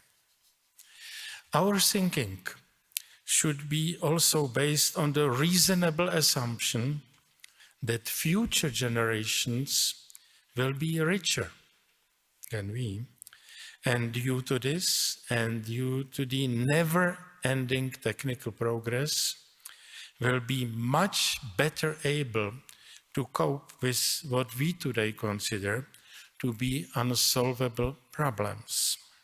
Therefore, the worst thing we could do for the future generations would be to artificially undercut our current economic growth and development and thus reduce their future wealth. Let's base our thinking on common sense. Let's not abuse science and pseudoscience as we see in the arguments of the COVIDists. We shouldn't accept the catastrophic forecasts implying that we are approaching the end of economic growth or the exhaustion of resources. We, especially, shouldn't confuse natural resources with economic resources, with economic ones. Individual natural resources are exhaustible, but the economic resources, with the help of endless human ingenuity, are not. Let's not fall into the green trap, into the trap of the so-called sustainability in their interpretation. Human action and human ingenuity is the ultimate resource, and this resource is inexhaustible. This stands as the basis of our optimism. Let's put our house in order first. Let's stop growing indebtedness. Let's stop the acceptance of permanent deficit financing of our budgets as a leading principle of the era of entitlement society. I prefer the German term Anspruchgesellschaft. We have to stop promoting and extending our leaky government, pension and healthcare systems, which are evidently unsustainable. To continue in the same spirit would be the worst gift to our children and grandchildren. Let's return to the main topic of this session. Freedom remains, at least for some of us, a fundamental principle. Let's not try to mastermind the future. All undemocratic systems aspired to do that. All of them failed, and their efforts led to disasters, as history shows us. We should try to hand over to our successors a free world, a democracy. We should allow them to make their own decisions. Let them be free to choose. Let's behave rationally in an economic or economizing way. To economize means to live efficiently. The slogan of sustainable development has been many times rejected and presented as a model of wishful thinking, as a way of manipulating people living today. The biggest attack on rationality and eventual meaningful sustainability is the Green Deal and similar plans and initiatives. Let me conclude by stressing that people should remain free to make decisions. There is no one who knows better than them. There is no philosopher king, the famous imaginary person, neither Greta Thunberg, nor Klaus Schwab, nor Franz Timmermans, nor Madame Lagarde. In the spirit of Hayek, we should fight against their arrogant but unjustified pretense of knowledge. We shouldn't capitulate to them or to the aggressive pressure groups they create and support. this year's Vienna Congress should express this message very strongly. We shouldn't disregard our convictions and the truth. Thank you for your attention.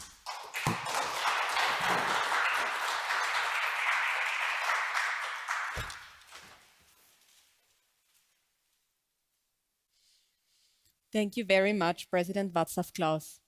And our final speaker will join us online. Please welcome Ron Broser, head of the Arbeitgebern Institute of International Diplomacy at the Interdisciplinary Center Herzliya, former permanent representative of Israel to the United Nations.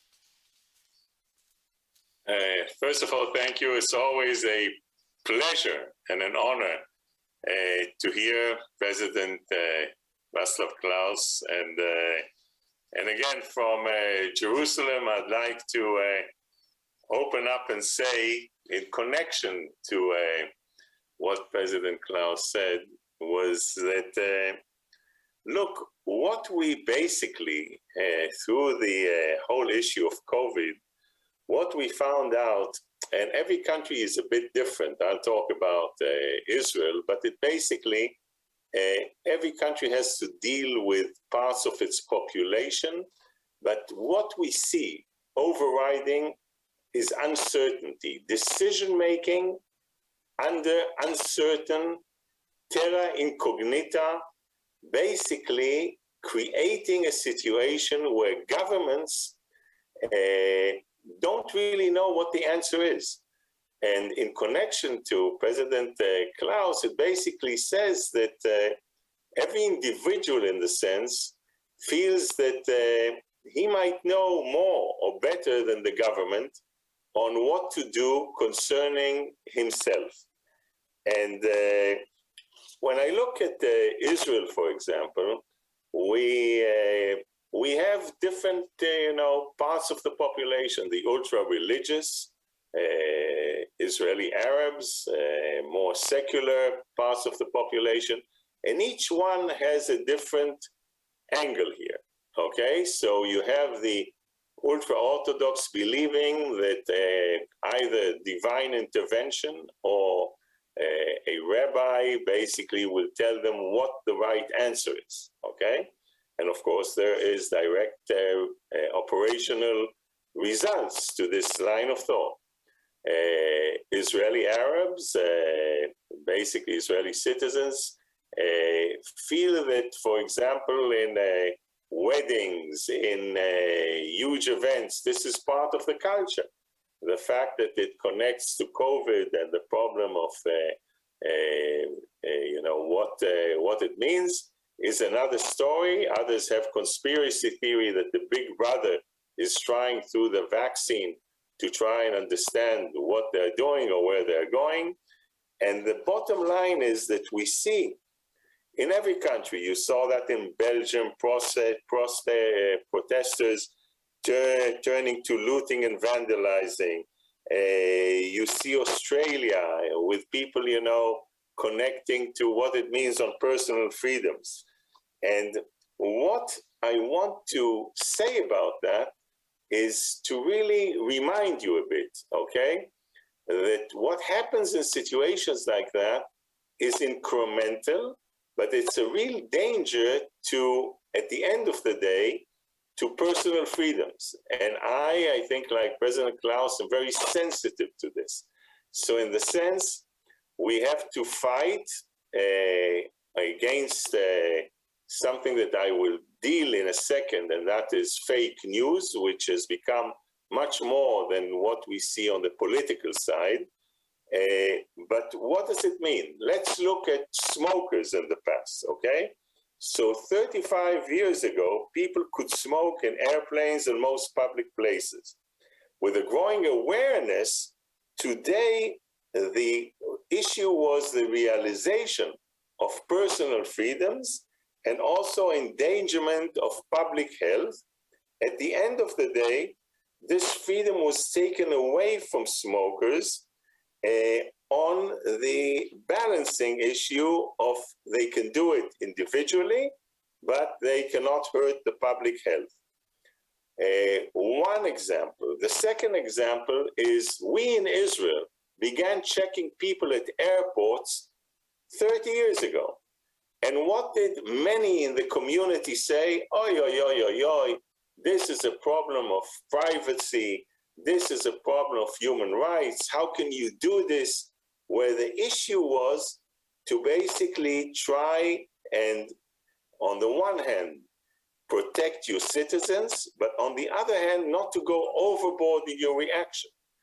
And I remember the big debates about that, 9/11, and what happened afterwards. Now you see that this is part and parcel of every airport, in essence, trying to balance between personal freedoms and the issue of hazards to both security and public health, in the sense, it's very nice to be nice to someone, but if he takes down an airplane with children and women and I don't know what, there's some balance that we have to find. How do we basically try and work through it? What we see, which I think is through COVID, has really become very, very serious, and is the issue of fake news. And fake news in this, I would really, we have to talk about those who spread the fake news and lies, which is conspirative, ill-wishing groups and individuals online and social media, and those who fall victims to those false news, okay? And basically, those victims are unable to access reliable information. But what is reliable information again? So we have to deal with that in a way which I think is unique, because it has become really destructive, and it's something that our direct response to it is usually, let's go stronger. Let's try and basically, put pressure on people, take away some of their freedoms. But the question of some of the freedoms is what is the line? What is the red line? And this element of fake news has become, to my mind, very, very, very, very destructive, and is something that we won't have a choice. We see it in different parts. In politics, we see it in now with COVID-19. So just this week you saw Neil Young and Joni Mitchell, dramatic move on pulling out the music from Spotify, accusing the streaming service of basically potentially causing death to those that believe through disinformation that they should not vaccinate. So you see, in essence, it lowers the public's confidence in democracy as such and the decision-making of their own governments, which is becoming stronger and stronger. And I think when we look at it on the long run, we have to be able to address it, especially where it becomes clearer to the population that the governments, ministers, prime ministers don't really know what they do with COVID or with uncertainty and where it is going. And make no mistakes, those who promote against vaccination, not just about themselves, but to promote that, are causing a real threat to the structures that we're used to. And it's also something which is very odd, new to me, is where governments offer something to the public, and the public basically say, we don't want your vaccination. We think differently. And the only way to get that under control is, to my mind, not through law, not through bills, not to it's basically incentives, carrots and sticks. And basically to say, okay, you want your freedom, your decision, as long as you don't basically hurt someone else. What does it mean? Okay, if you're vaccinated, for example, you're allowed to travel. If you're not vaccinated, you're restricted. You want to go to a pub, to a concert. If you're not vaccinated, sorry, you won't be able to do that. And we have to encourage with carrots people to go in a certain way. That's the only way, not through law, not through decisions. It has to be, through what I would say, carrot and sticks, and especially, when we deal with parents and young children, it's basically encouraging people to vaccinate their children, maybe covering transport costs in big cities, finding ways to really help people make that decision out of their own understanding. And I would suggest that, like the equivalent of the Paris Agreement on climate, we, in these deliberations that we're having, would think about the Vienna Agreement, laying incentives for populations to vaccinate, maybe complying, OECD countries to chip in, maybe 2%, 3% of their vaccinations to weaker countries. And I would say set a set of carrots and sticks and even penalties on action against fake news spreaders. And that would be the Vienna Agreement coming out of the Vienna Conference. So from my point of view, this is something that we democracies have to deal with because we see our vulnerability, we see the uncertainty, and we have to give answers to people who at the end of the day are paying with their own lives because of the inadequate way in which governments operate. Thank you very, very much.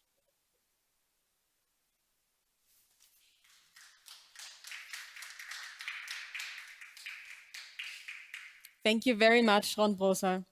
Now we are coming to our third panel discussion of the day, which will be moderated by Philipp Blond, founder and director of Res Publica. He will discuss about vaccination mandates and the right of personal freedom, together with Erhard Busek, chairman of the Institute for the Danube Region and Central Europe and former vice-chancellor of the Republic of Austria, vice chair as well of the advisory board of the Vienna Congress. Tibor Sani, former member of the EU Parliament, and they will be joined by our prior speakers, President Václav Klaus, Lukas Mandl, Irene Bolinskaya, and Ron Brosa. May I ask the ladies and gentlemen to the stage, please?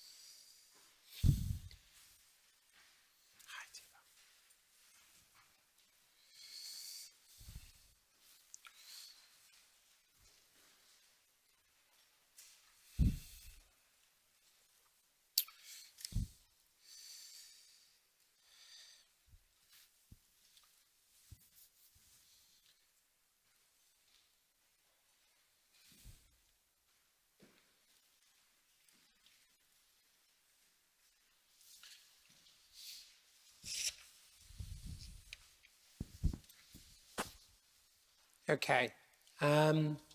Welcome, everybody, and good afternoon to the next session that discusses democracy. And really what we're discussing here is the notion of consent and the role the state has taken in COVID and the rise of this quite strong notion of coercion and compelling around the debate around vaccination. And it raises all sorts of questions in societies that are built on wider consensus as to what are the limits of such consensus, what does it require in a health emergency, and what are the democratic rights and duties of citizens and indeed of the state. One of the interesting things about those who protest against vaccination is there's almost no taking account of any legitimate concerns they may have. People acknowledge that the state needs to do a better job about how people should be informed about the immune system or the nature of vaccines. But it seems to me that it's not unreasonable for people to have some fears about the extent of testing, the extent of safety. We know the AstraZeneca vaccine, for instance, did produce blood clots, although at a tiny level. We know that young people have responded in certain cases with quite extreme reactions. So it doesn't seem unreasonable in a democratic society for people to have concerns. Then there are wider, more specific concerns about what happens once we let the state start defining health at the cellular level. And if the state can start to mandate that you must, for instance, take a DNA changing or changed vaccine, what's the limits to that? Does this open the door to the medicalized state that thinkers such as Ivan Illich feared, where we will increasingly intervene in the transmission of genes that are viewed as negative? Will we intervene, for instance, in the genes that influence depression or mental illness? We're already involved in eugenic projects around Down syndrome children. And will this indeed be extended? So it seems to me that the concerns of people do have some very real legitimacy. And part of the tensions within the democratic state is how unseriously such concerns are taken. So it's with these ideas in mind that I'm going to turn to the panel in the light of their discussions and in the light of what lessons COVID might have for us, if I can put it like that, in respect of the wider interests of democracy, and find out what our panelists' reflections might be. Let me turn first to President Klaus. President Klaus, what are your thoughts about the implications of COVID for democracy and for the state and the role of the citizen in respect of that? Well, thank you very much for giving me the floor again. Good afternoon. Let me answer your questions. First, I would like to say that the title of this panel, Vaccination Between Right and Duty, is a fascinating topic, and it's something what we are preoccupied with in the last 2 years fully. Some of us, I published 2 books about it, many articles, gave many speeches. So let me summarize my position. First, I'd like to make 3 points, if possible.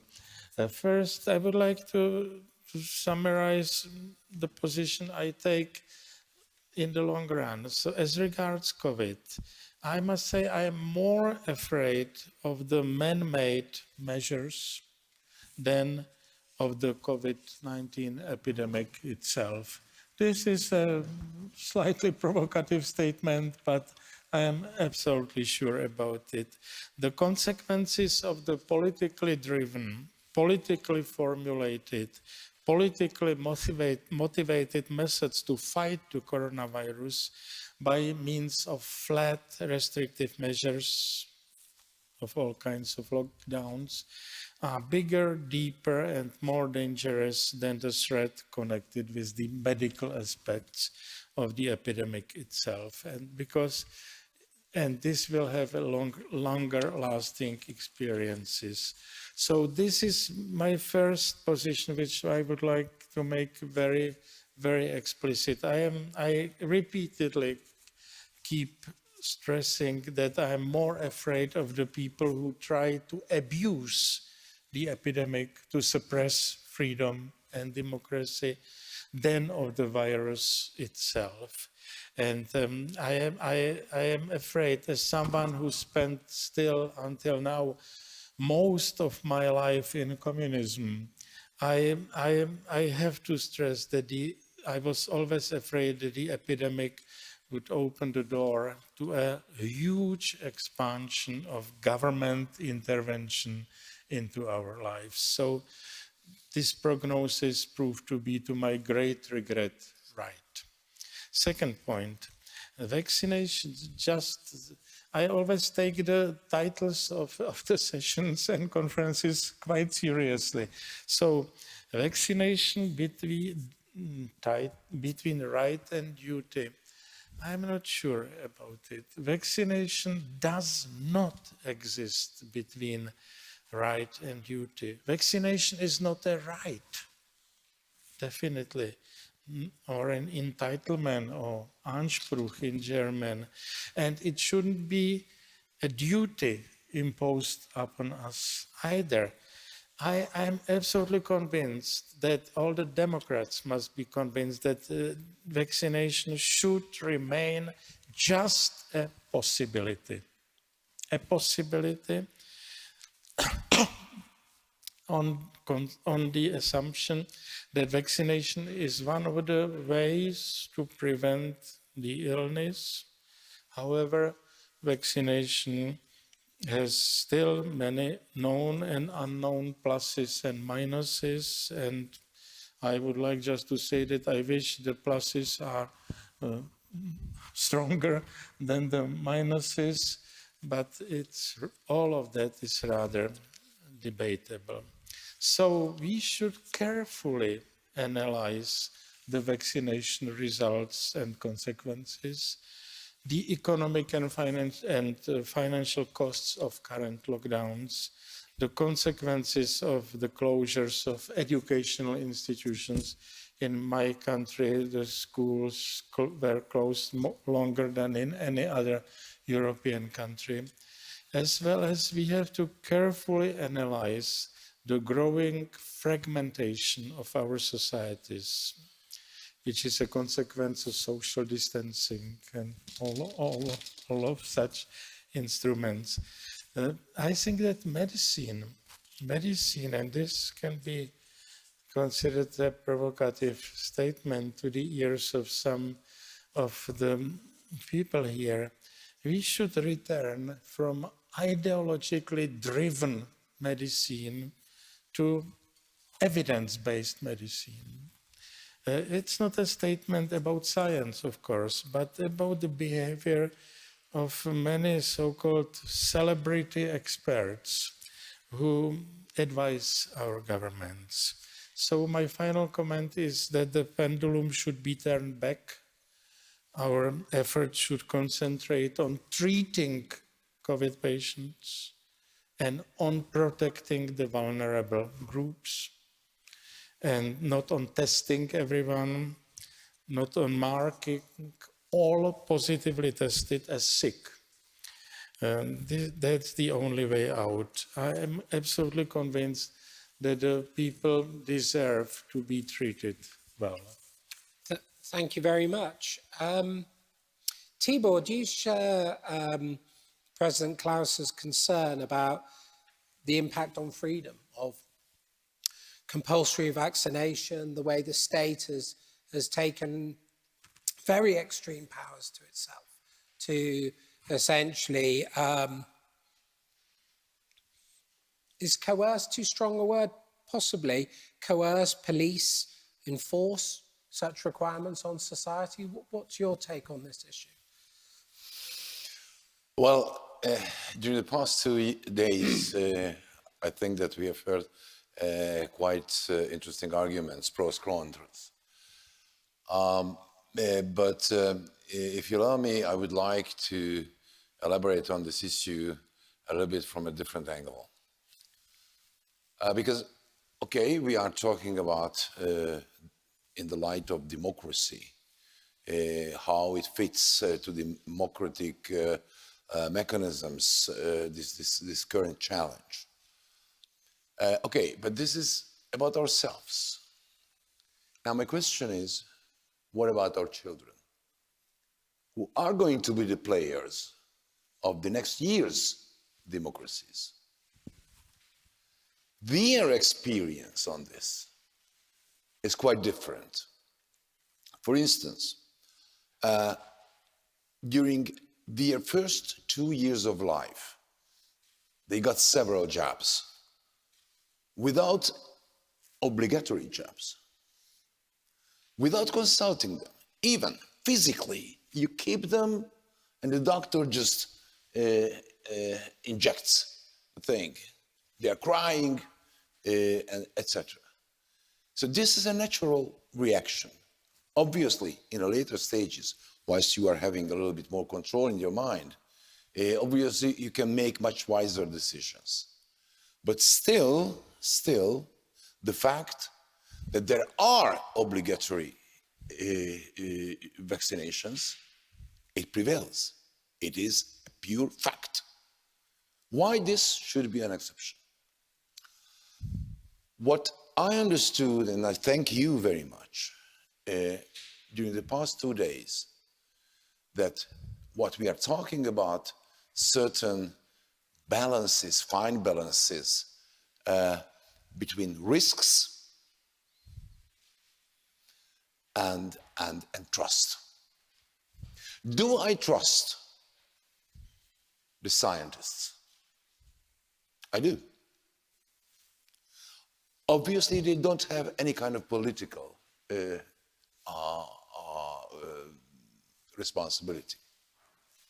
The political responsibilities are with the politicians, with those who are having the regulatory power. And this is a nice division between various responsibilities. What about me? About this simple, single citizen? My question is, whom I trust? Scientists may go wrong. Politicians may go wrong. But in this case, the key responsibility is on me. But what is my responsibility? It's only touches upon only me. Why are we divided by this war? Because I'm certainly representing a certain risk on you, and vice versa. Otherwise, this war shouldn't exist. So I think that the current biggest task is to convince at least the majority of the citizens and the populations to do their utmost in order to decrease all kind of risks. But this dialogue cannot be conducted on a different way than on mutual trust. So I think trust building is the key element of this issue. And let me give you just one personal remark.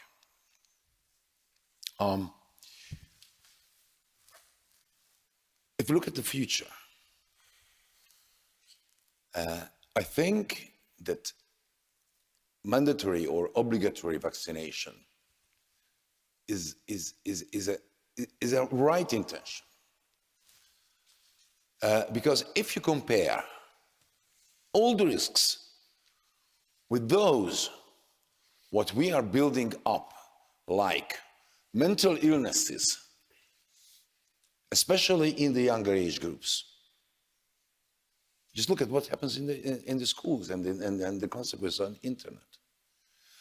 Or even you can compare the current risks, even by just looking into the facts. What are you taking in during nutrition by food? So I think that an overall and a very wise and a very well balanced discussion is the only way to proceed, irrespective of who is having right or who is wrong. So what I gather from that is it's discussion and nothing mandatory. And what's interesting is that there are no trust-building endeavours that really seem to be particularly effective, mainly because I think the assumption is that those who refuse vaccination are ignorant or stupid and have no legitimate concerns. And what that has tended to do is essentially increase their fear and increase their sense that all is not well. And I repeat, it doesn't seem unreasonable to me to have fears about safety, especially with new techniques around changes in DNA. It's obvious people would be concerned. Irene, what's your perspective on the shape of the emerging health state, a state that has introduced more coercive measures in the history of Western liberal democracies outside of wartime than anything else we can imagine? What's your take on this debate? Well, I can only reflect on this as a historian, someone who is not involved in politics or in policy making directly. So I have the luxury of taking a bit of a sideliner view, and so reflect back and also compare. I find it a little bit ironic, perhaps, that on the one hand, we're speaking of democracy and the decision-making should be somewhere out there with the people. On the other hand, we here sit, making clever statements, disagreeing, having propound differences of opinion and advice to give. But in the end, really, whatever we think and present to the electorate, the feedback loop happens at the election time. If our proposals are accepted or not, we will never know, and it's often quite unpredictable what the reaction would be. Among ourselves, we may strongly feel about what is right or wrong, whether vaccination is a right or a duty, but in the end, we will be told how the public feels about it, and that is the expression of democracy and something that cannot always be predicted, and what the public decides through the elections, whether it upholds or removes the next cohort of leaders, is often something that the leaders cannot regulate, predict. And that is kind of the paradox of democracy, something that the ancients have pointed out. Who really has the rights and the chance to make informed decisions? We may feel that we're very informed, we know what is better. In the end, this is not what may be accepted. And I think the point you made about the statistics, about the kind of the retreat or failure of democracies across the globe in the last 14 years or so, 15 years, is a sobering kind of comment on statistics. In the end, we still, however strongly we feel our messages, have to sell them to the public. They have to be accepted. And if they don't, then we haven't done very much to change the world.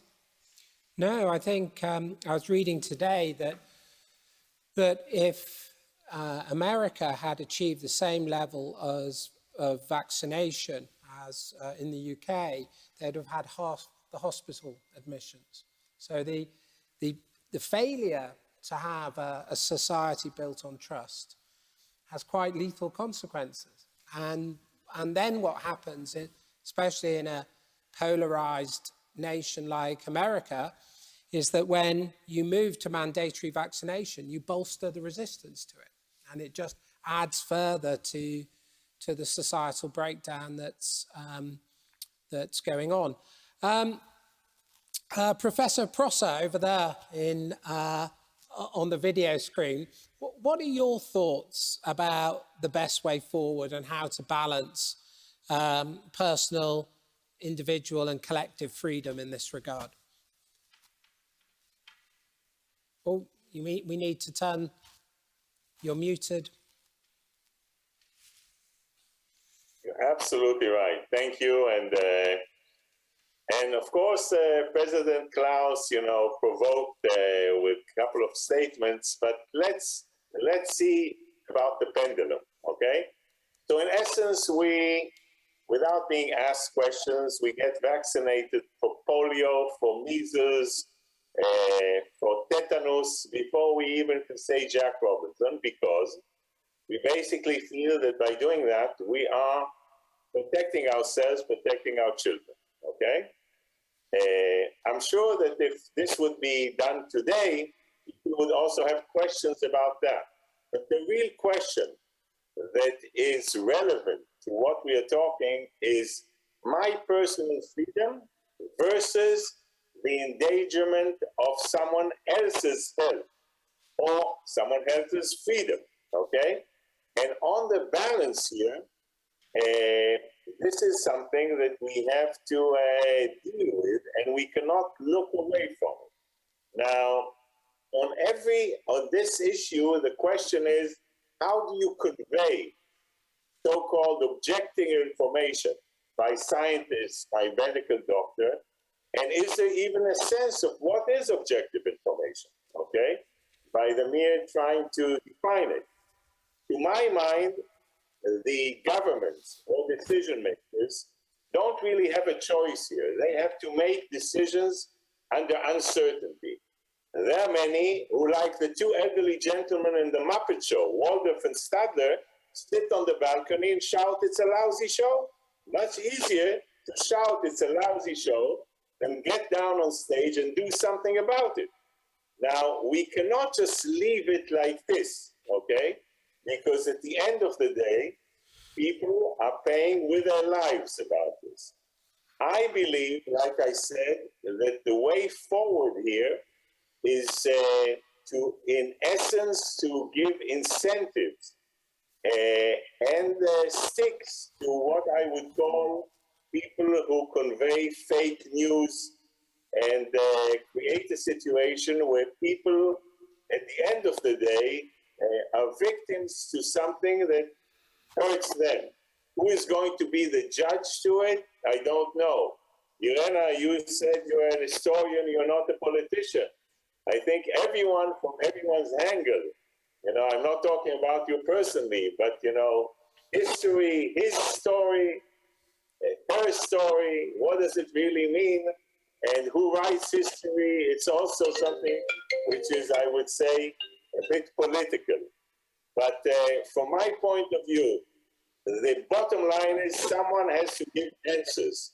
Someone has to make sure that the population, in essence, doesn't die in masses. What we learned is something else which I want to add, and that's my last sentence. When COVID started, and if you are an Italian, okay, and everyone told you in the past that the European Union is your big brother, it will help you when you're in trouble.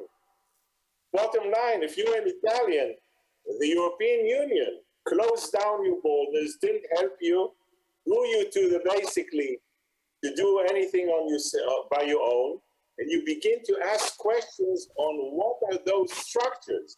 Are they really protecting me when I really need help? And that's a question that sets, to the structures that we were told that are going to help us. Those same questions now are on the national level, not just on the regional or international level. But what I know for a fact is that we need to work together in order to find the solution to something which is COVID, but not just on COVID. We need a international response in order to be able to overcome this pandemic? Thank you. Thank you very much. Look, I think one of the things that is concerning is, I speak of my own country, I think there's very few countries that if they had the chance again would do the same thing that they did in mitigating or containing the virus. It's pretty clear that lockdown, how it was done in many countries, it was done badly and with significant deaths of non-COVID patients where cancers weren't detected, operations weren't taken on board, people with heart attacks didn't go to hospitals, and so on and so forth. And what I thought was very worrying about lockdown is that democratic debate on it was completely suppressed by the media. It was completely suppressed by all of the cognoscenti. And as a result, what we had a kind of wild hysteria, but no genuine debate. So all the usual stuff about debate and discernment, none of that happened in those COVID parameters. Now, speaking to Heidi, if we design the optimal, we'd probably design a very short, hard lockdown, but much shorter in terms of how we might behave optimally. Face masks, the debate on those is still raging, but the return, as one assesses the evidential material, seems to be dropping quite markedly. What's peculiar also in Austria is clearly the virus it only inhabits a level just above when you sit, and it only really kicks in at 10 o'clock. You know, there's all manner of rules that don't really seem to be particularly rational, and we're not allowed to debate or discuss them. And so we don't really have a cogent account of how we ought to respond when something similar happens again. And I think that is what's worrying. What we have created is a state that can become coercive very quickly. All you have to say is public health, and you have the most coercive state form. We didn't even have lockdown in wartime, so you might even argue that it's more extreme than wartime. So that, I think, is something we're not addressing. So let me turn to more of our guests. Erhard, Chancellor Busek, what are your thoughts upon these issues? I think first of all, I have to do the remark that we are here on an interesting day, because tomorrow in Austria there is vaccination at duty. And I think maybe, as far as I know, we are the first country doing it in Europe as a duty.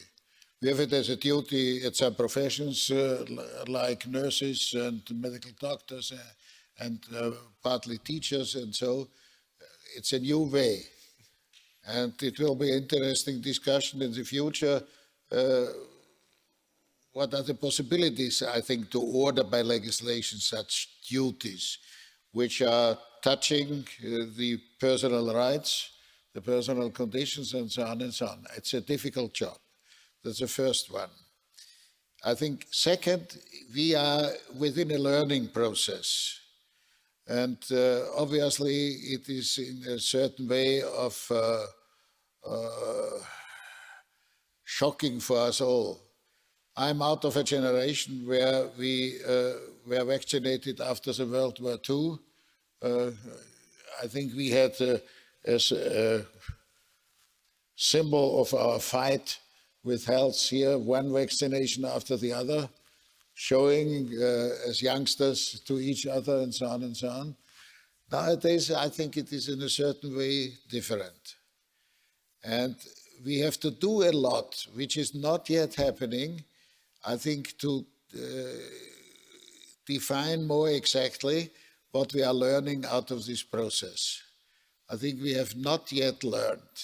We are in the first move to handle the things, and I think we did know the consequences out of it. First of all, for me, it's very impressive that the virus is learning us that we are not really able to handle everything what is happening. I grew up during my lifetime in the feeling we can do everything. I think we are now able to organize by research, by techniques, and so on and so on. We are learning now our limits, which might be a very helpful experience. I think quite necessary. The second is I'm following Václav Klaus, that the word right in this context is wrong. I think I cannot imagine that we have to go elsewhere. I have the right to be vaccinated. I have the possibility to be vaccinated if I'm deciding. I think you cannot build up a challenge here for sure on this, which I think we shall keep for sure. We have some other discussions which are necessary in this context. These are the limits, for example, of science and research. I think the positive side for me in this development is that we learned that we have been able to develop a vaccination within 1 year. As far as I know the history of vaccination, I think it was lasting 5 years, 10 years, and so on, until we had enough experiences. And I think this is also a very important thing. But at the same time, we are learning that we have no real trust, because now it is said vaccination, if you are doing 2 times, it's not for guarantee. You have to do a 3rd one, and that's also not for guarantee, and so on and so on. Here we are also learning the limits of science and research here, and there's a lot to do. We are far off from being perfect. I think that's a very important lesson, what we are here really learning. The next what we are learning, and I'm looking to all these comments in the public, for the medias, in TV, and so on, what I was wondering as it started, I have to start on the other way. I was in charge of the University Council for the medical universities. As I started, I went there to study it more precisely, what is possible here existing, and so on and so on. We had 3 departments on virology. Now I have the very interesting experience. Nearly everybody is a virologist. I think if I'm switching on the TV, there are a lot of virologists appearing. I know what they have learned, but they are not really virologists. But they are sold as virologists. I think, is it a consolation for the public, or what does it mean? That's not very serious. I think what we have also to learn to be more serious, what is possible and what is not possible.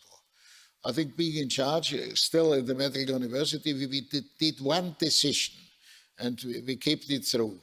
Everybody coming from the medical university in Vienna was only allowed to speak about things he knows really.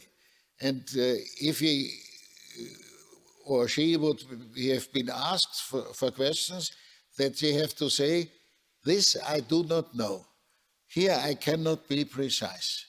I think here a change of behavior of scientists is for sure necessary.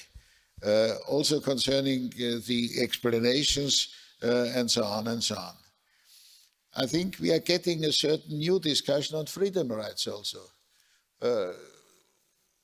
My country has a little bit changed in the last weeks. I think it is a comparatively stable country. Strikes or demonstrations have been very rare. Now we have huge demonstration at Ringstrasse with 42,000, which we never had. It's really interesting. And I think until now we do not really know what are the reasons. It is the insecurity concerning the possible sickness or the vaccination. I think it is even more. It is an insecurity about the situation in which we are. It is more in common a political problem which we are really facing. And it's going for sure more deep. We have to start to do some look at this and what consequences are really existing for our life here. This question of insecurity is for sure existing.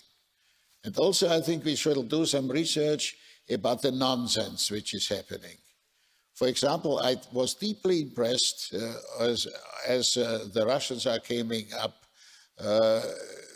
with the name of vaccination following what they did in the world area, giving a nice name.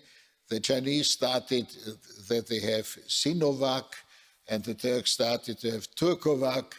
I don't know if any virus or whatever is really connected with a nation. I think it is a question for the humans. We have still a kind of nationalistic campaigning even in this question.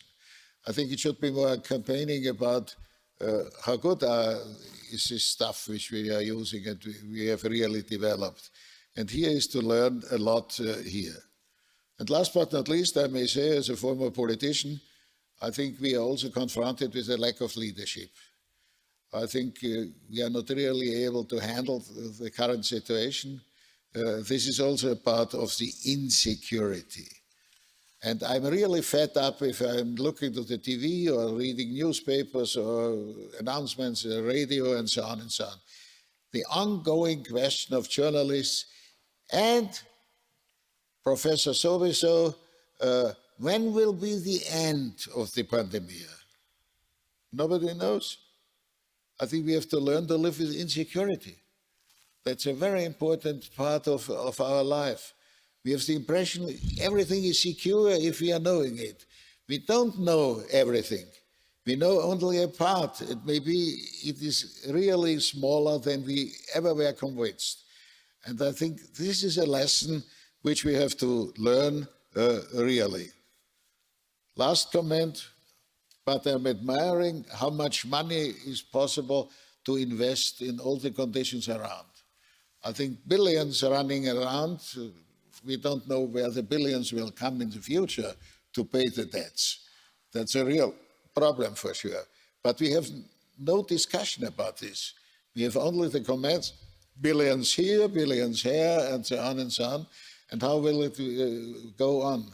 I think this situation is a contribution to insecurity.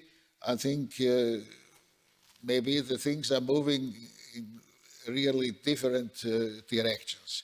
It will be a huge political problem. It will be a problem for science and research, but it will be also a political problem, and we are not yet prepared for this. I think it will be interesting which summaries are from our meeting here. I think we know only a part what we have to handle. So far, I'm voting for insecurity, not for right or duty. I think it's a question how to handle insecurity. Thank you very much. I'm conscious of kind of what you said penultimately about what we don't know. And I think we've been quite bad on what we don't know. And we've gone into measures, the effect of which we haven't computed and don't know because we've believed in them too much, arguably. So it's a fascinating question. And I remember reading a book on the previous flu in the 20th century. And disinformation and misinformation is part of a pandemic, and yet also legitimate concern. And we don't seem to have within our architecture a way of separating between legitimate or illegitimate concern. Instead, what we have is very repressive kind of shutting down of any discussion in a way. But I'll turn to Lucas if I may. What are your thoughts on this debate, Lucas, and how might you have run the campaign against the pandemic differently, knowing what you know now? I guess this debate shows us a lot about our resilience, also for future crises. Because it's a matter of fact that we happen to be the first generation in mankind's history that can deal with the pandemic with tests in order to reduce the risk of transferring the virus, that can deal with the pandemic with vaccination in order to protect each other's freedom. And this is extremely important, that it's not always about myself, it's about the others. If I receive vaccination, I, in the first place, protect the person next to me. Well, you don't, do you? Because you can. Sorry, you interrupted nobody but me? You protect yourself against falling ill, but both. You don't. Both. You can still transmit even when vaccinated. Yeah, far less, far less. That's what it's about. Look, we have confidence in the bus driver. We have confidence in the medical doctor who gives us a surgery. I have confidence in academia, and I'm grateful for my children, for my parents, that we have such great researchers, that we have such great medicine during the pandemic. But we wanted to talk about resilience, but I don't want to interrupt you. But one of the things that's happened is that confidence in researchers has killed people. So if you think of my country and the modelling that went on, and we know, and it's clearly wrong on any of the parameters, which always stressed huge numbers dying. And as a result, through lockdown, we've essentially frozen the ongoing work of the health service in preventing deaths. So you have excess deaths, but not from COVID, but from essentially the overreaction that stems from academic research. I have also heard that you can increase your funding for the health system due to Brexit. You know. Isn't it true? Oh, it's not true. It's again fake news. It was fake news. Yeah, but what I'm telling you is it's always the same. So what would be your recommendation? Would be your recommendation to people not to trust in medicine, not to trust in science? But I guess this is dangerous. You're contradicting yourself there. Because we live in the era of enlightenment, and we can be grateful for that. You're just repeating truisms, because what you're not recognizing is very good academic researchers produced wrong results that resulted in deaths that need not have happened. So it seems to me that any cogent management of our knowledge has to include the idea that we might be getting some of it wrong. And so just saying out loud, oh, we're going to trust everybody, is a bit empty, isn't it? Because it produces the deaths that you seek to prevent.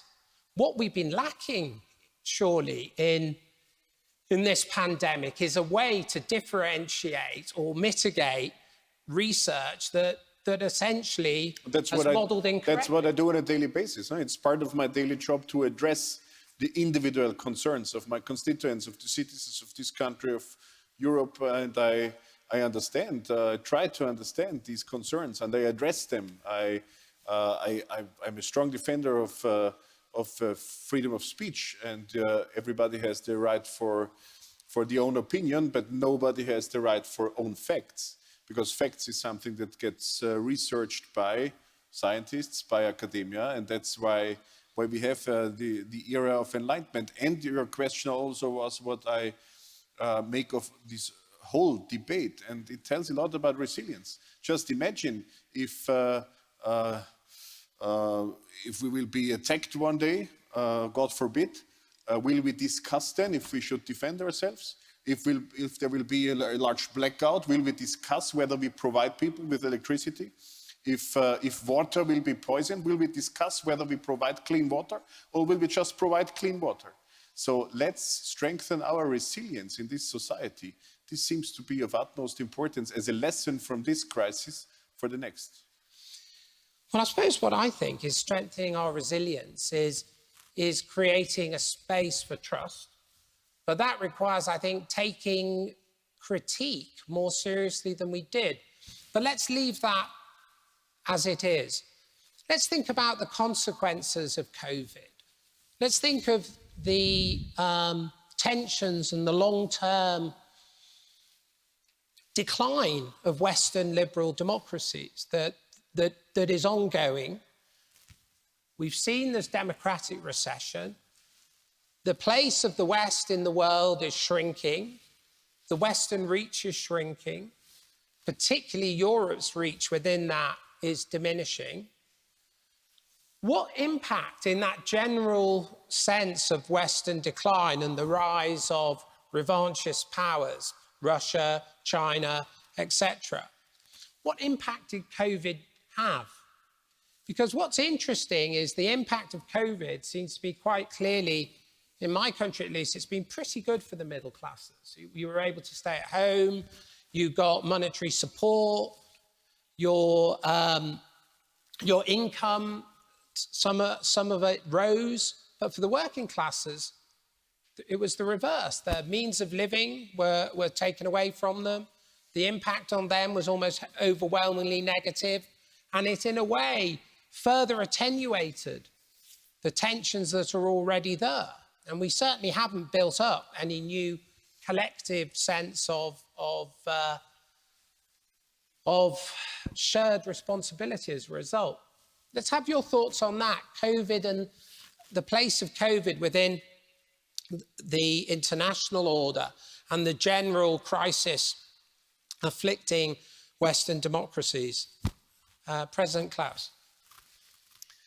There are so many questions and so many points. It's very difficult where to start. You know, I have to repeat that I would like to really return to a serious analysis of the effects of vaccination in our societies. You know, I am afraid that there is more propaganda of vaccination than serious analysis, empirical analysis of the successes of vaccination. And it's connected with all the other issues. You know, I'm afraid that both sides of the dispute are more ideologically driven, a prioristically driven, than empirically driven.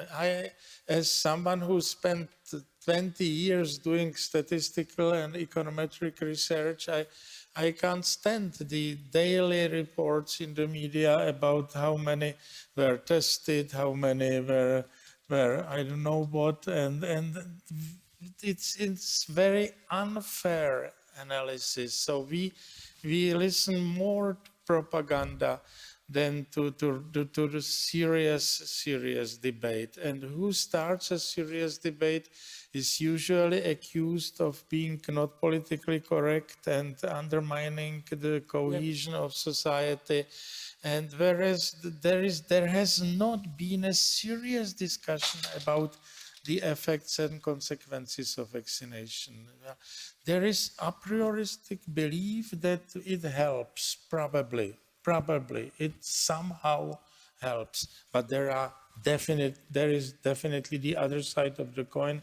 There are the negative consequences, and to put together those two things is rather difficult, complicated, and not seriously discussed. It's not a debate about science. It's the debate about the application of some methods into our Western society, which seems to be more post-democratic and post-political and post-rational than in the past. Chancellor Busek? I fully share the opinion of Václav Klaus because I have another suspicion. The suspicion might be that we are using this vaccination discussion and also the problem of the pandemic, I think, as a cover for the lack of capacity to solve other problems. I think now everybody is speaking about vaccination. If we would be able to solve the problem of vaccination, the other problems are finished? No.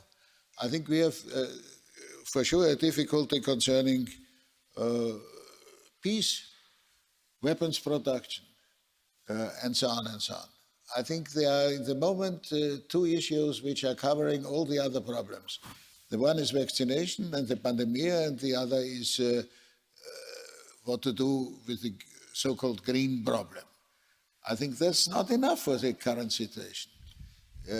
I think it is obviously maybe a lack of capacity that we have proposals for these problems. It is not a serious discussion which we have. I think we need, as it was said even years before, we need a new kind of enlightenment to concentrate on the real problems we have. The vaccination is one small part of the problem. I think the others are quite bigger, and we have to turn around the discussion in other directions to look at this. We are avoiding this. If we are looking to all what is shown by facts and fakes, I have to say, that's extremely limited only on some question and not focusing on the real problems we have. Well, these are interesting. These are interesting points. I particularly like the idea that we need a cultural change in respect of our societies. So as we're entering the last few minutes, let me turn to our panelists who haven't spoken twice and just ask for your final thoughts and remarks. And I'd be interested as if you could focus on the type of society we're becoming and what the COVID tells us about that, whether it aids us or hinders us. Irene, first of all. Right. No, Irene, your timer. Thank you, Philip. I just keep sort of turning in my mind two thoughts. One is that, again, our perspective is very short. This has been pointed out. We don't know quite the impact of what we are going through, either on individual liberties or societies.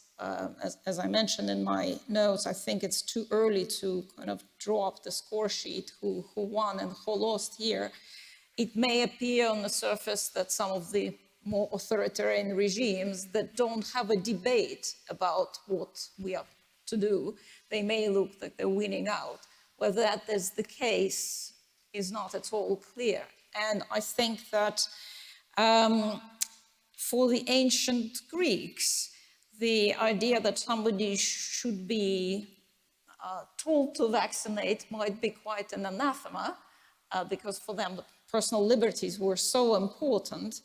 At the same time, I think we live in a much more enhanced democratic world where informed decision of the public is enabled much more than it was in previous decades, because we have social media, because we have so many different new means of receiving information, and we can judge for ourselves. So I think governments no longer have a monopoly on good information, and that has changed. We are in a new kind of historical phase where the public has access to information, enabling them to make their own decisions much more. So there is an empowering of the public in those societies, in liberal democracies, where access to that information is available. But the reverse is what's happened under COVID. Under COVID, what you've had is a monopolization of such information by the state, together with various coercive powers. But let's move on. Ron, your thoughts? You need to unmute again, Ron. First and foremost, I don't think we can finish this panel by leaving it like this. I remember when the COVID started, we had many also around the world basically saying, hey, this is a flu, not more than a flu with a good PR, right? And then suddenly we saw, and we all saw this amazing photographs of a cruise liner in Japan, where those guys suddenly had COVID and had to be taken out, and we all looked at this as if it was science fiction. Bottom line, this kills people, okay? It kills people. So we have to find a way to protect people. And how do you protect people? With the best you have, and that is vaccination. Those who don't want to vaccinate, I don't mind. Don't vaccinate, but don't endanger me, okay? Personally. So, from my point of view, this cannot be a wishy-washy thing here. You know, yes, you do. And yes, every country took its own route. Basically, the UK said, okay, you know that, okay, let's open up and see what happens. We can go to the pub around the corner. Israel had a lockdown, now we open. Now everyone has his own thing. At the end of the day, this is not just perceptions of death. This kills. And from my point of view, we have to find a way to go after those who, by spreading fake news, basically create a situation where people are dying. And I know at the end of the day, it's all about perception. Then I tell you the story of the Brit who always comes to the pub and drinks always a glass of whiskey. One day he comes in and today I'd like 2 glasses of whiskey. The barman says, why? He says, look, my friend just entered jail and I'm drinking a glass in his memory. For the next 3 years, he asked for 2 glasses of whiskey and drank them. After 3 years, he comes in and says, today I would like 1 glass of whiskey only. So the barman says, congratulations, I understand that your friend is out of jail. And he answers, no, I stopped drinking. So it's only a matter of perception. Bottom line, we need to really go after those who produce fake news. We need to protect the population and make sure that people who decide, because of their own freedom and their own minds, not to vaccinate, wonderful, dear friends. It's your decision. Do with that. Don't hurt me or don't endanger me. Thank you. Thank you. Lucas, your thoughts? I agree with Gerhard Busek that vaccination is not the main topic, but vaccination is the topic of this panel. That's why we are talking about it. And I anyway wanted to enlarge the issue towards our entire resilience. And we have a lot of lessons due to this pandemic for our future resilience. I always appreciated this British or Anglo-American view of, I would call it just do it. Just do it, compared to this continental, philosophical, complex discussions all the time. So I'm even more surprised that we discuss this way today, but I'm not surprised that especially our part of Europe is the one where we discuss complexity, where it's pretty clear that it would be better to be safe than to be unsafe. But conspiracy theories, fake news, hate speech, and so on lead to these tensions. And that's why, as long as a vaccination rate is not high enough, we will have to discuss the issue. And of course, vaccination is not the only way to deal with the pandemic, but one of the essential parts of the different dimensions of the different ways to deal with the pandemic. Of course, wearing masks and taking care for each other. And as I have said before in my little speech, also to learn to live with the virus and not to be alarmed all the time, not to be in a crisis mode all the time, because people, regular citizens, lose patience. And this is not a minority. It's a larger and larger number of citizens who lose patience with lockdowns and with crisis mode.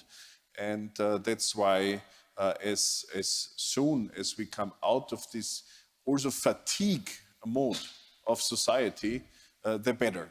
But for that, we need vaccination. Just remember, Ron Prosser mentioned the beginning of the pandemic. Just imagine in March 2020, we would have had the idea that there could be tests pretty soon for each and everybody, which is especially the case in Austria, not in every part of the world, that there could be vaccines for nearly everybody. There's a COVAX vaccination movement all around the planet in order to provide with this right. Of course, it's a right of a human to receive a vaccine, in my view, in order to also give the opportunity to take advantage of this right for people all over the planet.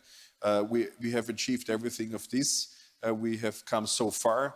It's a pandemic we can deal better with than any other generation before, due to medicine, due to academia, and due to hopefully, usually politically well-behaving governments and lawmakers. And that's why I remain optimistic, even while we have to discuss these complexities. Thank you. Thibault. Well, I do agree with Lucas whilst he's saying that one of the greatest issues for the future is resilience. In many terms, also in social terms. Because currently, and please let me go back again to the younger generations, to the children. When we are teaching them what is democracy is about, and they do see that whatever we have said before, it's now suspended. Suspended in a way that it's not about a debate, it's propaganda, as President Klaus said, it's pure propaganda. It's not a vivid and a well-moderated social debate on the whole issue. And this is why I think when Philip, you asked, what about the consequences of the future? I think that this is going to modify this whole story, what has happened during the past 2 or so years, is going to modify our views on democracy, first of all, and on freedom as well, So I think that here's the point, whilst I'm saying that by this word democracy and freedom, my children will understand quite different things than I used to think before. And let me just say something else in this regard. Okay, I'm quite certain, or at least I try to be certain, that we are going out of the woods, out of the forest. So many encouraging signs are that this current COVID crisis is tending to be a bit more moderate. But here is the very task of us to start that kind of conversation, what we passed, what we did not. I don't know, well, I'm absolutely uncertain if the next, as you said, Philip, next, what's going to happen next? The next virus, the next crisis should be or could be quite different. But at least, why don't we sum up? Why don't we analyze what has happened? What was wrong? What was bad? What was good? This is the time when people are a little bit more or less anxious. So I think that this is the real time to start a real conversation and social dialogue on this issue. Happened what happened. On that note, I think we can agree. So thank you very much, everybody. It's been a pleasure having your conversations. And now we'll take a break until the next session of the conference. Thank you. Thank you.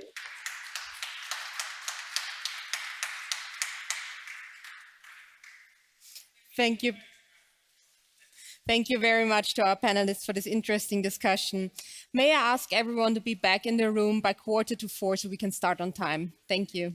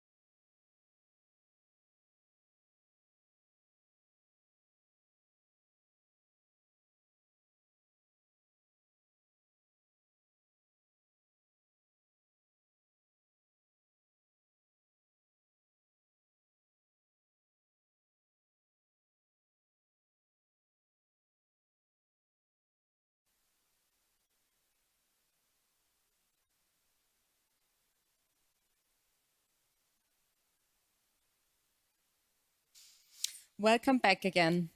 Our next focus topic is on regional development. We will first hear 4 introductory notes followed by a panel discussion. Please welcome on stage Andreas Reichert, Head of Directorate General for Telecommunications, Postal Service and Mining at the Federal Ministry of Agriculture, Regions and Tourism of the Republic of Austria.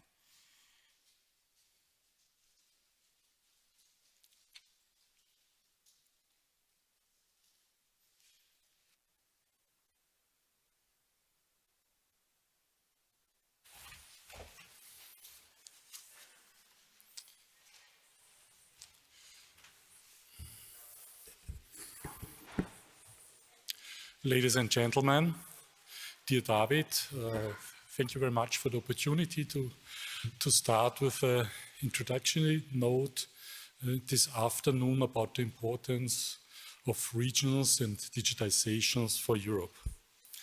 Today, Europe is more than ever economically challenged when it comes to global competition with the USA and China. The prosperity of tomorrow can no longer be taken for granted. One answer to the new challenges are economically strong and successful regions. Europe's regions are the most important backbone and asset in global competition as we know it today. With the focus on regions, new location factors have come into focus, above all the digital infrastructures like broadband and 5G. While the location factor infrastructure with regard to road, rail, or energy has already played a relevant role in the success of a location, the impact of digital infrastructure in particular is essential for a sustainable rebound. The current Austrian infrastructure report clearly shows that the expansion of digital infrastructures in Austrian rural areas, in which more than 30% of the local population live, has a special leverage effect. The increase in productivity due to an infrastructure expansion in rural federal states ranges from 1.4 billion euros up to 10.5 billion euros, for example, in Upper Austria. These calculations underline the importance of digital infrastructure as a true productivity booster for our regions. It is important to us at the Federal Ministry of Agriculture, Region and Tourism that we do not leave such potential behind. Investments in digital infrastructure are paying off for all our regions. Broadband expansion is therefore being ambitiously continued in Austria. A few weeks ago, we granted the funding, for example, of over 25 million euros for the further expansion of broadband network in Austria. With these funding commitments from the so-called Leerrohr program, we actively drive the expansion of the broadband infrastructure in more than 130 municipalities. Every euro we invest in nationwide fast broadband internet is an investment in the future of Austria as a center of commerce and industry. The corona crisis in particular has shown the importance of fast internet for all of us, from remote working to homeschooling, to digital official channels or online sick certificates. On the one hand, the citizens benefit from the broadband expansion. On the other hand, also the companies in Austria regions. By 2030, we want to provide our country with nationwide gigabit-capable connections. This is a major goal that we can definitely only achieve together with the communities, countries, and companies. In addition to providing infrastructure, it is equally important to raise the awareness and empower rural populations for the digital era and possible applications. For example, knowledge on innovative software solutions and digital skills are crucial.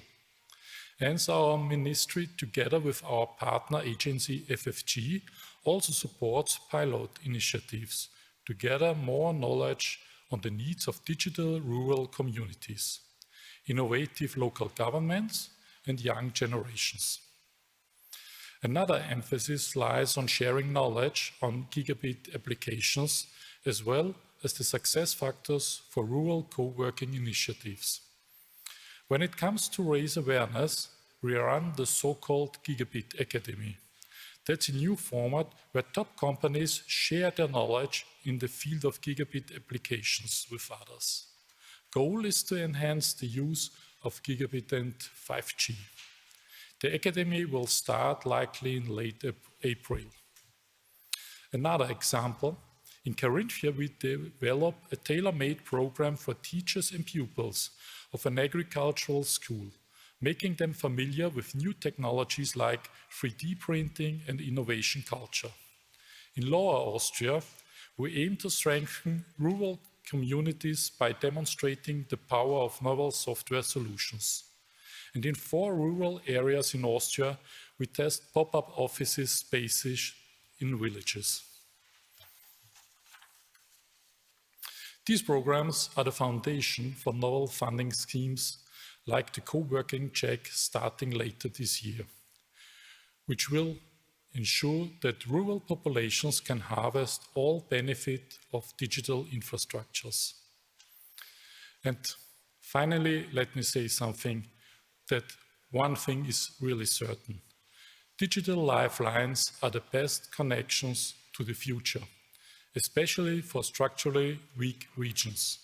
This applies not only to Austria, but to all of us in Europe. Thank you for your attention.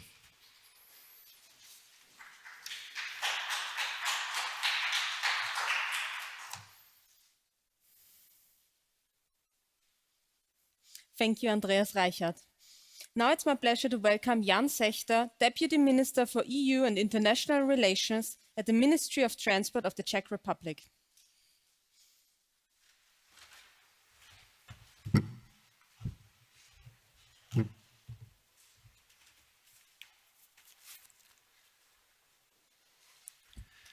Good afternoon, ladies and gentlemen.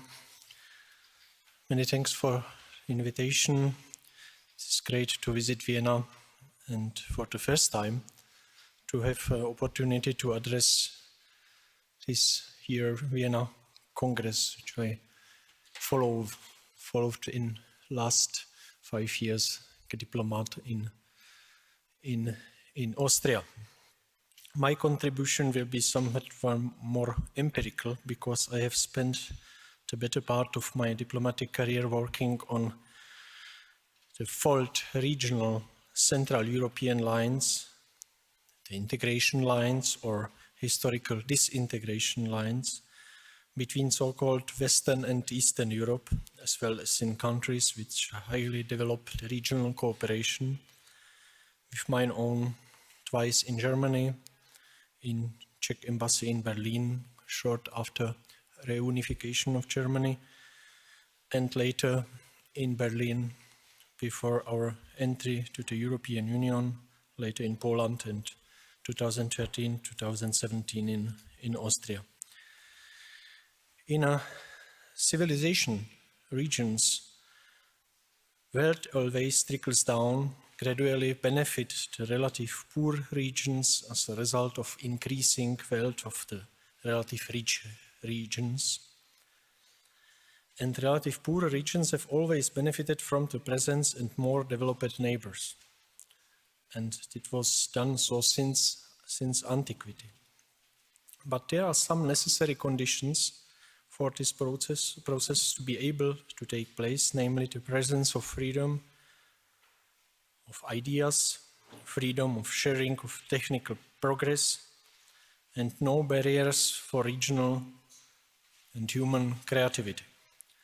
The fall of communism and with it centrally planned economic systems in Central and Eastern Europe in 1989 opened up to possibilities of coexistence and unique opportunity for our inner periphery of Europe behind the Iron Curtain spanning from Finland all the way to Greece. And following the fall of communism, regional cooperation has become, and it has become quite a matter of course. It will always be significant, even in spite of the changing political and economic environment. A quick change was made from no communication at all towards an intricate web of communication connections between peoples, municipalities, cities, cross-border meetings of fire departments, churches, sports, and other groups were relatively quickly taken for granted. From my point of view, the early 90s, as well as later developments, seems like something of a miracle, given the decades-long attempts of the communist regime to suppress any attempts at the bottom-up regional cooperation. Also, people in communism missed the opportunity and experience to participate in this regional collaboration, but they found their way to it. From the neighborhood perspective, the prosperity gap reached a new degree of visibility after 1989, given the fact that Czech Republic was and is in neighborhood of the highly developed economies of Austria and Germany, augmented by the fact that it shares a border, immediately border with the economic and social powerhouses that are Lower Austria, Upper Austria, Bavaria, and Saxony, for example, forerunner of developments amongst the new German Bundesländer. Differences between the regional inner periphery have had twofold effects. On one hand, the convergence of living standards, and on the other, a very active transfer of capital, investments, and industrial cooperation, and from the year 2004 following periods, also the free movement of persons on labor market, probably too late. These desired developments have only occurred in select areas of policy which have reached a sufficient degree of wishful mutualization within the European Union in the context of common EU policies, for example, agriculture policy.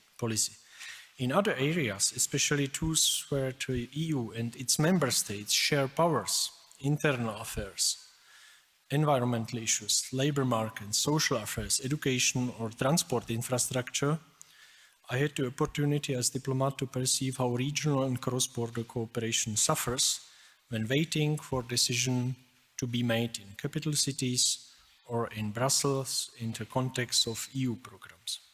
To sum up on a more general level, above all, to develop regions require freedom, eliminating the bureaucracy, which we know from domestic politics, communication, and infrastructure. This development has always occurred around roads, railways, and rivers. They required skilled and educated people, and the support of education, especially real education, which was discussed yesterday on the Congress, has always been one of the activities that it increased the wealth of society as a whole. In regional politics, we should not be afraid to take the side of competition against monopolies, diversity, against uniformity and spontaneous human activity. This can be achieved through education from a young age, as well as exchange trips. I remember its function best program in Lower Austria and kindergarten and schools, Sprachoffensive, where children's second and third languages is always one of a neighborhood nation's language. There is never enough of these activities. With this intense human menschlichen relationship of the last 30 years, we are returning to what our grandparents knew after 100 years of the tour. These were the effects of the absence of any barriers to movement of people, goods and services, capital, but also ideas and culture patterns at the borders, which enriched the past generation of both of our countries immensely. We must not be afraid to continue being different in ways to make us attractive for cooperation, both between the regions and across regions. EU policy seeks sometimes to regulate everything, thus creating homogeneity and sameness, but diversity provoke and motivate us to cooperate. If two regions are absolutely identical, no one will cooperate and there will be no comparative advantage, which is, after all, an economic and social ability. I would even emphasize that it is necessary to resist administrative homogeneity even it is often paved with good intentions, such as the proposal to institute a common minimum wage, common wage standard without any regards for differences between regions. The motto, the same money for the same kind of work, was here living political issue. I think there is also certain patriotism behind the success of the regions. It can also have its cross-border patriotic dimension, developing across borders in the form of respect for neighborhoods, to a certain degree of loyalty to place and region without weakening the statehood of the countries on either side of the border. States are not only guarantor and building block of Europe, but also the institution that guarantees the stability of regional cooperation. Diversity, originality, imagination, and human action was discussed here before. On the contrary, let us strive equality in the sense of interoperability. Let us strive for interoperability in transportation and digital infrastructure. Let us plan our projects together, harmonize our 5G broadband digital connection, and care for natural cross-border cooperation. And where it is possible, let us support it. Thank you very much.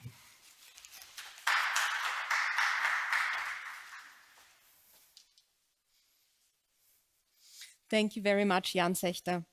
Our next speaker on stage is Karin Tager, Managing Partner Austria, Global Practice Leader for Telecommunications, Information Technology, Media and Electronics at AFD Little Austria.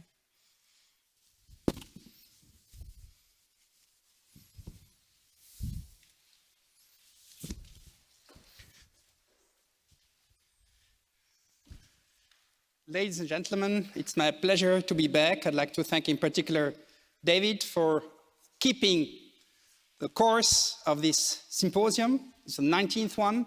I've been participating to most of them, and I'm very pleased today to come back with a very interesting topic. I think my two predecessors were talking about the importance of the rural or regional economic development. And I'd like to pose today a thesis whether we are experiencing an inflection point here. I think all have been hearing for years that there is an exodus from the rural area to the cities. And eventually now we reach a point where it's reverse. People are actually emptying the cities to go to real rural areas. And the question is this sustainable? So in my presentation, I will give some perspective on what it makes it successful to develop an economical region in rural areas, what are the requirements, and what are the platforms that make it sustainable. So all that driven by digital transformation. So let me start with the first slide, reminding you that there is an era of pre-COVID and post-COVID. The pre-COVID clearly was, if you look at the chart on the left side, from 1950s to 2020, an explosion, so to say, of humans moving to cities. And you see the dots, how bigger they have become in 50 years. Now, or 70 years on this chart. If you look at the trends, it looks like in a few years, we will have 66% of the people, 2/3 of the people, living actually in urban areas. Whereas my prediction today, post-COVID, is probably there is an inflection point and things will reverse. On the right, you see the chart showing a very interesting point, which is the net out migration from urban neighborhood. So you see how it was pretty much stable and bursting in 2020 when COVID came. So I think you all have been reading the news, some of them quite alarming, the city being empty. And we see that in many areas of the world, whether it's Australia or the US or Europe, there is the same kind of message coming up. So is this a sustainable trend? Is that just a burst and we will come back to normal? Or eventually, this could become sustainable? And I think this is the topic of the debate today. Can we sustain the economic development in rural area where we have still 30 to 45% of the people living. If you look at Poland, it's more around 45%, in other countries around 30%. So to make it sustainable, let us look first at the different dimensions that are required to make the economic development sustainable. So on the bottom, you see the most important dimension, in my view, which is about the infrastructure. And you have two parts of that. The first one is related to the economic development with regards to telecommunications, transportation, utilities. These are the basic. If you don't have those, it's very difficult, so to say, to interact and network with other people. On the right side, you see the social-driven infrastructure, which is about healthcare and education. So if you move up, the next dimension, the horizontal dimension, we talk about platform services and ecosystem to enable and support the very top of this slide, which is residents, businesses, as well as municipalities. And of course, they can only live if there are enough services that are sitting on this platform. Now, I will focus during this presentation on two areas. One around the telecom infrastructure, and the other one, and we heard the importance of it before from my two predecessors. And the second one will be on the demand, which is mainly covering the transportation, how people interact, and they need, so to say, the mobility as a very basic need and service to move from area to the other. On the infrastructure, I will start with a very interesting case study around Italy. So for me, Italy is one of the most admirable countries that leapfrog and catch up massively with the supply of high-performance broadband infrastructures. If you look on the right side of the slide, you will see that Italy today represents 56% of households that have FTTH fiber coverage, and it's higher than the European average. A few years back, they were at 10%, and even in 2012, they were at 3% only. And we all know that fiber deployment takes a lot of time, so they made a fantastic progress in these last years. Why that? Because on the left side, you see that the Italian government was very courageous in actually creating an environment and also investing into a startup together with the utility company called Enel, with their state holding company, CDP, to create a fiber wholesale company and providing access to the retail company existing in Italy. They also put 1.6 billion roughly, with 14 lots tendering them to cover the rural area, what they call the white areas. Moving on, very important is also to increase the adoption rate, the take-up rate of these services. They came up with a program around voucher for institutions, state institutions, but also for companies and citizens. And last but not least, this is future-oriented. They are attracting and pushing further their program with a national recovery and resilience plan, and they're getting 190 billion actually to further extend the program, and I will come to that in a minute. So not only they have catch up with the fixed environment, but they also create an environment to support wireless technology. So they have two leading wireless companies that are providing in the white area as well broadband access, which is bringing up the average of broadband services to rural community. So in terms of supply, I would say they have done a good job, and many countries could actually catch up by just simply getting inspired from the Italian model. What's interesting, in the next phase of the recovery and resilience plan, they have dedicated 191 billion for further initiatives. And all these initiatives are described on the left side, and you see that many of those are actually beyond the infrastructure and very much focusing on the demand. So after doing a good job on the supply side, they did a very good job on the demand side. And you see on the right side, the light blue shows you the percentage of where they're going. Up to 74%, 88% is for digital competences, culture, healthcare system, all that related to the uptake for demand and providing digital services in the rural area and regional area that needs it most. What is interesting as well to see is that they have reserved 2 billion for 5G to further cover the white areas until 2026 if the natural deployment from the mobile operator is not as fast as they want. So as Italy, many European countries can consider this supply and accelerate the deployment of high competitive and capacity network.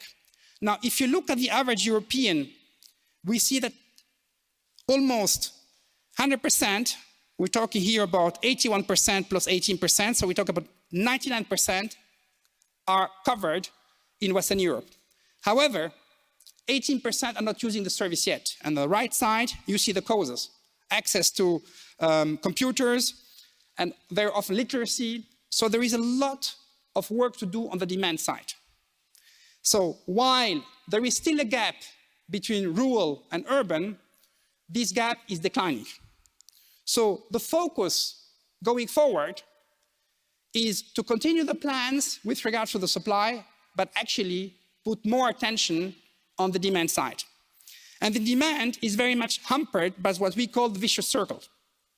You are lacking the use of application. There is a big gap of digital applications.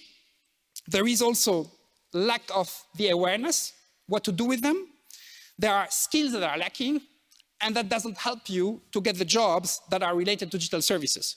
So on the right side, you see some root cause analysis, and what is important to do is to encourage, develop, and support eventually the poorer economics for creating digital services that need to be catered for rural population. We can give you a lot of examples here, but this is what every country has to tackle in the rural area. Now, if you move forward, I would like to focus in particularly my attention on the small and medium enterprises. Why that? Is because in the majority of the countries, you take Italy, Austria, you take Switzerland, Germany, more than 90% of the economy is sustained by small and medium enterprises. And many of them are actually in rural areas or outside the dense urban areas where the infrastructure is provided. So I think the priorities in terms of initiatives need to be focused on what small and medium enterprise needs, which is the fundamental understanding of the technology, the guidance and assistance and access to the information, the technology capabilities, and last but not least, funding them. So we have established a program that is being in many countries already adopted that relays on, so to say, these 4 dimensions I was talking about on the vertical. And in particular, you see here dedicated initiatives that will actually boost and focus on the issue that are today faced by the small and medium enterprise. So if you consider these recommendations and you have a holistic and comprehensive plan, the chances that you catch up fast and turn the vicious circle into a virtuous circle will become very realistic. Now, there are countries, and I will only pick up 2 examples today, that have explored very interesting activities, part of the program I was talking about before. If you look on the left side, the needs of rural small and medium enterprise are very different than from the urban ones. So if you see on the left side, Bergerac, it's a region in France, they have created through the municipality and the federal support, dedicated target initiatives to educate, develop plans, but actually doing first a diagnosis of what the small and medium enterprise really needs. And all that is driven by tailor-made training. There is no country that does not do digital training today. All of them have plans. If you look at the reality, very few small and medium enterprises are considering them. Why that? Because they're not tailor-made. So the whole point here is not to make a program to have it in your agenda and on a menu, but you need to make sure that it's adapted to the needs of the rural areas. On the right side, you see that Austria is a very good also case study because a lot of large corporations have managed to develop regional ecosystems and embracing and embarking small and medium enterprises. If I take the railways, for instance, in their program, in their procurement, they're giving trainings to small and medium enterprises to join the digital platform and to be able to participate to the tenders. I can give you another example, CAPSH, that is pushing the ICT program and providing a lot of training in the rural areas. And last but not least, I can continue on and on, the ALP, so to say, initiative, where what we call the Silicon Valley ALP. Many corporates are putting platforms together to educate, develop, train small and medium enterprises. Why that?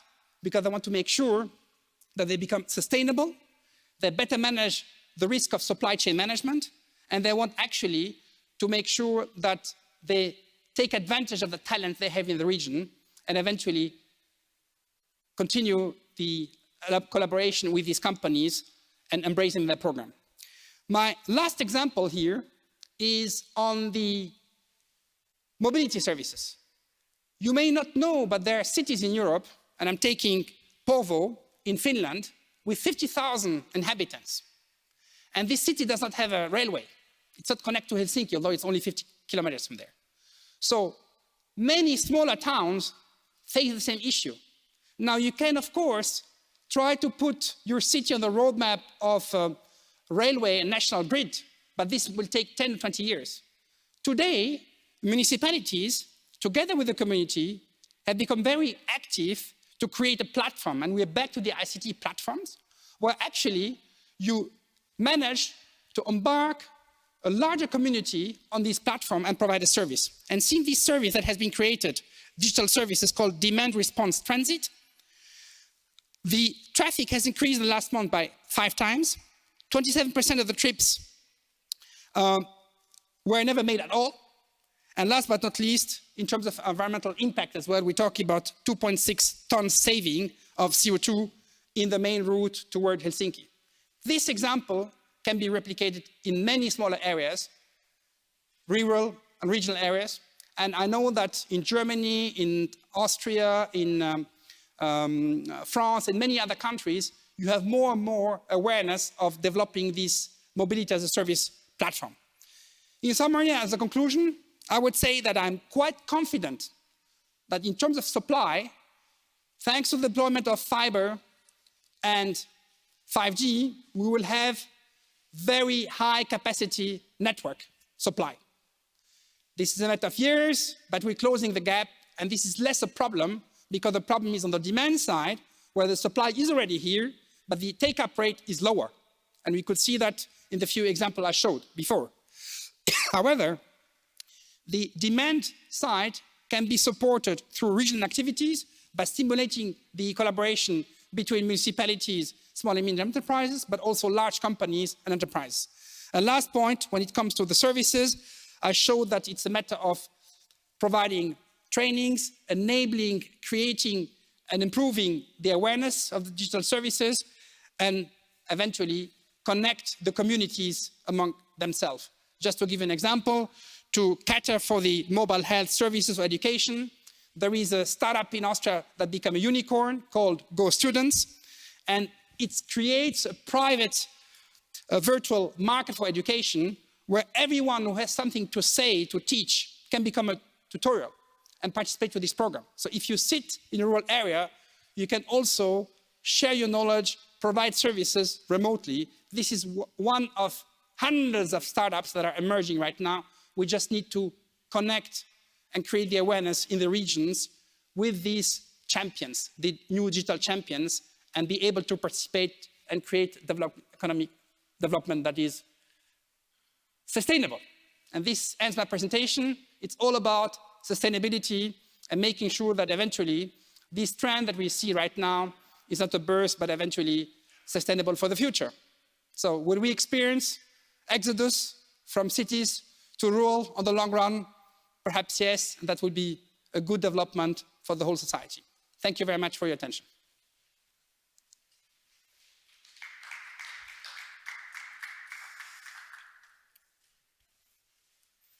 Thank you very much, Karim Taga.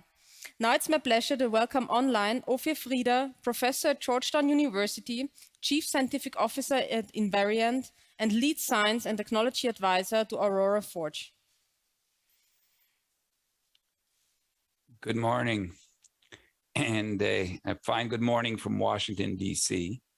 As much as I would have preferred to be saying something else, more like Guten Nachmittag, or actually Guten Tag or Guten Nachmittag, which is more accurate for the time zone, aus Wien. Unfortunately, doesn't matter how much I wanted to be there, that wasn't an option to be. And that's actually my form of a guess, the initial part of the regional disparity that I'm going to address today. In fact, that disparity is a good segue to what I'm really going to talk about, which is trying to bridge the urban and rural divide. And when you talk about urban and rural divide, particularly in the sense that I focus on, I talk about the healthcare divide. We just had a great talk and that discussed about how technology is being deployed. But the reality is, and things are getting better in the rural areas, but that is not quite the case when you refer to healthcare. So what I'm going to talk about is a tale of two geographies. The first geography I'm going to talk about because I know, and that's in Georgia. And that's in Georgia in the United States. It's a state that has a population of approximately 10.6 million people. The density of rural area is about 40% of the population. And the reason I know about it is I'm involved in a startup, a healthcare data integration, AI-oriented startup called Invariant. Now, because of that, I have more information, and hence I will use that as a representative to Austria. And it's a fair representative because Austria has roughly the same population and roughly the same rural segment of the population.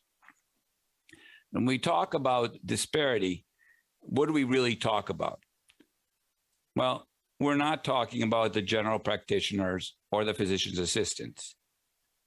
The bottom line is that you're talking about simply because the general practitioners and physicians, they are there. What you don't have is the specialists.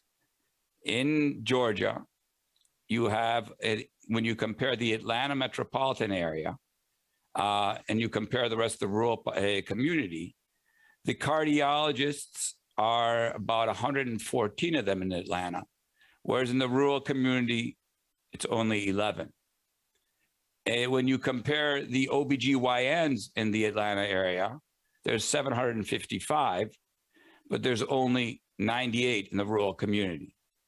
The fact is that this situation is underestimated the disparity that exists in Georgia. And the reason being is this does not take into account the fact that when you have to go any distance to get to anywhere, as you do in the rural community, even if you could get the cardiologist appointment or the OBGYN appointment, you would have to travel a great distance, you would have to take a large amount of time, and this metric doesn't show it. Another reason this metric doesn't show it is because in Atlanta is only just one of the municipalities. The disparity is much worse when you consider that the urban population includes cities such as Augusta, Columbus, Macon, Savannah, et cetera, et cetera, et cetera. So the disparity, while it looks bad now, is actually much worse.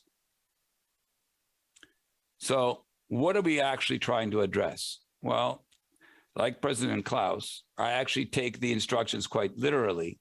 And this is a question coming straight out of the discussion topic today. Where do we need more fair play between urban and rural region? And the answer is healthcare. More so, how can regional development be best supported? And the answer is digital medicine. We've already heard several speakers talk about the need for digital medicine.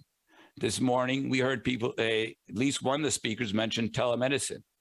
Yesterday, we were hearing about the need to help resolve the disparity in healthcare and the reduction in the healthcare force by using artificial intelligence. These are all data-driven applications which involves digital sharing. Now, telemedicine is a controversial topic. And in fact, every innovation has some controversy and has some supporters. But we have to remember that telemedicine isn't something from today. It's been something that's been around for many, many years. And now comes the issue of how is it perceived? Well, prior to the pandemic, which is about 1.5 years ago, 2 years ago, in a survey taken by in the United States of 2,000 patients, personally, only 20% had actually experienced telemedicine. A year later, about 61% of the population that surveyed had experienced it. Prior to the pandemic, 44% only believed that you could actually have a quality measure when you actually had telemedicine compared to in person. Whereas now 80% that you can have equivalent care as via telemedicine as you can with in person. And in fact, 65% doubted in the past that you can actually have any reasonable quality.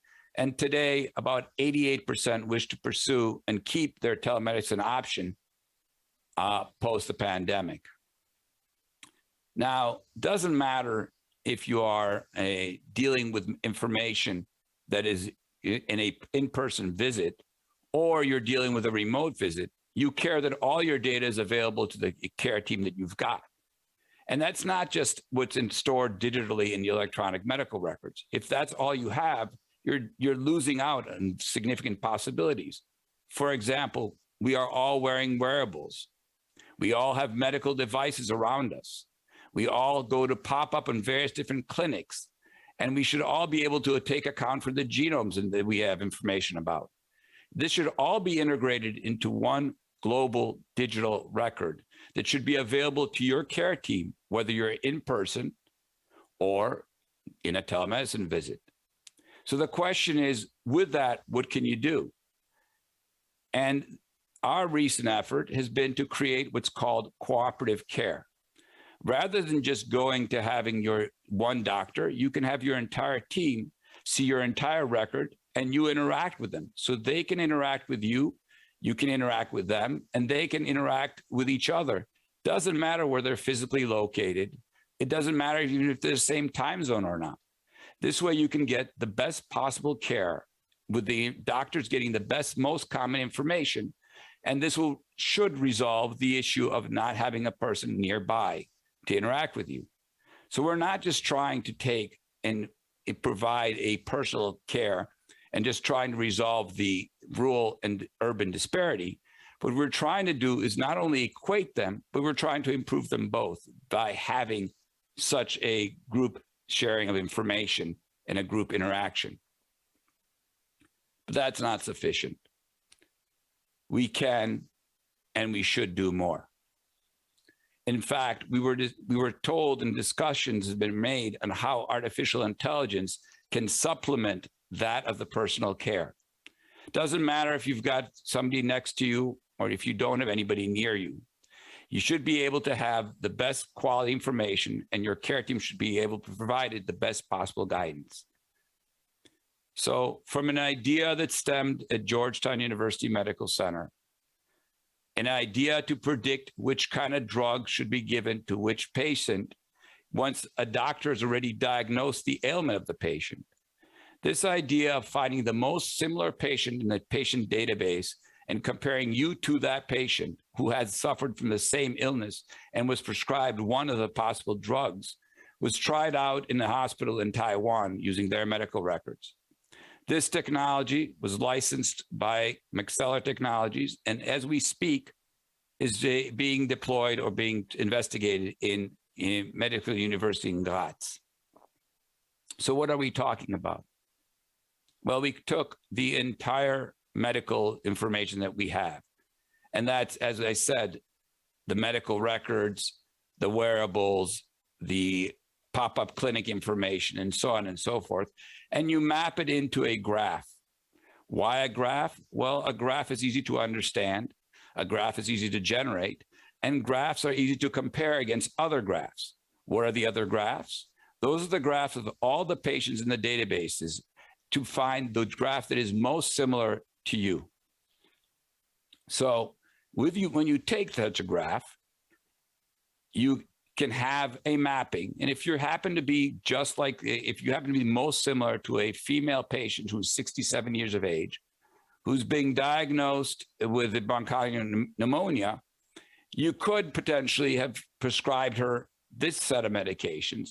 But had you done so, you would have not been a very happy caregiver, because this patient suffered within 3 days of the same disease. So this cure for this patient wasn't good. So maybe, however, you map to a different patient. Maybe you are most similar to a male patient who's 71 years of age who has bacterial pneumonia. Well, in this case, this patient was offered ciprofloxacin, and fortunately, for 90 days afterwards, there was no such ailment. So this was a success. So if you find that the patient which is successful, that's most similar to you, hopefully you'll be able to prescribe them that medication and hopefully be successful for you. The bottom line is you wish to personalize the treatment and personalize the medication for the given patient, for the given ailment. So what are we advocating? In a remote environment or in even urban environment, we wish to create regional medical equality. We wish to use technology that will support such. We wish to provide the best medical cooperative care via potentially telemedicine. We want to add into it intelligence provided to us by AI so we can personalize the treatment just particularly for you, the given patient. We don't care if you're local, we don't care if you're remote, but if you combine these two, we hope to provide you the best medical care that you can provide, solving and bridging the regional divide. And with that, I thank you for the opportunity. I thank you for inviting me, and I thank you for your time. Thank you.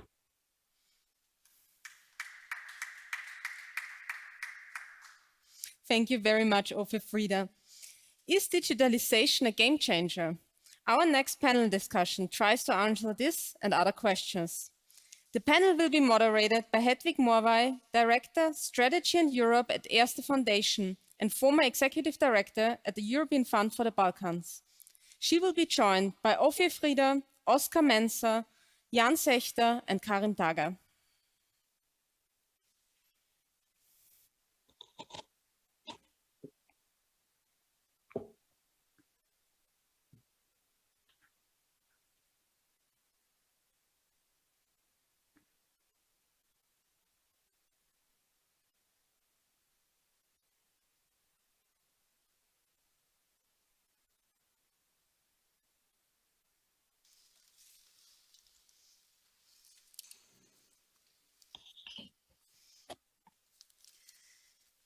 So welcome to this panel discussion.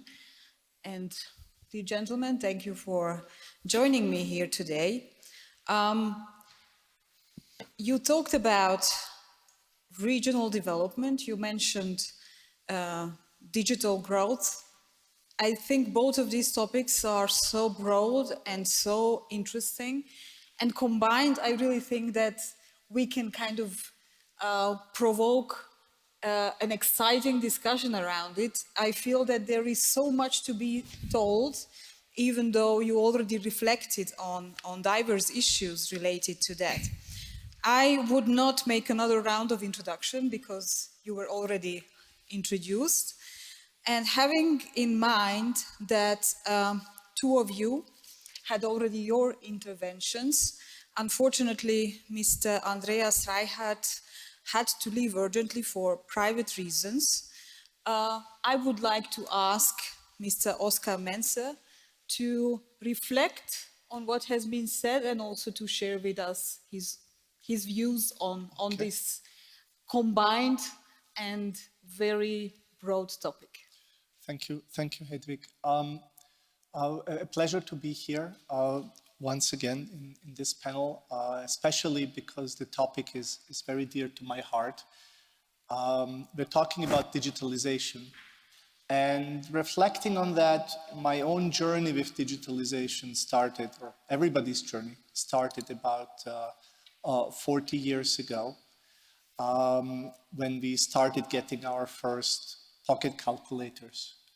So the first impact that we felt from digitalization a long time ago was a change in mathematics, in adding, multiplying numbers. And we've seen a journey over the last 40 years where digitalization has been impacting more and more and more of our world around us.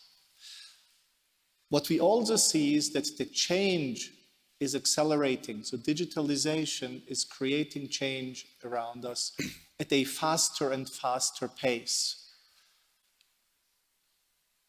We are seeing change in everything. We are seeing change in finance. We are seeing change in education. We are seeing change in government. We are seeing change in entertainment and in all of the society coming from digitalization. In particular also, as we've seen from Professor Frieder, there are big changes coming in medicine as well. And as with all change, we know it's coming, but we don't really know where it's going or how fast it will hit us. Predicting the time to that change is, for me, the most interesting thing. Knowing that something is going to happen is much easier to predict than to tell how long it will take before it will actually arrive.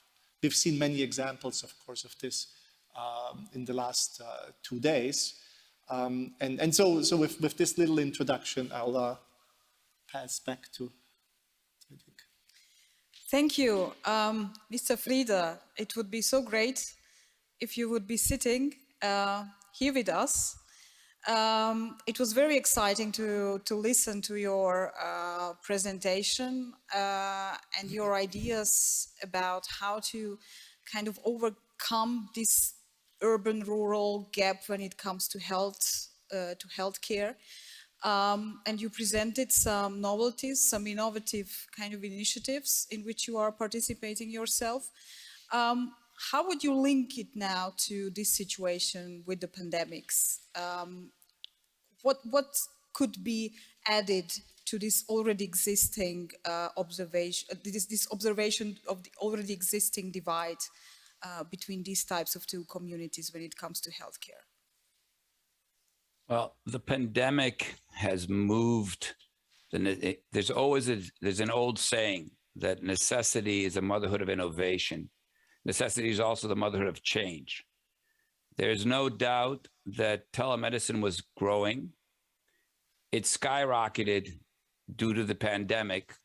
In fact, it probably over-skyrocketed due to the pandemic because people were afraid to go or could not go to their doctor and care. I'm sure some of the enthusiasm will subside slightly, but it does provide you now with possibilities to be able to have predictive mechanisms for treatments, including treatments such as COVID. We are getting more and more and more data on what works and doesn't work with COVID. That data is used to train networks, to train neural networks, learning systems, to be able to understand what is the right approach and what is the wrong approach. Clearly, drinking bleach is not the right approach. And we've heard comments on that before from my part of the world. But obviously, which medications will work, what genetic characteristics of the individuals seem to affect or not affect the patient, what physical traits, what past foods, what past allergies, what past any medical conditions affect your success of treatment or not, or the severity of disease you cannot. And that's all done with this kind of technology. And digitalization provides you the opportunity to do exactly that, to be able to forecast what could work and what could help the individual who's suffering from anything such as the pandemic. Thank you very much. Mr. Taga, you were also talking about this urban-rural divide, and you also mentioned some interesting examples. One of those were from Finland. And you were also talking about the importance of the communities, the involvement of communities in finding solutions. And you also talked about the necessity for skill development. So I would like to ask you to maybe elaborate a bit more, again, in the context of the pandemics, how you see it? Did it get kind of fostered? You know, is it really kind of enhanced the process of skill development and focusing on digital, developing the digital solutions and finding the appropriate development also methodologies? With pleasure. I think there was a joke running just a few weeks after COVID started, where you would ask in a survey, what was the biggest accelerator of digital transformation companies? Was it the CEO? Was it any kind of change management program, etc.? Or was it COVID? And the majority were saying COVID. Obviously, because of the necessity, we heard it before, people had actually to, for many, for the first time in their life, get to use to platforms that I'd never seen before. Nobody knew what Zoom was before.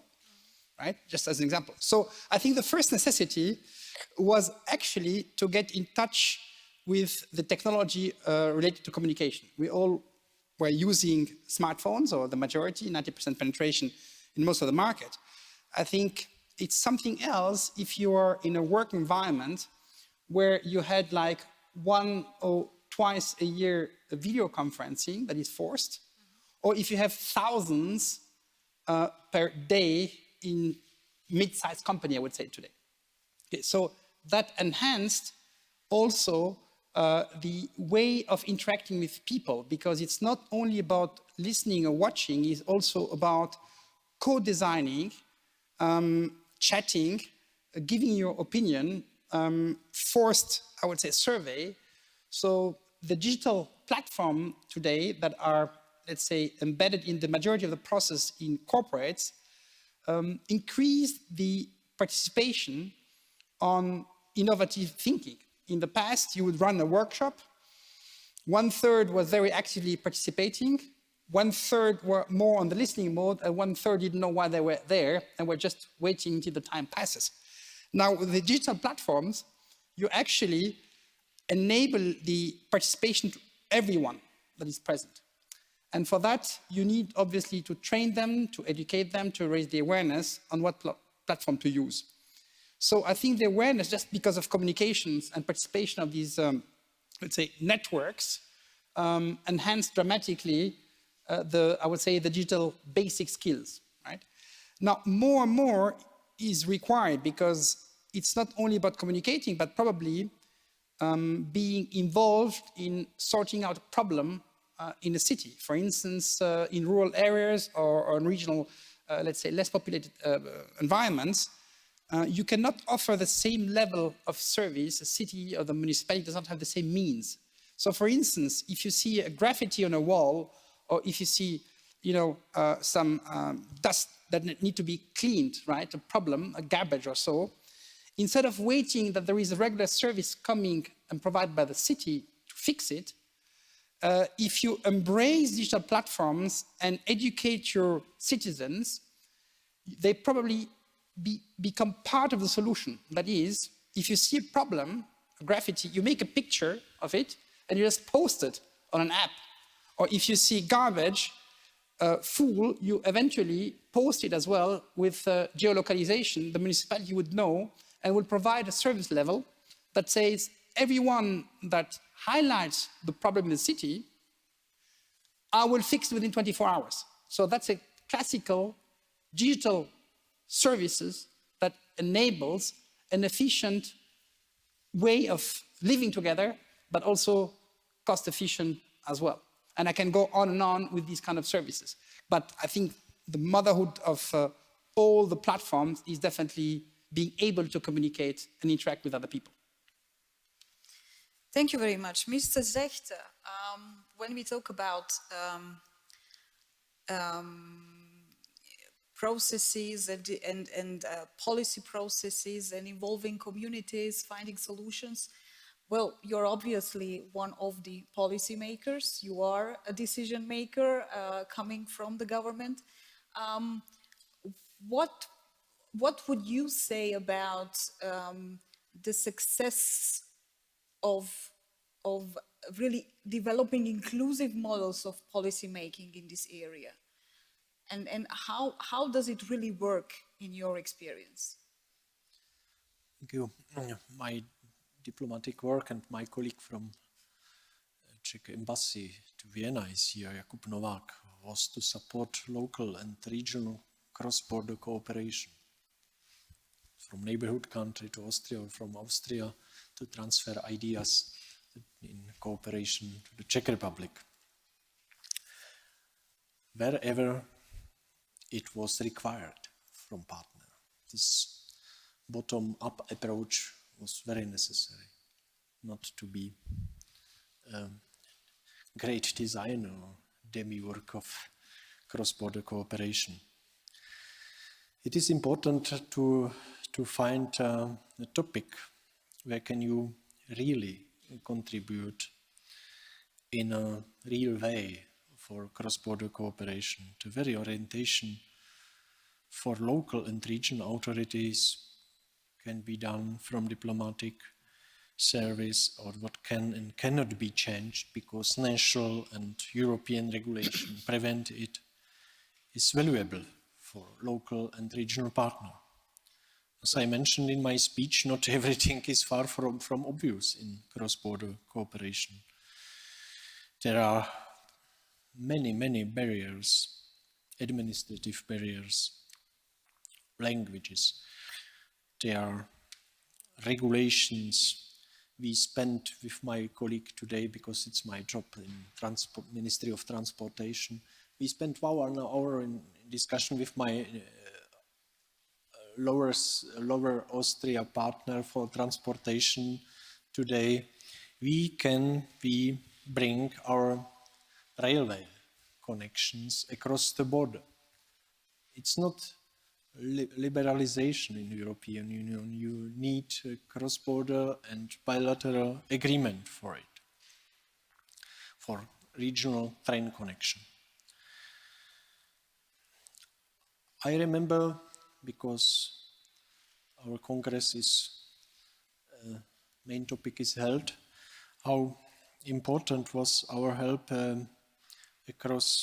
along the border from Böhmerwald to Tayatal National Park, how to bring injured patients in the nearest medical facility. Because at the end, we were only able to resolve this problem with special agreements, with Czech-Austrian agreements and with Lower Austria and Southern Moravia agreements, to help our insurance companies at the end to resolve through special agreement the charge for the patient from the other side on the border. And I remember that it was achieved and signed, this agreement, including the air ambulance service. And at this moment, in the day of agreements, just before our agreement was signed on the border, was a biker and motorcyclist injured on the Czech territory just over Austrian border and was taken several kilometers to the Czech hospital and not to Vienna, 120 kilometers. This first patient after signing of this agreement. This is my message, to be added value for regional cooperation. Yes. And to bring, to overcome this inner periphery feeling in regions, to be really centrum of good living standards, and healthcare is very important. Thank you very much, underlining how important this inter-regional collaboration is, and especially in this field. And having in mind that here also borders doesn't matter, because people can collaborate in the virtual field as well and sphere. You would like to add something? Yeah, just a comment. Obviously, the solution can be much closer sometimes. We just need to make it happen, right? As you said with the hospital. Mr. Mens, well, we are speaking about digital development and we are speaking about regions. And obviously we have an example from the US, we are discussing Europe. But even in Europe, regions are very different. So there are infrastructural prerequisites, there are policy factors which influence these developments, and there are many other necessities which are there in order to really develop the best strategy for digital growth and for regional development. What would you say, where to start?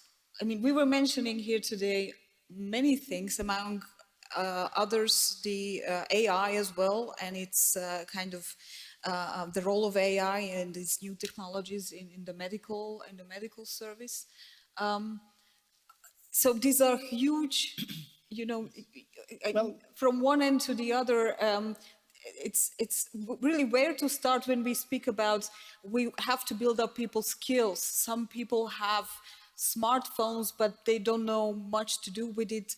Due to the pandemics, they kind of get used more to the different platforms and different services they can, but there is so much to do. So where to start in order to develop a sustainable kind of digital growth plan? I don't think we need to do anything. It is happening if we do or don't do. And it is not a question of doing or not doing. It is really a question of how quickly is it happening. There is in fact nothing that anybody could do today to stop it, I believe. But the question does arise, how quickly are these changes going to hit us? And which ones do we like, which ones do we not like?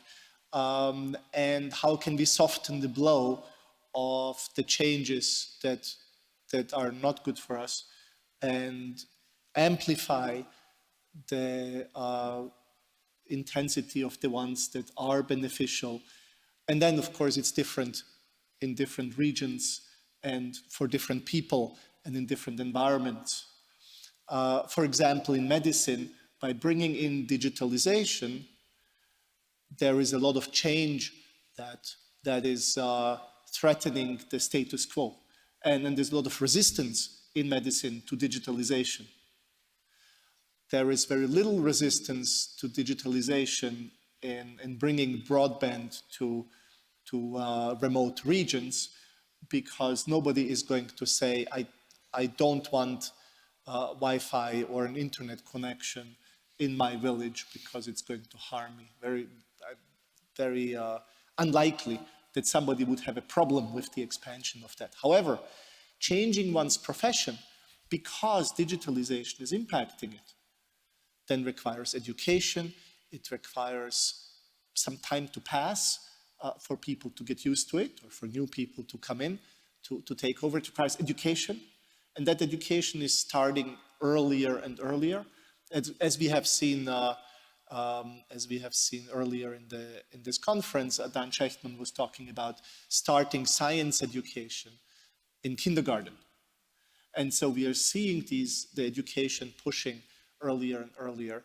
And really the question is, how can we predict the future? What is coming at us because of digitalization? And how can we adjust the funding from governments and the direction in which this funding goes to maximize the benefits and soften the blow? Paradoxically, because of digitalization, we are getting better at predicting things. And the main paradox of prediction is that the better we get at predicting things, the higher incidence rate of uncertainty exists. And so we can see that in our world, every year or two, now increasing exponentially, there is a feeling of increased volatility, increased uncertainty. And it is possible that digitalization is part of that volatility and uncertainty, because it is accelerating everything, the good and the bad. And because of that, we lose our ability to know what is coming tomorrow. And if you would evaluate these past 2 years when basically everyone became digital and everyone was out there in the virtual sphere. Are there more good or more bad developments? That is a dangerous question because it's quantitative and most people would answer it emotionally. If you just look at numbers, the story is different than if you look at people's emotions. It may be very unpopular to say this, but one way to look at numbers would be to say, by locking people into their homes, do you save more people from COVID? Or do you lose more people from suicide? And that debate today can almost not be had, even if you do it by numbers, because it's not an acceptable discussion. So answering this question, and there are much worse ways to put these numbers next to each other, and people do not accept the number-based approach today at all because it creates uncertainty. There is no clear number, there is no one answer, but it's probabilistic. It is likely that this might have happened, it is likely that this might have happened, but we don't know for sure because you cannot tell the consequence of not doing something. So then you have to deal with the world probabilistically. There's a probability that this would happen and a probability that this other thing could have happened, as we have seen from Professor Frieder with a medication. You give a patient the medication and we assume this is the right medication, but it's not. There's a probability. It could help with a 60% probability and it might kill him with a 40% probability. What do? Well, you may decide to give it to the patient or not, or you may decide to not look at the probabilities and just make decisions.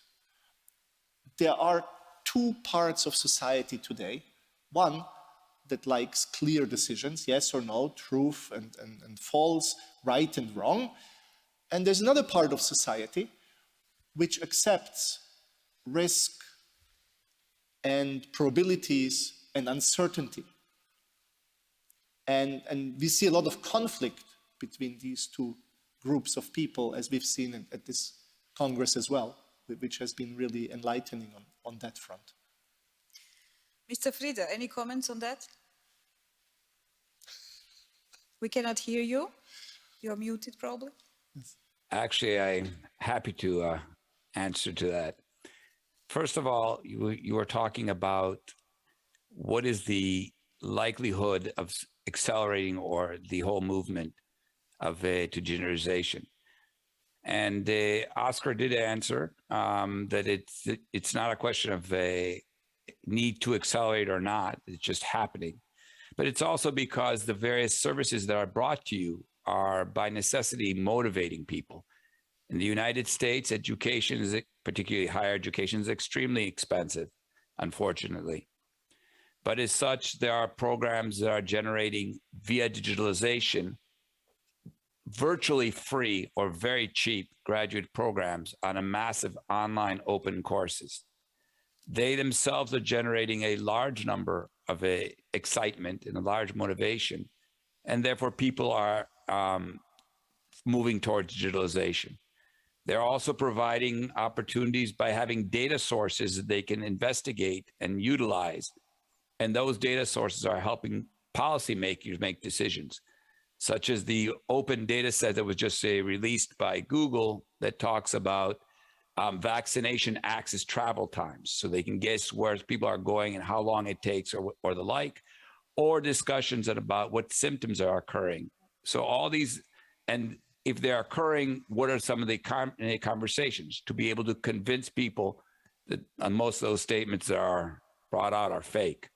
So all those possibilities are motivating the growth of it on its own. However, I want to put in a, I don't want to say a flip side, but yeah, maybe a flip side, a word of caution, let us say. In Europe, the 5G deployment seems to have gone fairly well.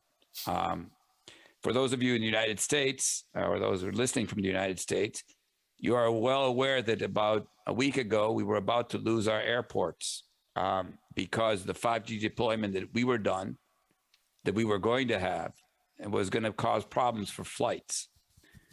So fortunately, that was averted. But before we jump too quickly into the technology, and before we jump too quickly into a broadband, before we jump too quickly into pure digitalization, we have to be careful. We have to be cautious. We have to tread lightly. These are all that mean the same thing. Because if we don't do it, lest one rushes into it, you're going to rush into trouble. So while I'm a big supporter of digitalization, I work most of my efforts in that. I am well aware that there are flip sides and there are dangers in doing so as much as there are opportunities. I have one more question for you, because for me this, artificial intelligence is also a very much debated issue, and of course not understood by the majority of the population. It's still a very complex topic, and now using artificial intelligence in different areas, and you mentioned healthcare, how much opposition there is? Is it broadly accepted when you say artificial intelligence on one hand, and then you also mentioned the global medical digital record? Would be people happy and ready to allow their data to be included in such a global digital record? As you heard throughout the whole gathering, technology or any innovation is going to meet its obstacles. It's going to meet its naysayers. It's going to meet its opponents. It's going to meet it, as well as it's going to meet those that are going to be embracing it. Now, there's obviously resistance to some of it, but the first way to approach it is via baby steps. For example, in the drug prediction approach, it is not the intent to replace the physician. It is not the intent to diagnose the ailment. It is not even the intent to suggest the medication. What it is the intent is to give the doctor or the caregiver the ability to diagnose the patient, to suggest medication, and see if that medication is likely to help by comparing it against a large collection of patients that the doctor obviously would not be able to do otherwise. So if you do gradual steps along the way, if you encrypt information, if you don't store it, but shard it all over the place to make sure that you fragment and remove the context so they cannot understand what exactly is being stored, and if it's found, if you make sure that you can give the opportunity to be forgotten if the patient doesn't want you to know all the information, and that the patient can control exactly what the doctor sees and does not see. It just provides the opportunity to give a complete vision to the doctor should the patient want to. Then there is acceptance. There is obviously resistance, and it's not a tool that's going to solve for everyone. But as more and more use becomes available, people will become more and more happy with it.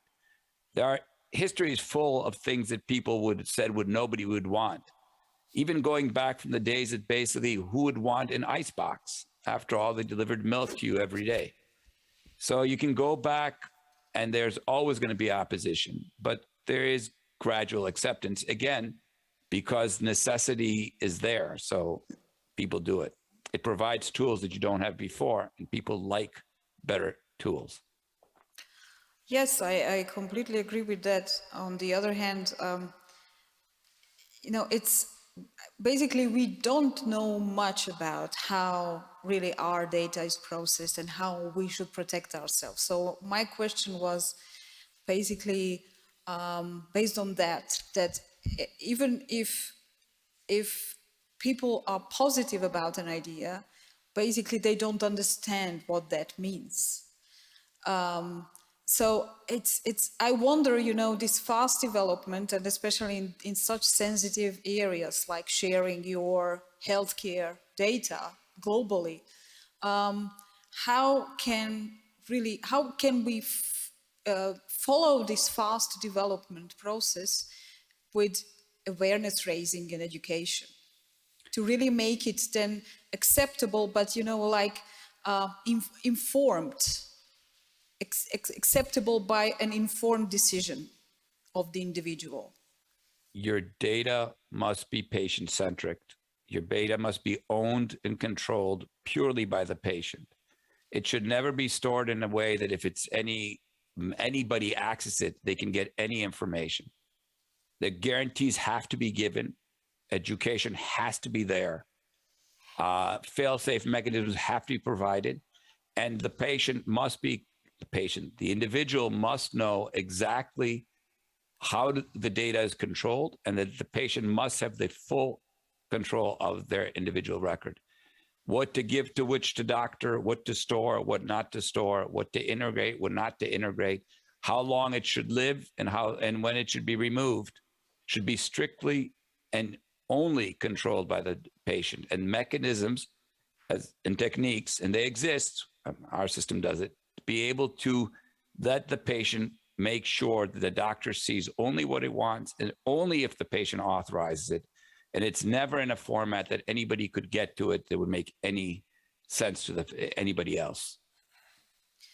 Thank you. Mr. Taga, you were talking about the Italian recovery plan, and you were also mentioning a lot the need for supporting small and medium sized enterprises. You were not that much talking about corporates. What is the reason for that? Well, there are multiples, because if you look at the economies, if you look at Austria, for instance, 90% or more are small and medium enterprises. You have only a few hundred companies in Austria only out of the 300,000, so we talk about peanuts here, that have revenue higher than $500 million. Right? We're not the US, right? We are, in majority of the European countries, it's a network of small companies, right? So the larger one can cater for themselves. We have done a very interesting study, and we do that every year, looking at the index of how small and medium enterprises are becoming more digital. And the index from maturity, from basically a very low level of maturity, understanding the needs of digital, up to mastering the tools. And it's interesting to see that the large corporates, when they participate, they are catered by the leading, I would say, top 10 ICT companies. I think I don't need to name them. Most of them are coming from the US anyway. And their go-to-market strategy is to focus on large companies. So who is taking care of the small companies? So there is a lot of education, training offered by corporate to their employees. They work with third parties, enabling them to use the tool. So if I take Microsoft, for instance, their strategy is not only to sell software as a service product and get revenue, but to make sure that the user is actually empowered and uses the services that the corporate has paid for. So they're making sure they go within the company and make sure that there is a high degree of satisfaction on the employer level. Although actually the corporate should take care of their employees, but no, the service provider like Microsoft, Go, and other companies do the same thing. They make sure that the services are used. Look at how many applications you have on your notebook or on your mobile device. And if you look at how often you're using them, you will find that probably you're using 3%. Right? Microsoft makes sure that actually Apple makes sure that you're using 80, 90% of them. And you're satisfied with that. Just to become more efficient, more productive, and so forth. Okay? And also to be the walk the talk within the company. So I would say corporates have a lot of means to not only develop their employees, buy skills for that, but they can also cater for many other critical infrastructure, as we were talking about before. We heard in the example this morning that the companies are already sourcing energy, hydrogen from Australia. They made a deal for the next 20 years to get shipped from Australia to Germany energy. So these are large corporates that are actually want to be completely independent from the regional or national grid. They want to produce their own energy. There is impossible to think for that when you look at a small and medium enterprise. If you look at other critical infrastructure, education, there are a lot of programs supported by corporates to their employees, whether it's logistic, company cars, shuttle services, taking care of the kids, having own kindergarten, and so forth. So large companies always make the environment as attractive as possible to attract talents. And if talents want to come, even in very remote area, corporates will make sure to create the environment for that.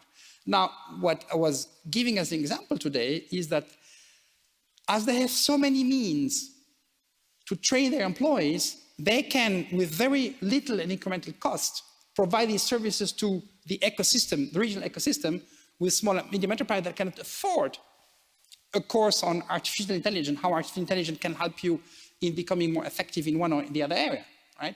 So what we see is that they're opening up now this platform to small and medium enterprises, helping them to get the skills, to exchange, to come on their own platform, to participate to tenders, for instance, and actually creating this network effect where small and medium enterprises are getting the support, needs the support. So it's not only a matter of government investing, municipality investing in platforms and education programs. I think corporates have also the responsibility, and they're not doing it for altruism, of course, because there is a benefit there. If you incorporate the regional network to your ecosystem, your productivity, your efficiency increases, you're less dependent from remote delivery. You can capitalize on the regional resources,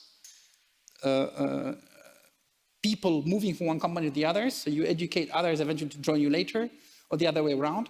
So it creates relationship, and this is why they're doing it for sustainability reason, for productivity reason, and for networking reason, as I mentioned before. So tangible, non-tangible drivers are behind. Thank you. And how important it is actually to kind of diversify the investments in these critical infrastructures when it comes to... Well, I think it's a necessity. Every country there are so many studies that shows every euro that you invest in infrastructure produces factor 5 to 7 to 10, depending on the return, on the long run, of course. So you need to start to invest. And as I mentioned before, there are 3 critical infrastructure, which is all around related to the economy, right? All around the telecommunications, all around the energy, and all around the transportation, right? You need to be connected to transport your goods, to transport your people, to partner and so forth. Beside that, you have the education and the healthcare. And I didn't cover my healthcare on purpose on my presentation, although I had, let's say, one of the pillars because of Professor Reed and others who are part in this panel to talk about that.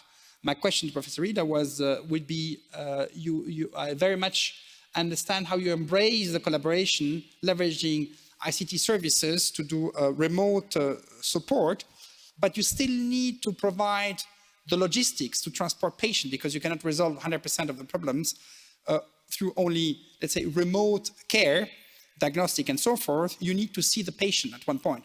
So are you, from the healthcare provider perspective, also catering for transportation services in rural areas? And how are you dealing with this barrier, I would say, for people to consider it as a good care if they also see physically their healthcare provider, service provider? So I'm not a healthcare provider. I'm a health tech researcher and a technology person. But the answer to your question is slightly different.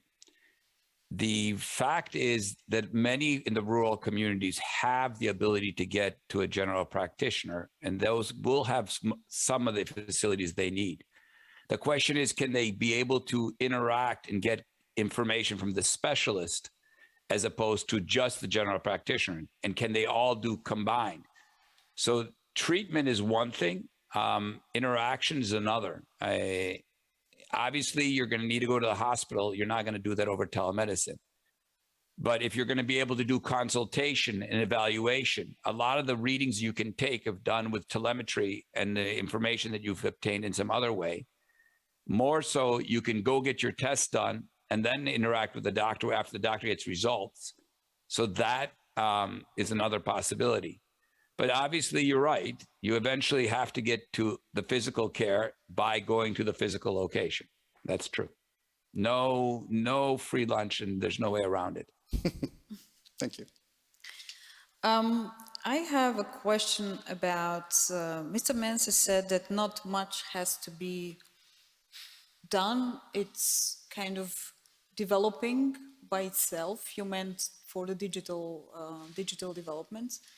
However, if we look at it in a strategic way, if we really look into growth strategies, there is often a gap between developing strategies and really implementing them in the right way. So what would you say, what are the key aspects of the implementation? Is it about the policies? Is it about, is it about really the awareness? Is it about skill development? What would be the most important in this? The most important really starts, maybe if I pass the question over to Jan Sechter, how do you decide how to distribute the money in the government? Sitting at the ministry, having a budget, how do you decide who gets how much money? Is it based on who shouts the loudest? Is it who needs the most? Is it by who will bring most benefit in the future? And you've seen multiple countries, so maybe you can comment on how different countries are doing this and what the best approach is maybe also. This is still ongoing discussion in European Union, on the government level in member states, in regional parliaments, to set the priorities for infrastructure and to create synergy effects on the vertical between state, regions and municipalities. And probably we are now with one project to do project on the main railways corridor plus broadband infrastructure to set along all our railway corridor, cross-border corridors, this 5G infrastructure. But this is a political discussion. It's not administrative decision to make more for civil aviation or more for 5G or more for railways or high-speed railways or highways. You have in Austria the same discussion. Now there are not so much priorities for cars, highways, but much more for green transportation. Thank you. It's obviously, as you said as well, and you, Mr. Zechter, it happens at different levels, of course, starting, if you look at Europe, starting from the European Union, if we go from above, and then it goes down to the local level. I wonder how much it can be locally driven, regionally driven. And I also wonder, who could be potentially the main game changers in fostering regional development? And can they be really involved, recognized, acknowledged, and involved in the process? Regions themselves, they are creator of new added value for cross-border cooperation, for example. I remember my former president, Václav Klaus, is not here. They told us 5 years ago,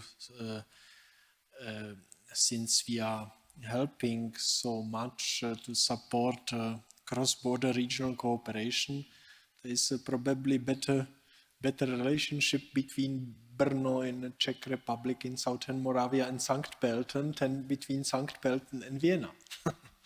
And additionally, it is more supported from European Union, this cross-border cooperation than this cooperation inside. But it is, these interregional relations are very, very important.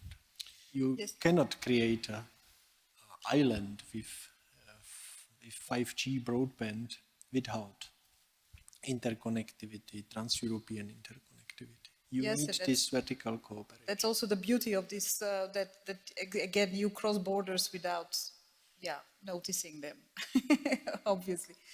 Mr. Taga, you wanted to react, and I also have a question going back to your Finnish example about this kind of the game changers and the necessity for inclusiveness, and who are those stakeholders who can really drive the process?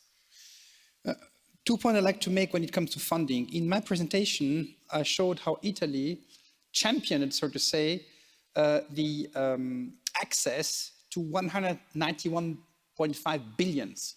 I repeat the number, 191.5 billions, which is the biggest stake they got from this recovery fund coming from Europe after COVID, as you know.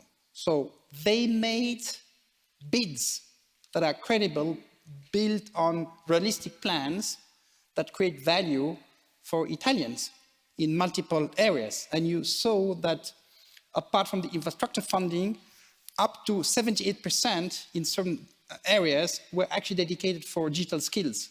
They were soft matters and not hardware or infrastructure related.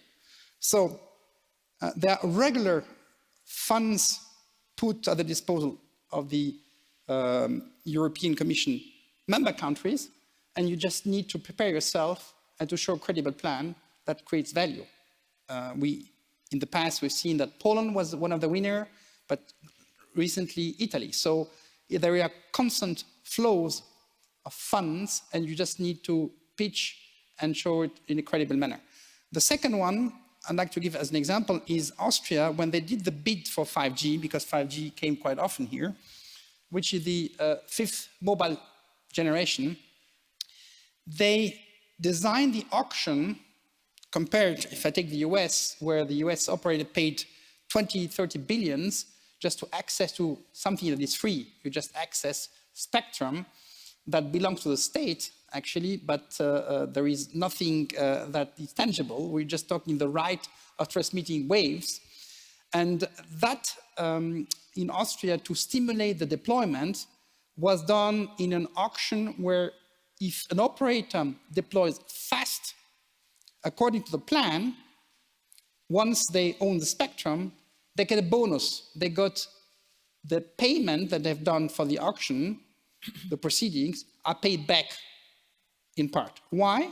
Because it's a way, if you want to have the spectrum, it's available for you, you pay the money, but actually if you invest, you get part of the money back, which is a very smart way as well to stimulate not only acquiring assets like spectrum, but also ensuring that you deploy the infrastructure. And that's a good incentive. And there are many examples like that. So now we had 2 auctions where some money that is paid to the government, to the state, is paid back through subsidies in a network deployment, which is securing an infrastructure upgrade. And I can give you many other examples of that, how you can eventually redistribute and fund these initiatives. You had another question, I understand. Yes, I had another question about how to make, this process inclusive so that really those who can make a change, who are the real change maker, get the chance to voice their ideas and to get those ideas implemented and to contribute to the development process. Like what you mentioned, this example from Finland, where actually the community came up with a solution and actually they were successful in I think it's all back to the federal discussion, Jan. I think between the federal and, let's say, counties, how do you deal with that? I think it's important to stimulate, in particular, the development of ICT from the supply and demand side in a regional area if you don't want to end up to have a concentration in the urban and cities. So, and I showed the reverse trend that came from COVID. So it's not only about reallocating funds, but it's all a matter of giving also the authorities, the local authority, to be able to drive initiative themselves. If everything is managed and planned by the federal government, very often there is a big gap between, let's say, what is thought in the ivory tower versus what are the needs of the municipalities in regions. So I think it's important to rebalance the power and also to provide the municipality some of the entrepreneurship to decide what to do with that. Is it better to invest in the demand side? Is it better to invest in the supply side? What kind of technology do we need? And also create the platforms, and I was giving the example on the transportation in the city of Porvoo in Finland, where the user can also participate with the creation of the platform. And the assets are, if you think of Uber, very often already with the users, right? And probably energy consumption and distribution in the future will be very much linked to the community, because if I need my peak time, probably you have an excess of energy and probably we can exchange. Creating a platform of transparency and creating a local market, you don't need to go to the central, let's say, production model, but actually you can smartly, and this is what we call about smart grid, to better balance the needs locally already. So I think empowering the communities, the municipalities, the counties, are they much closer to the citizen is an important path of development. I showed the example in France, where Bergerac, where the training were made tailor-made for the company the municipalities and the county knew about. Much better than a generic centralized program. You need both, of course. You need to go mass market, but also need to make tailor. So it's all about where you put the cursor at the end of the day. Yes. Well, these are very nice. These can be very nice final words for this panel, because actually we are coming to its end, unless there is someone who has something urgent to add to what we discussed. Mr. Frieda? I just want to say I wish I was there as opposed to a disparity for regions. And I thank everybody for their time and for the opportunity to speak. Well, thank you for being with us. Anyone else? Some final words, conclusions? No? Then I wish to thank you a lot. And I'm very happy that we managed to cover so many topics, basically, which are related to these issues. And I hope that you will enjoy the next panel, which is the final one, the closing panel for this conference, and that we continue these discussions in the coming years as well. Thank you again for being here with us today. Thank you. Thank you for the moderation.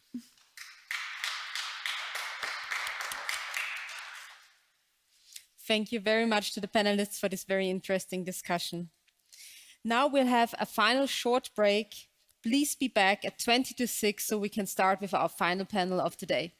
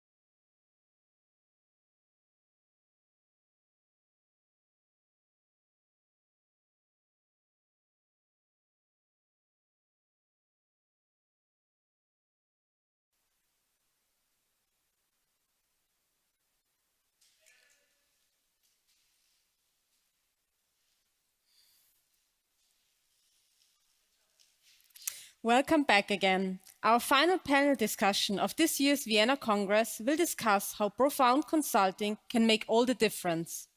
The panel will be moderated by Agatha Calandra, partner at PwC Austria. May I now ask you to come forward and take over the stage?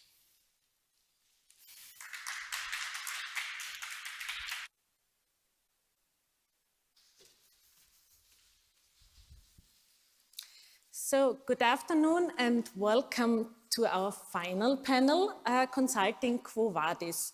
My name is Agatha Calandra, I'm partner at PwC, and I'm responsible for management consulting practice in Austria with main focus on transformation and ESG. In order to successfully shape the future, one thing above all is important: profound consulting. We believe the topics from transformation, cyber, but also the international positioning of locations are key. So what does good advisory quality mean? Where is the consulting industry heading? And what kind of skills are required in order to create this unique consulting experience? This and more we will discuss in the upcoming hour. I'm very proud to welcome by my side the following panelists: Matthias Löbich, Chairman of YACO, European Federation of Management Consultancies Associations. Welcome.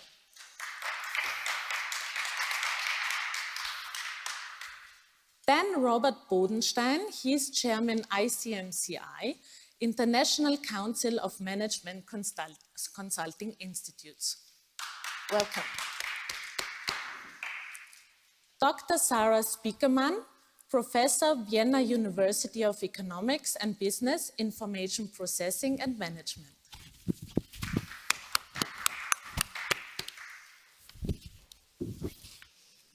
Borut Potočnik, President, Association of Management Consulting of Slovenia. Peter Čakváry, President of Association of Management Consultants of Hungary. Manuel Giralt Herrero, President, Asociación Española de Empresas de Consultoría of Spain. And online, David Mahé, President of the branch Strategy and Management Consulting of Syntec Conseil, founder and president of the consultancy Human and Work. Thanks for joining. So, our first topic is about the one-person company versus large consulting firms. We see a variety of smaller one-man women shows companies together with large companies that show a significant growth rate in the market. How will the development look like in Europe? Will the smaller companies survive? Matthias, what will be the situation? Yeah, Agatha, thank you very much. Of course they will survive. There has been always a coexistence between small and large consultants, and both of them have a role to play within the consulting market within Europe. When we look at the large consulting firms, they certainly are relevant for complex transformation projects, maybe also on a global scale. And when we look at the smaller consulting firms, they certainly have a unique or relevant experience in dedicated niches, etc. And therefore, it's a complementary approach. And also, there are opportunities to collaborate and to cooperate in this world. So there's not an either or, it's an and. Borut, what is your opinion about that? Well, I'm coming from a very small consulting company, and I have quite some experience with cooperation with the bigger ones. Let me maybe go to some example. Here in Upper Austria, there is a private, very prominent, small craftsman, shoemaker, and he doesn't really compete to the top prime shoe industry. They in fact, somehow coexist in some contactless symbiotics. But okay, they don't have probably the reason to cooperate or something. This is not entirely comparable to our industry. But it is always fine to find examples outside our world. Well, in our industry, by my experience at least, we were in fact working together when there was a shortage of capacity, but this is for the other side, for both sides.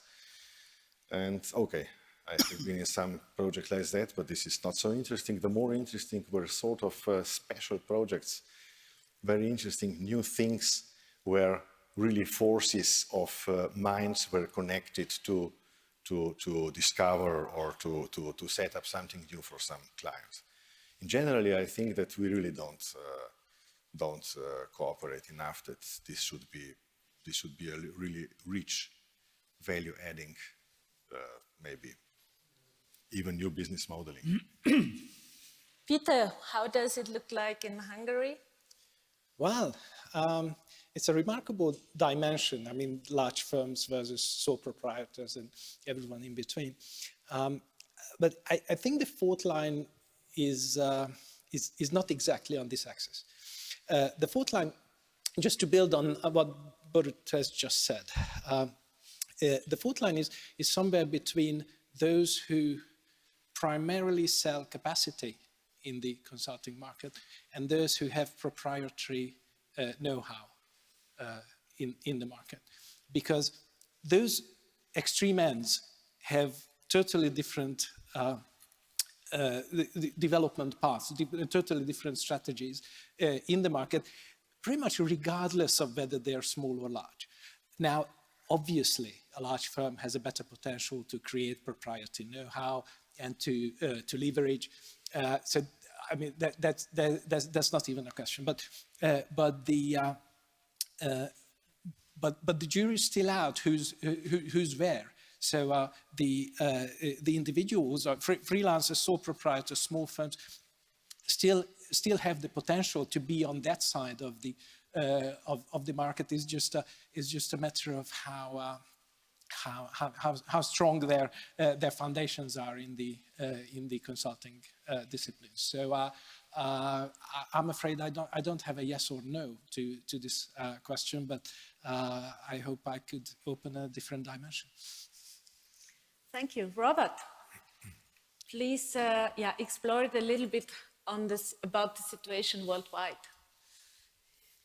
Well, thank you very much. I have to say, I think the situation is on a global level, it's everywhere the same in general. As already mentioned from the previous speakers, it's a question of flexibility, sometimes a question of capacity. And regardless of the size of the enterprise, you need specialists in a special niche. And this is very often provided by independent consultants. There is one thing that we have to keep in mind is, especially these consultants, they need to be compatible to the consulting environment. And that is with regards to the quality, with regards to other key issues, special in this in the specific project. And that is why the training, the ongoing training, the lifelong learning is for these companies at least as important as for every other consultant it is. But in general, on a global level, I have to say it's independent consultants are available everywhere and are very important to the whole industry. What about Spain and also the ratio of smaller to large ones? Well, I think, I'm delighted to say that we as a sector, our resilience has been amazing. I think all of us, well, despite the size of the company, I think we have done an outstanding work. First of all, because we changed the relationship with the clients. because we work remotely. We changed the relationship with the regulator because the regulator also, they suffer a lot the situation from COVID. And also we changed a lot the relationship with employees. So having said that, from the Spanish point of view, I think that the big companies, they have they have performed in a better shape than the tier 2 or 3 accounts or companies. But I would like to remark also that in the Spanish Consultancy Association, we have very big companies, and on the other hand, we have very technological companies that they are part of the association. We have IBM, we have Accenture, we have also the Big Four, we have some listed Spanish companies, very big IT companies, and all of them, they perform quite well.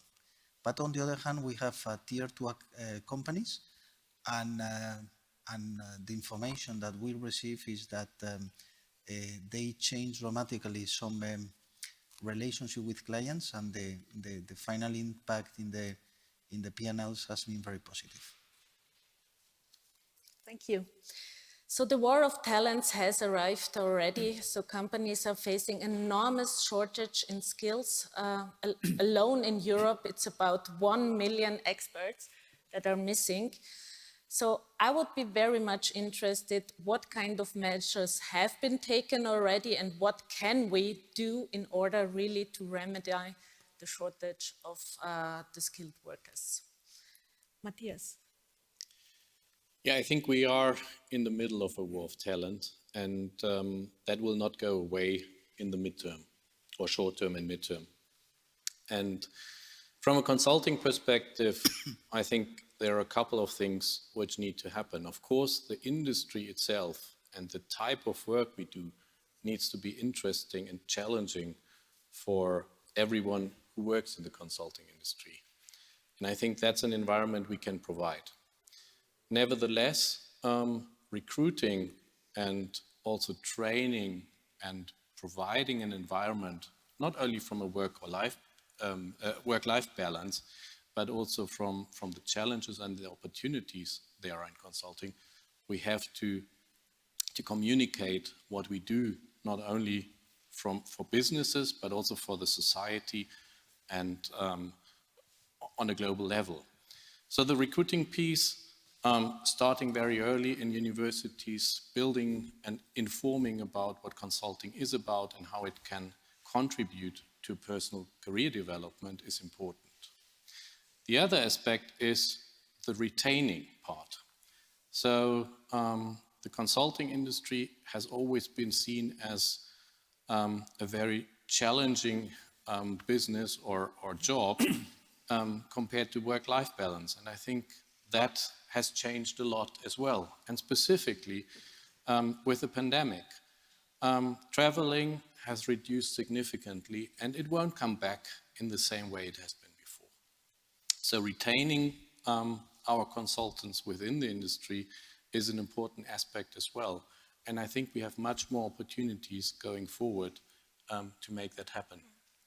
And the third one is also, of course, regaining or winning former consultants back into the industry, where they have made maybe experiences outside, and they know how consulting works, and they are valuable know-how, which we, of course, can regain going forward as well. So I think it's a work on different levels, and we have to do our best to communicate what we can offer, and then I think we can be successful. Thank you. So Robert, what kind of actions do you see as successful ones? Well, first of all, I have to say the pandemic situation has accelerated the war for talents, and this is an issue that is an issue for our clients and for the industry, for the consulting industry. The way young people want to work is completely different. When I started the business, when I started my professional career, that was exactly 40 years ago. That was a different way to work, of course, but that was a very small company. And today, We are talking about agile organizations and a completely different working and labor environment. From a global level, I have to say that these issues are very strong and very important in the so-called Western part of the world. They are a little bit different in the so-called Eastern part of the world. Like in China, our members have other issues with regards to this problem, but they do have the same problem. Like in Canada, where people work completely different, they see values that are not so important for Chinese consultants, but they are very important for Canadian consultants. We have to accept that. We have to accept the way young people want to do their work. It is a culture of trust that needs to be provided by our clients to their employees, but also a culture of trust that we need as industry to offer to young people who want to work in the consulting industry. And this trust looks a little bit different from country to country. David, what are your thoughts about that? Yes, I think, yes, we have a very important challenge to attract and retain talent. I think the first, because never the need to change, to transform has been so important. So our point in France is that probably consulting must be more open to diversity and different profiles, and especially because we have some new needs for the client, and also a need to be open-minded in our selection of profile. The second point is to work on the meaning of the work. Young generation, of course, want a good work-life balance, but they want also to have meaning in their missions, in their impact, and they want to be useful. And probably we have to define a new promise to them. We have also to work on the relationship between the young consultant and the management. Our models are quite traditional, despite the subject which are new. So probably we have to challenge that, and also we have to show the impact of consulting, because probably we are at the right place to have a good impact on society, technology, and probably societal needs. And in this period, when we have short-term issues and long-term transformation to manage, probably consulting is the right place to have good impact. But people don't know that. So we have to say that and show that to all the young generations. Matthias, you mentioned already education is key. So do we have already the education and training available in the market in order really to serve the needs of our clients? Robert? Well, I think management consulting is related to a lifelong learning. We need to offer education, a basis education on universities. This is provided on a very broad level. Nearly every university with any relation to economy provides some education to management consulting. But the main issue to be prepared for the specific situation, that is something you need to learn in a lifelong learning approach, like what I call digital fitness. That means you don't need to be an expert for everything, but you need to know and you need to understand what does GDPR mean, what is AI, how is the effect of blockchain on a business case you're developing. And you need to have this on the table from the beginning of the whole project. And that is something you need to provide proactive and not just on request from your client. And therefore you need to have a certain flexibility and a certain education to be educated that you never may lose. that actually makes the business so interesting from my personal point, and that makes it so interesting. You never stop learning, and you never stop to improve yourself. And the CMC, so this certified management consulting, so the CMC requires, along other requirements, that you have an ongoing training. You need to prove that you do a certain amount of courses or trainings, and that is, the CMC is not an award you get once. It's a designation you need to renew every 2 or 3 years, and you need to prove that you are permanently educating yourself. Sarah, education is key. You're part of the university. What about ethics? Is this something that you can learn? How can we prepare? Yeah, unfortunately, it is a subject that is not very prominent in management education at the moment.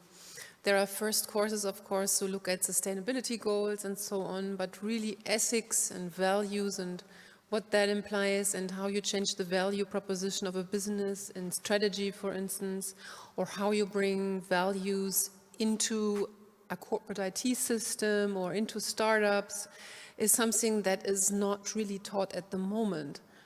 And I think there is a great need to build this up. The challenge is, though, that you really need an interdisciplinary approach at this point. It's not that, you know, any finance guy can suddenly start teaching ethics, yeah? So we need to rethink the functional divide that we currently have built in society, where the technical universities and the management schools, they all specialize in different directions, and we have to somehow bring them together. And I think that's a huge challenge. It is better and easier to do it at the MBA level, yeah? But that's not enough. So the question is, how do we get out of the functional divide and come into an integrated, interdisciplinary kind of education? So David, what is France doing on that? We have important need about ethics. The question is the purpose first, and second the values. And probably our consulting companies need to be very aligned between the promise and the behaviors. And in our way to deliver our job, our missions, our consultant wait for us to have a perfect behaviors and perfect management practices. And now I think it's not the job of the school. Probably we have to work on that in our own company, but also with our client to have a better impact on ethics and also all the positive impact of activities. And now probably the new generation, more than before, wait for that. Sarah, you wrote a book about ethics in IT. What is it all about? What are the key messages that you would like to share with us?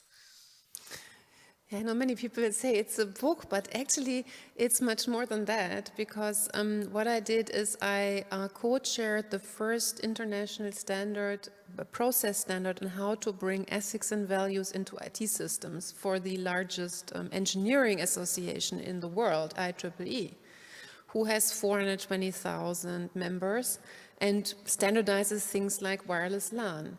Now, how do you bring values into an IC system? It's only something that companies can achieve if they run an innovation, IT innovation, from the very start, from the conception of its purpose, all through all through the stages where system requirements are actually formulated that then programmers can put into the system. So I've been heading that standard for 5 years. It was published last year. It's now being launched. It was launched in Vienna last year in the fall, and now it's launched in New York in March. And we're hoping for consultancies, for consulting companies to take up that standard and to certify companies and help them build better products. And then this problem of motivating young people to do something good becomes much easier, because at the center of the business mission stands something good. And I think consultancies have a great part, hopefully, in rolling this out and helping companies to build better products. Peter. Yes. What do you think? You sensed, Agatha, that I wanted to jump in here because, all due respect to regular university education, it's really not the job of universities to teach ethics. But just to connect to what Robert has also mentioned, the certified management consultant badge title that consultants can be awarded. That actually includes requirements, and it depends on the national associations who give out the titles, but also includes certain training, certain examinations on the ethics part. On part of those consultants, so that takes us into the direction that it's actually a very practical thing, the way I see it, ethics. So it can't that easily be approached from an academic point of view. I mean, all due respect to academics, but it should be a very practical thing and put into practice. So I'm now revealing my ignorance in this standard. So I don't know. I don't know what the requirements would be for consultants to be part of this process. But I'm really interested. I think it's a great initiative, and there's great room in the consulting industry for this direction. Robert, what do you see here? Regarding professional standards, what is it all about? At this point, I want to refer to the ISO standard. There is an ISO standard 20700 about management consulting services, and this standard was developed, was published in 2017. I was the chair of the ISO committee. That was a really challenging task to fulfill. 2 years discussion with more than 50 countries. One country was China, one country was Canada, for example, and a Canadian fought for the life of the iceberg, as we said at the final discussions, while the Chinese didn't, they fought for something else. And, but at the end of the day, we finalized the first service standard that was referring to the ISO definitions of having ethical and value propositions in a standard. And it shows very concrete how to implement these SDGs in a consulting project. It is, as Professor Spiekermann already said, it needs to be done by design, when you start the project. And we address it in the standard quite often from the point of the consultant, but also the point how to deal with the values of a company that is active in different countries worldwide, and they have their code of ethics, they have their corporate social responsibility, politics, and whatever. And we as consultants, we need either we are it or the client. Somebody should put it on the table when you start the project. In the contracting phase, these things need to be discussed. I think the Sustainable Development Goals from the United Nations, they are a very good guideline because they address everything. And the extent you want to have it in the contract is something you need to deal with the client. Even it's a sentence that it's sorted out, it's handled, that's not an issue for this project, or it might be, I don't know how many pages to be discussed and defined. We are going, with this standard, I think we are on a very good track, but we are on the very, very, very beginning of this track. But it's a first start. I recently, just last week, I finished my second book about consulting governance that addresses this again on a very practical level. And I totally agree, it's something that, and it also refers to the war of talents definitions we had before. It's something our employees want to have it sorted out because they want to know what's the situation. It needs to be transparent. Do I personally agree with the situation or not? And we have to be ready that a young consultant says, no, I don't want to deliver a project in this environment. Or it's necessary to sort it out, not to have the issues on the table while delivering a project, because actually that's the worst situation, that at the end of a project we achieved all our goals, but unfortunately we forgot about social issues or something else. We explored also the retaining factors. So in times as these, digitization, COVID-19, demographic change, we see new working models as well. And we see a huge set of new requirements also from our employees. Also the skills are necessary to develop. So Borut, what do you think about that? And how will this change in the future? Will it change? Well, it is really changing, I think. We have to predict somehow what will be necessary for us to know and what to do. Because if we look, for instance, 15 years ago, or even, well, less or more, in that form, with that knowledge, with that attitude, we cannot come to a client today. It really changed. So it's really necessary to predict what will happen. And one of the, let me say, directions are always shown by the industry. Industry is always a few steps ahead in human resources, in I don't know, strategies, in everything. So maybe we can look at the industry a little bit, very simple look into the past, so we can extrapolate it to the future to see what will happen. Well, it's really many years ago, almost 100, no, a little bit less years ago, all the industry was fighting for productivity.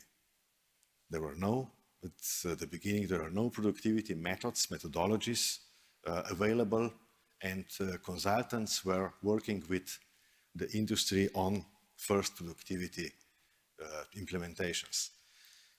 After that, the methods came and it was implemented like copy-paste and so. But those who first implemented this productivity, those were the market leaders of the time. After that, when it became default, it should be default for everybody. Who didn't implement productivity was lagged behind, so had to stop the production or something. The same thing later happened with quality. We still, maybe some of us remember these times of bad quality industrial products and how quality was implemented. The role models were Japanese at times. And then after that, okay, after that we had some flexibilization, so more or less due to marketing, because this first what I was describing was the face of the product, let me say. And then, as we heard today already from Mr. Jan Beck, I think it was that phase of marketing, of market-oriented processes, of customer obsessions, and so on. So here production is already set up, and we are all talking about market, about customers, and so. So what came then? After that, it was this era of, okay, already implemented in marketing, era of innovation. What do we see now? Innovation is already a default, who doesn't innovate, who doesn't have own, I don't know, development, not just product, but also development of its own organization, is already dead. So this is nothing new innovation now, it's really a default. So, but where are we going? So this is the interesting topic, really, to predict now. If we look the entrepreneurial logic,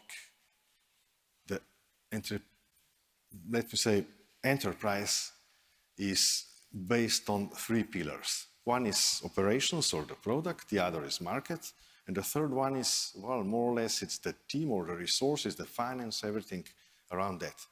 With no finance, with no investment, there is nothing.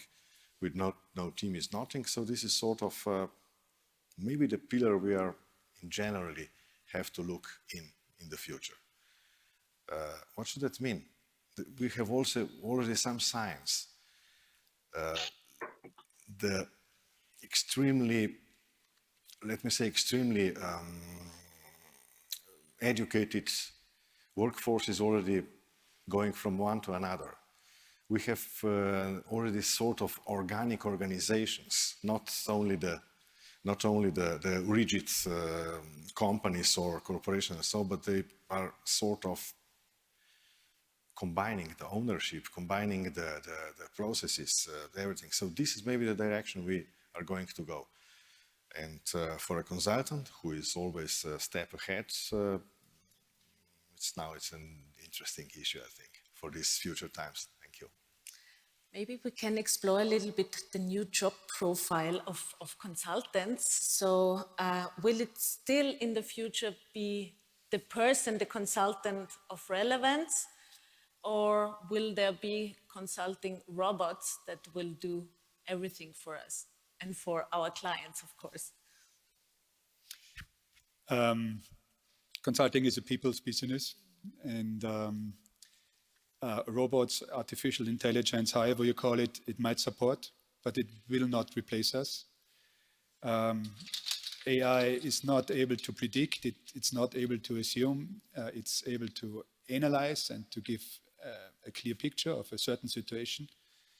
But like when you go to the doctor, the doctor might get a very detailed picture, but the final decisions need to be made by the doctor, and that's the same situation for management consulting. Management consultants support the clients, and that's a people's business. Manuel? I think I fully agree with your comments. Well, first of all, I think our profession, we need people and we need the professionals to get in touch with the client. Another reflection is that we as a consultant, we are investing a lot in RPA, in artificial intelligence, but in the sense that we want to be pretty close with the client and to, in every project that we are doing, to collect the return of investment. So I think in this COVID situation, you are doing projects when the client seeing a very crystal clear that they are paying for something that they are going to recover very quick. But on the other hand, it's true that, well, we were mentioning, I think in several comments from my colleagues, that we need to reinvent the way that we are connecting with our professionals, because we were mentioned that Google, Amazon, and other companies, they are more fancy rather than to all these professionals to work with ourselves. So I think we need to make an effort, but an effort not only in the quality of the projects that we are doing, and in this sense, I think innovation is very important. Innovation, RPA, cybersecurity, new things that the professionals that they are working in consultancy, they feel very successful, and they are thinking that they have a future to work with us. And I think on top of that, we never have to underestimate the sentence of our big bosses that if we are not growing 2 digits, we cannot keep the talent. And to grow 2 digits in the middle of the pandemic is it's complex. So for me, the only successful experience is the emotional intelligence. I think we need to give some good relationship with employees, and with the with emotional intelligence, I think we can be able to achieve it. I would like to focus now on the hot topics of consulting. So let's start with digitization, transformation. What will be the trend? How does it look like in the future? Still of relevance? So looking back before the pandemic, digitalization and digital transformation was around. But the pandemic has shown us how quickly basically everyone had to embrace the digital technologies which were around and work with them, live with them every day. And this will not vanish. This will, I think we have seen that at least in some industries, it showed the shortcomings of the current business model or the way of working. So if you look at the retail sector, etc., embracing e-commerce is a necessity to survive. In the way of working, for example, in a consulting business, being able to build trust, to work together with your clients on projects in a remote basis has worked, maybe in certain cases better than in others, but those are things which will stay. And I think, coming back to the point, the boost or the possibilities of digital transformation and the leverage of digital technologies will help a lot of industries to boost productivity, efficiency in ways of working, understanding also clients better with the use of data. And these things will stay and will continue to evolve. David, what is the situation? Can you share your thoughts, please? Yes, the new situation is that now we have to manage two terms, the short term and the long term. And our feeling is that we have to be very reactive to help our client for supply chain, for crisis management, for staffing, and with very efficient work in a very short term, because our clients have some difficulties to manage that. But also, in the same time, we have to show the future, to imagine and to define and to manage what could be the industry for the future. And I think it's a new difficulty and a new opportunity for consulting companies.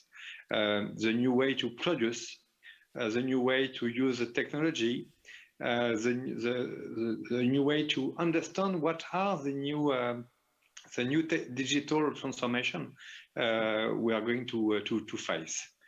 We have also some. So I think that we have a big opportunity in consulting business because of that, to be at the same time the partner for the short term and the partner for the long term.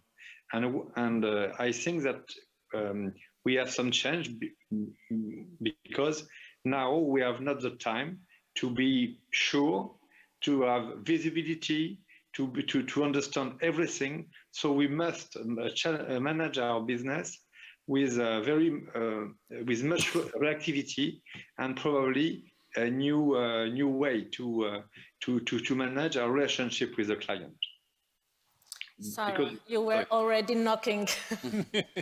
My only way here.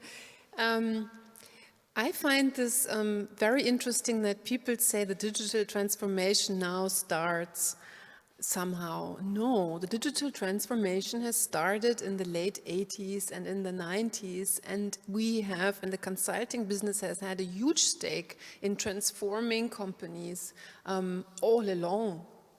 And but the thing is, when, for instance, SAP systems were introduced,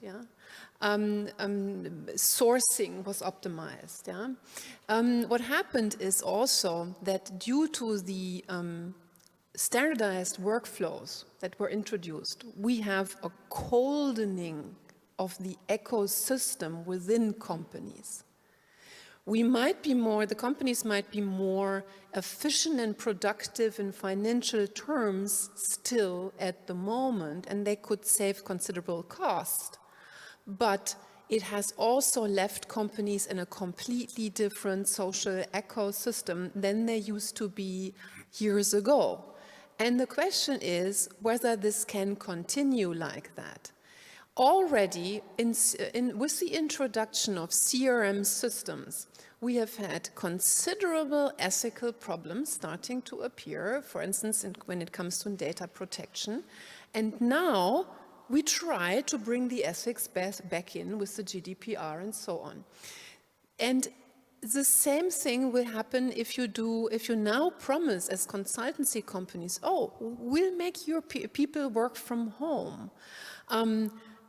That may pay off, yes, it's a short-term consultancy business, but no, it won't pay off in the long term because the social systems are degrading.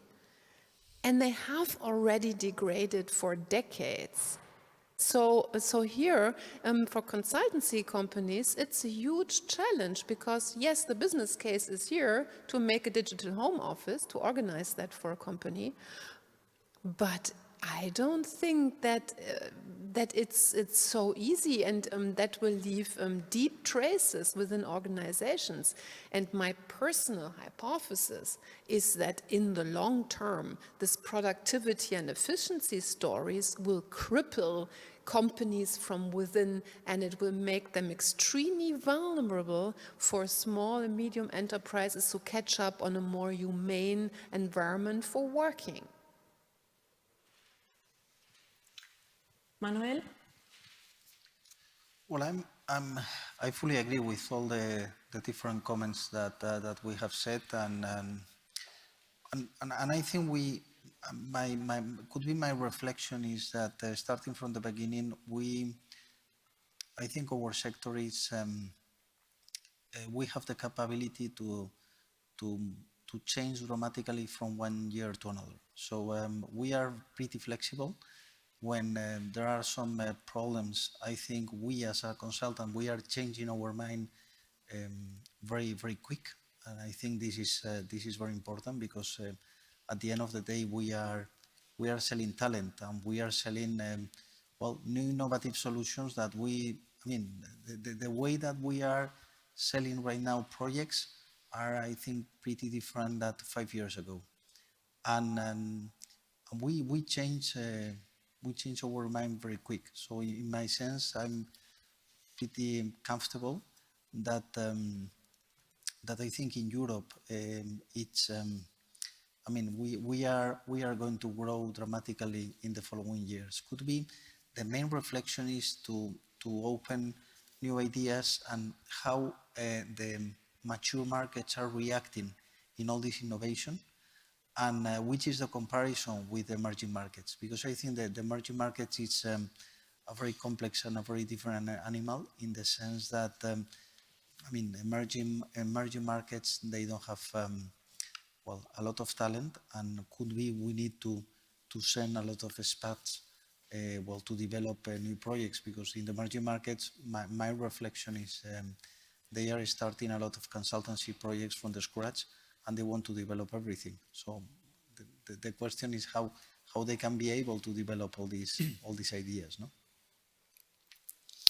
So maybe change a little bit, go further regarding the hot topics. So PwC's recently published CEO survey stated that 64% of the CEOs see cyber risks as the main threat to a company's growth. So isn't that a great chance for consulting again in Europe? It is, but it is also a big risk for the whole economy. And we have seen specifically in the last 2 years that the way of working with IT has completely changed. Companies had to open up their networks, had to enable remote working, had to be maybe not as strategic and thoughtful in implementing new solutions because the urgency was there.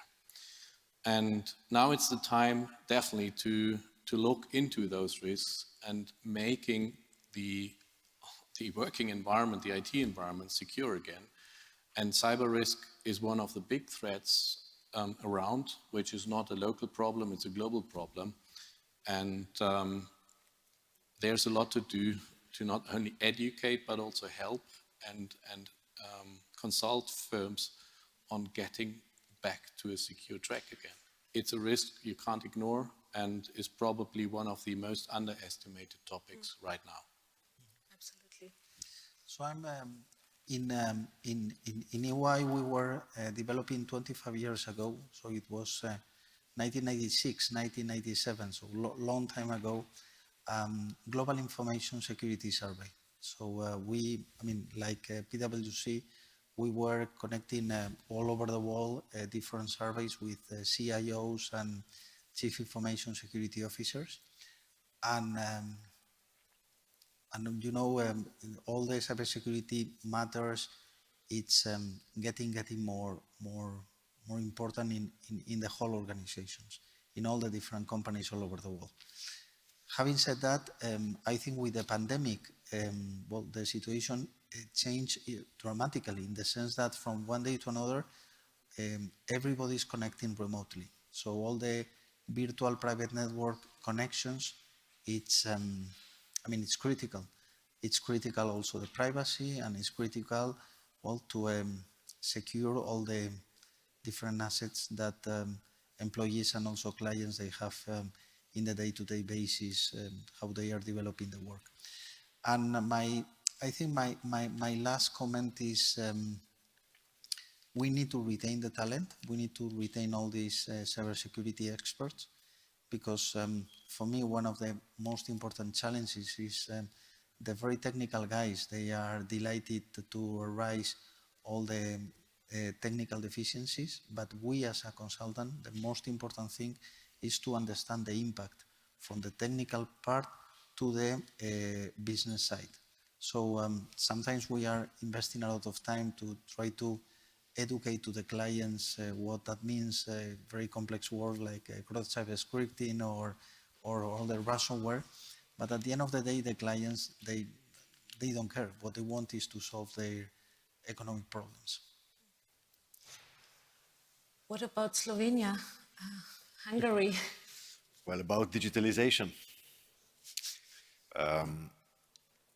I think that we have a large space still in this digitalization in sense of business models.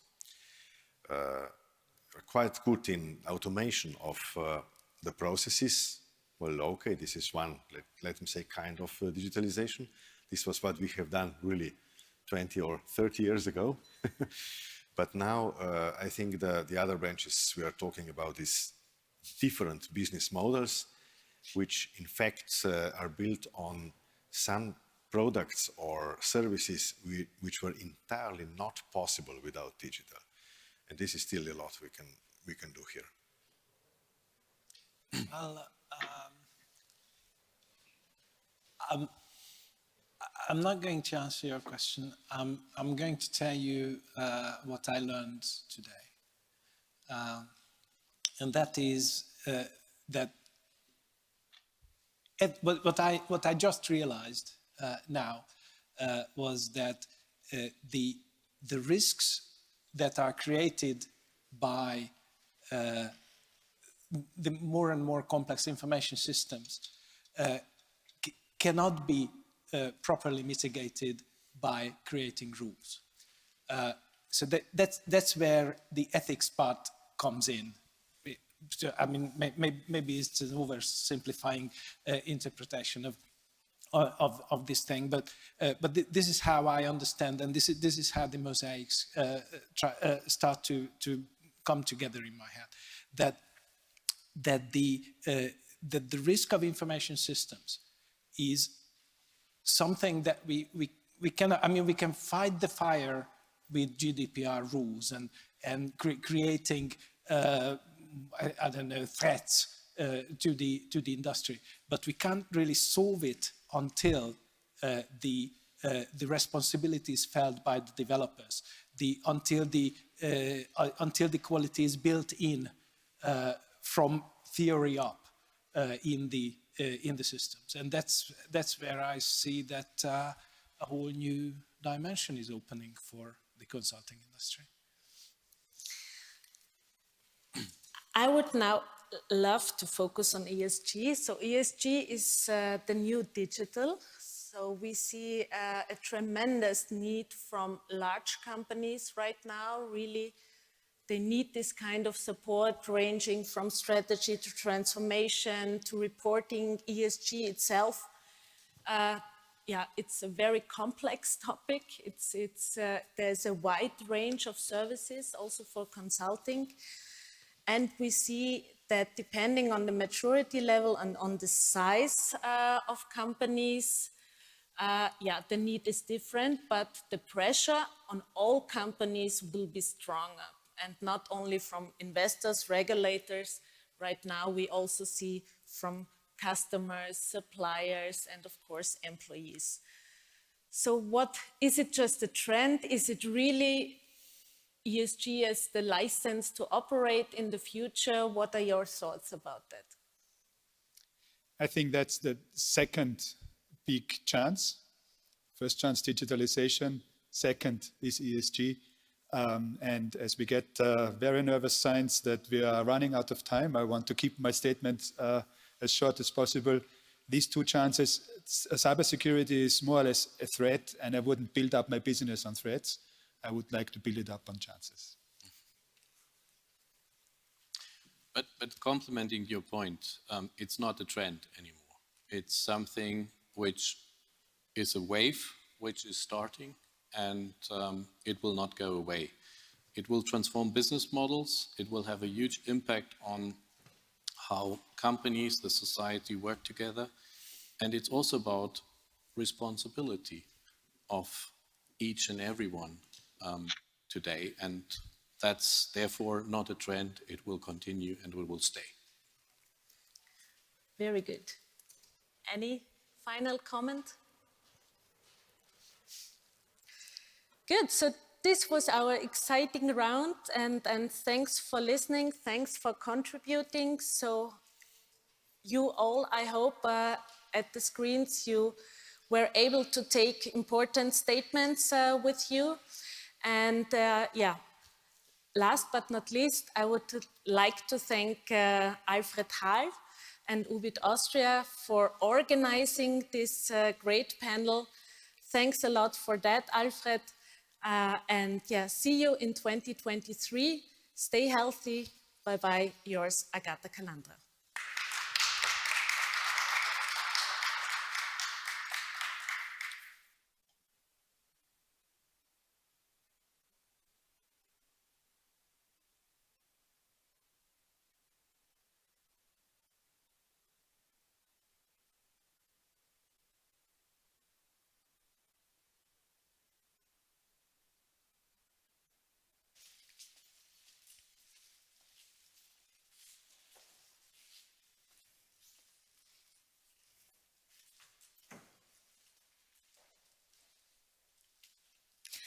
Thank you very much for this interesting last panel discussion of this year's Vienna Congress. Ladies and gentlemen, we are now coming to the end of the 19th Vienna Congress. One thing is for sure, we'll all need to think and work together to save the future for us and the generations yet to come. Thank you all for joining us at this year's Vienna Congress. It was a pleasure and an honor to be your moderator today. We wish you all a very pleasant evening, and we'll see you next year back again here in Vienna for the 20th anniversary of the Vienna Congress.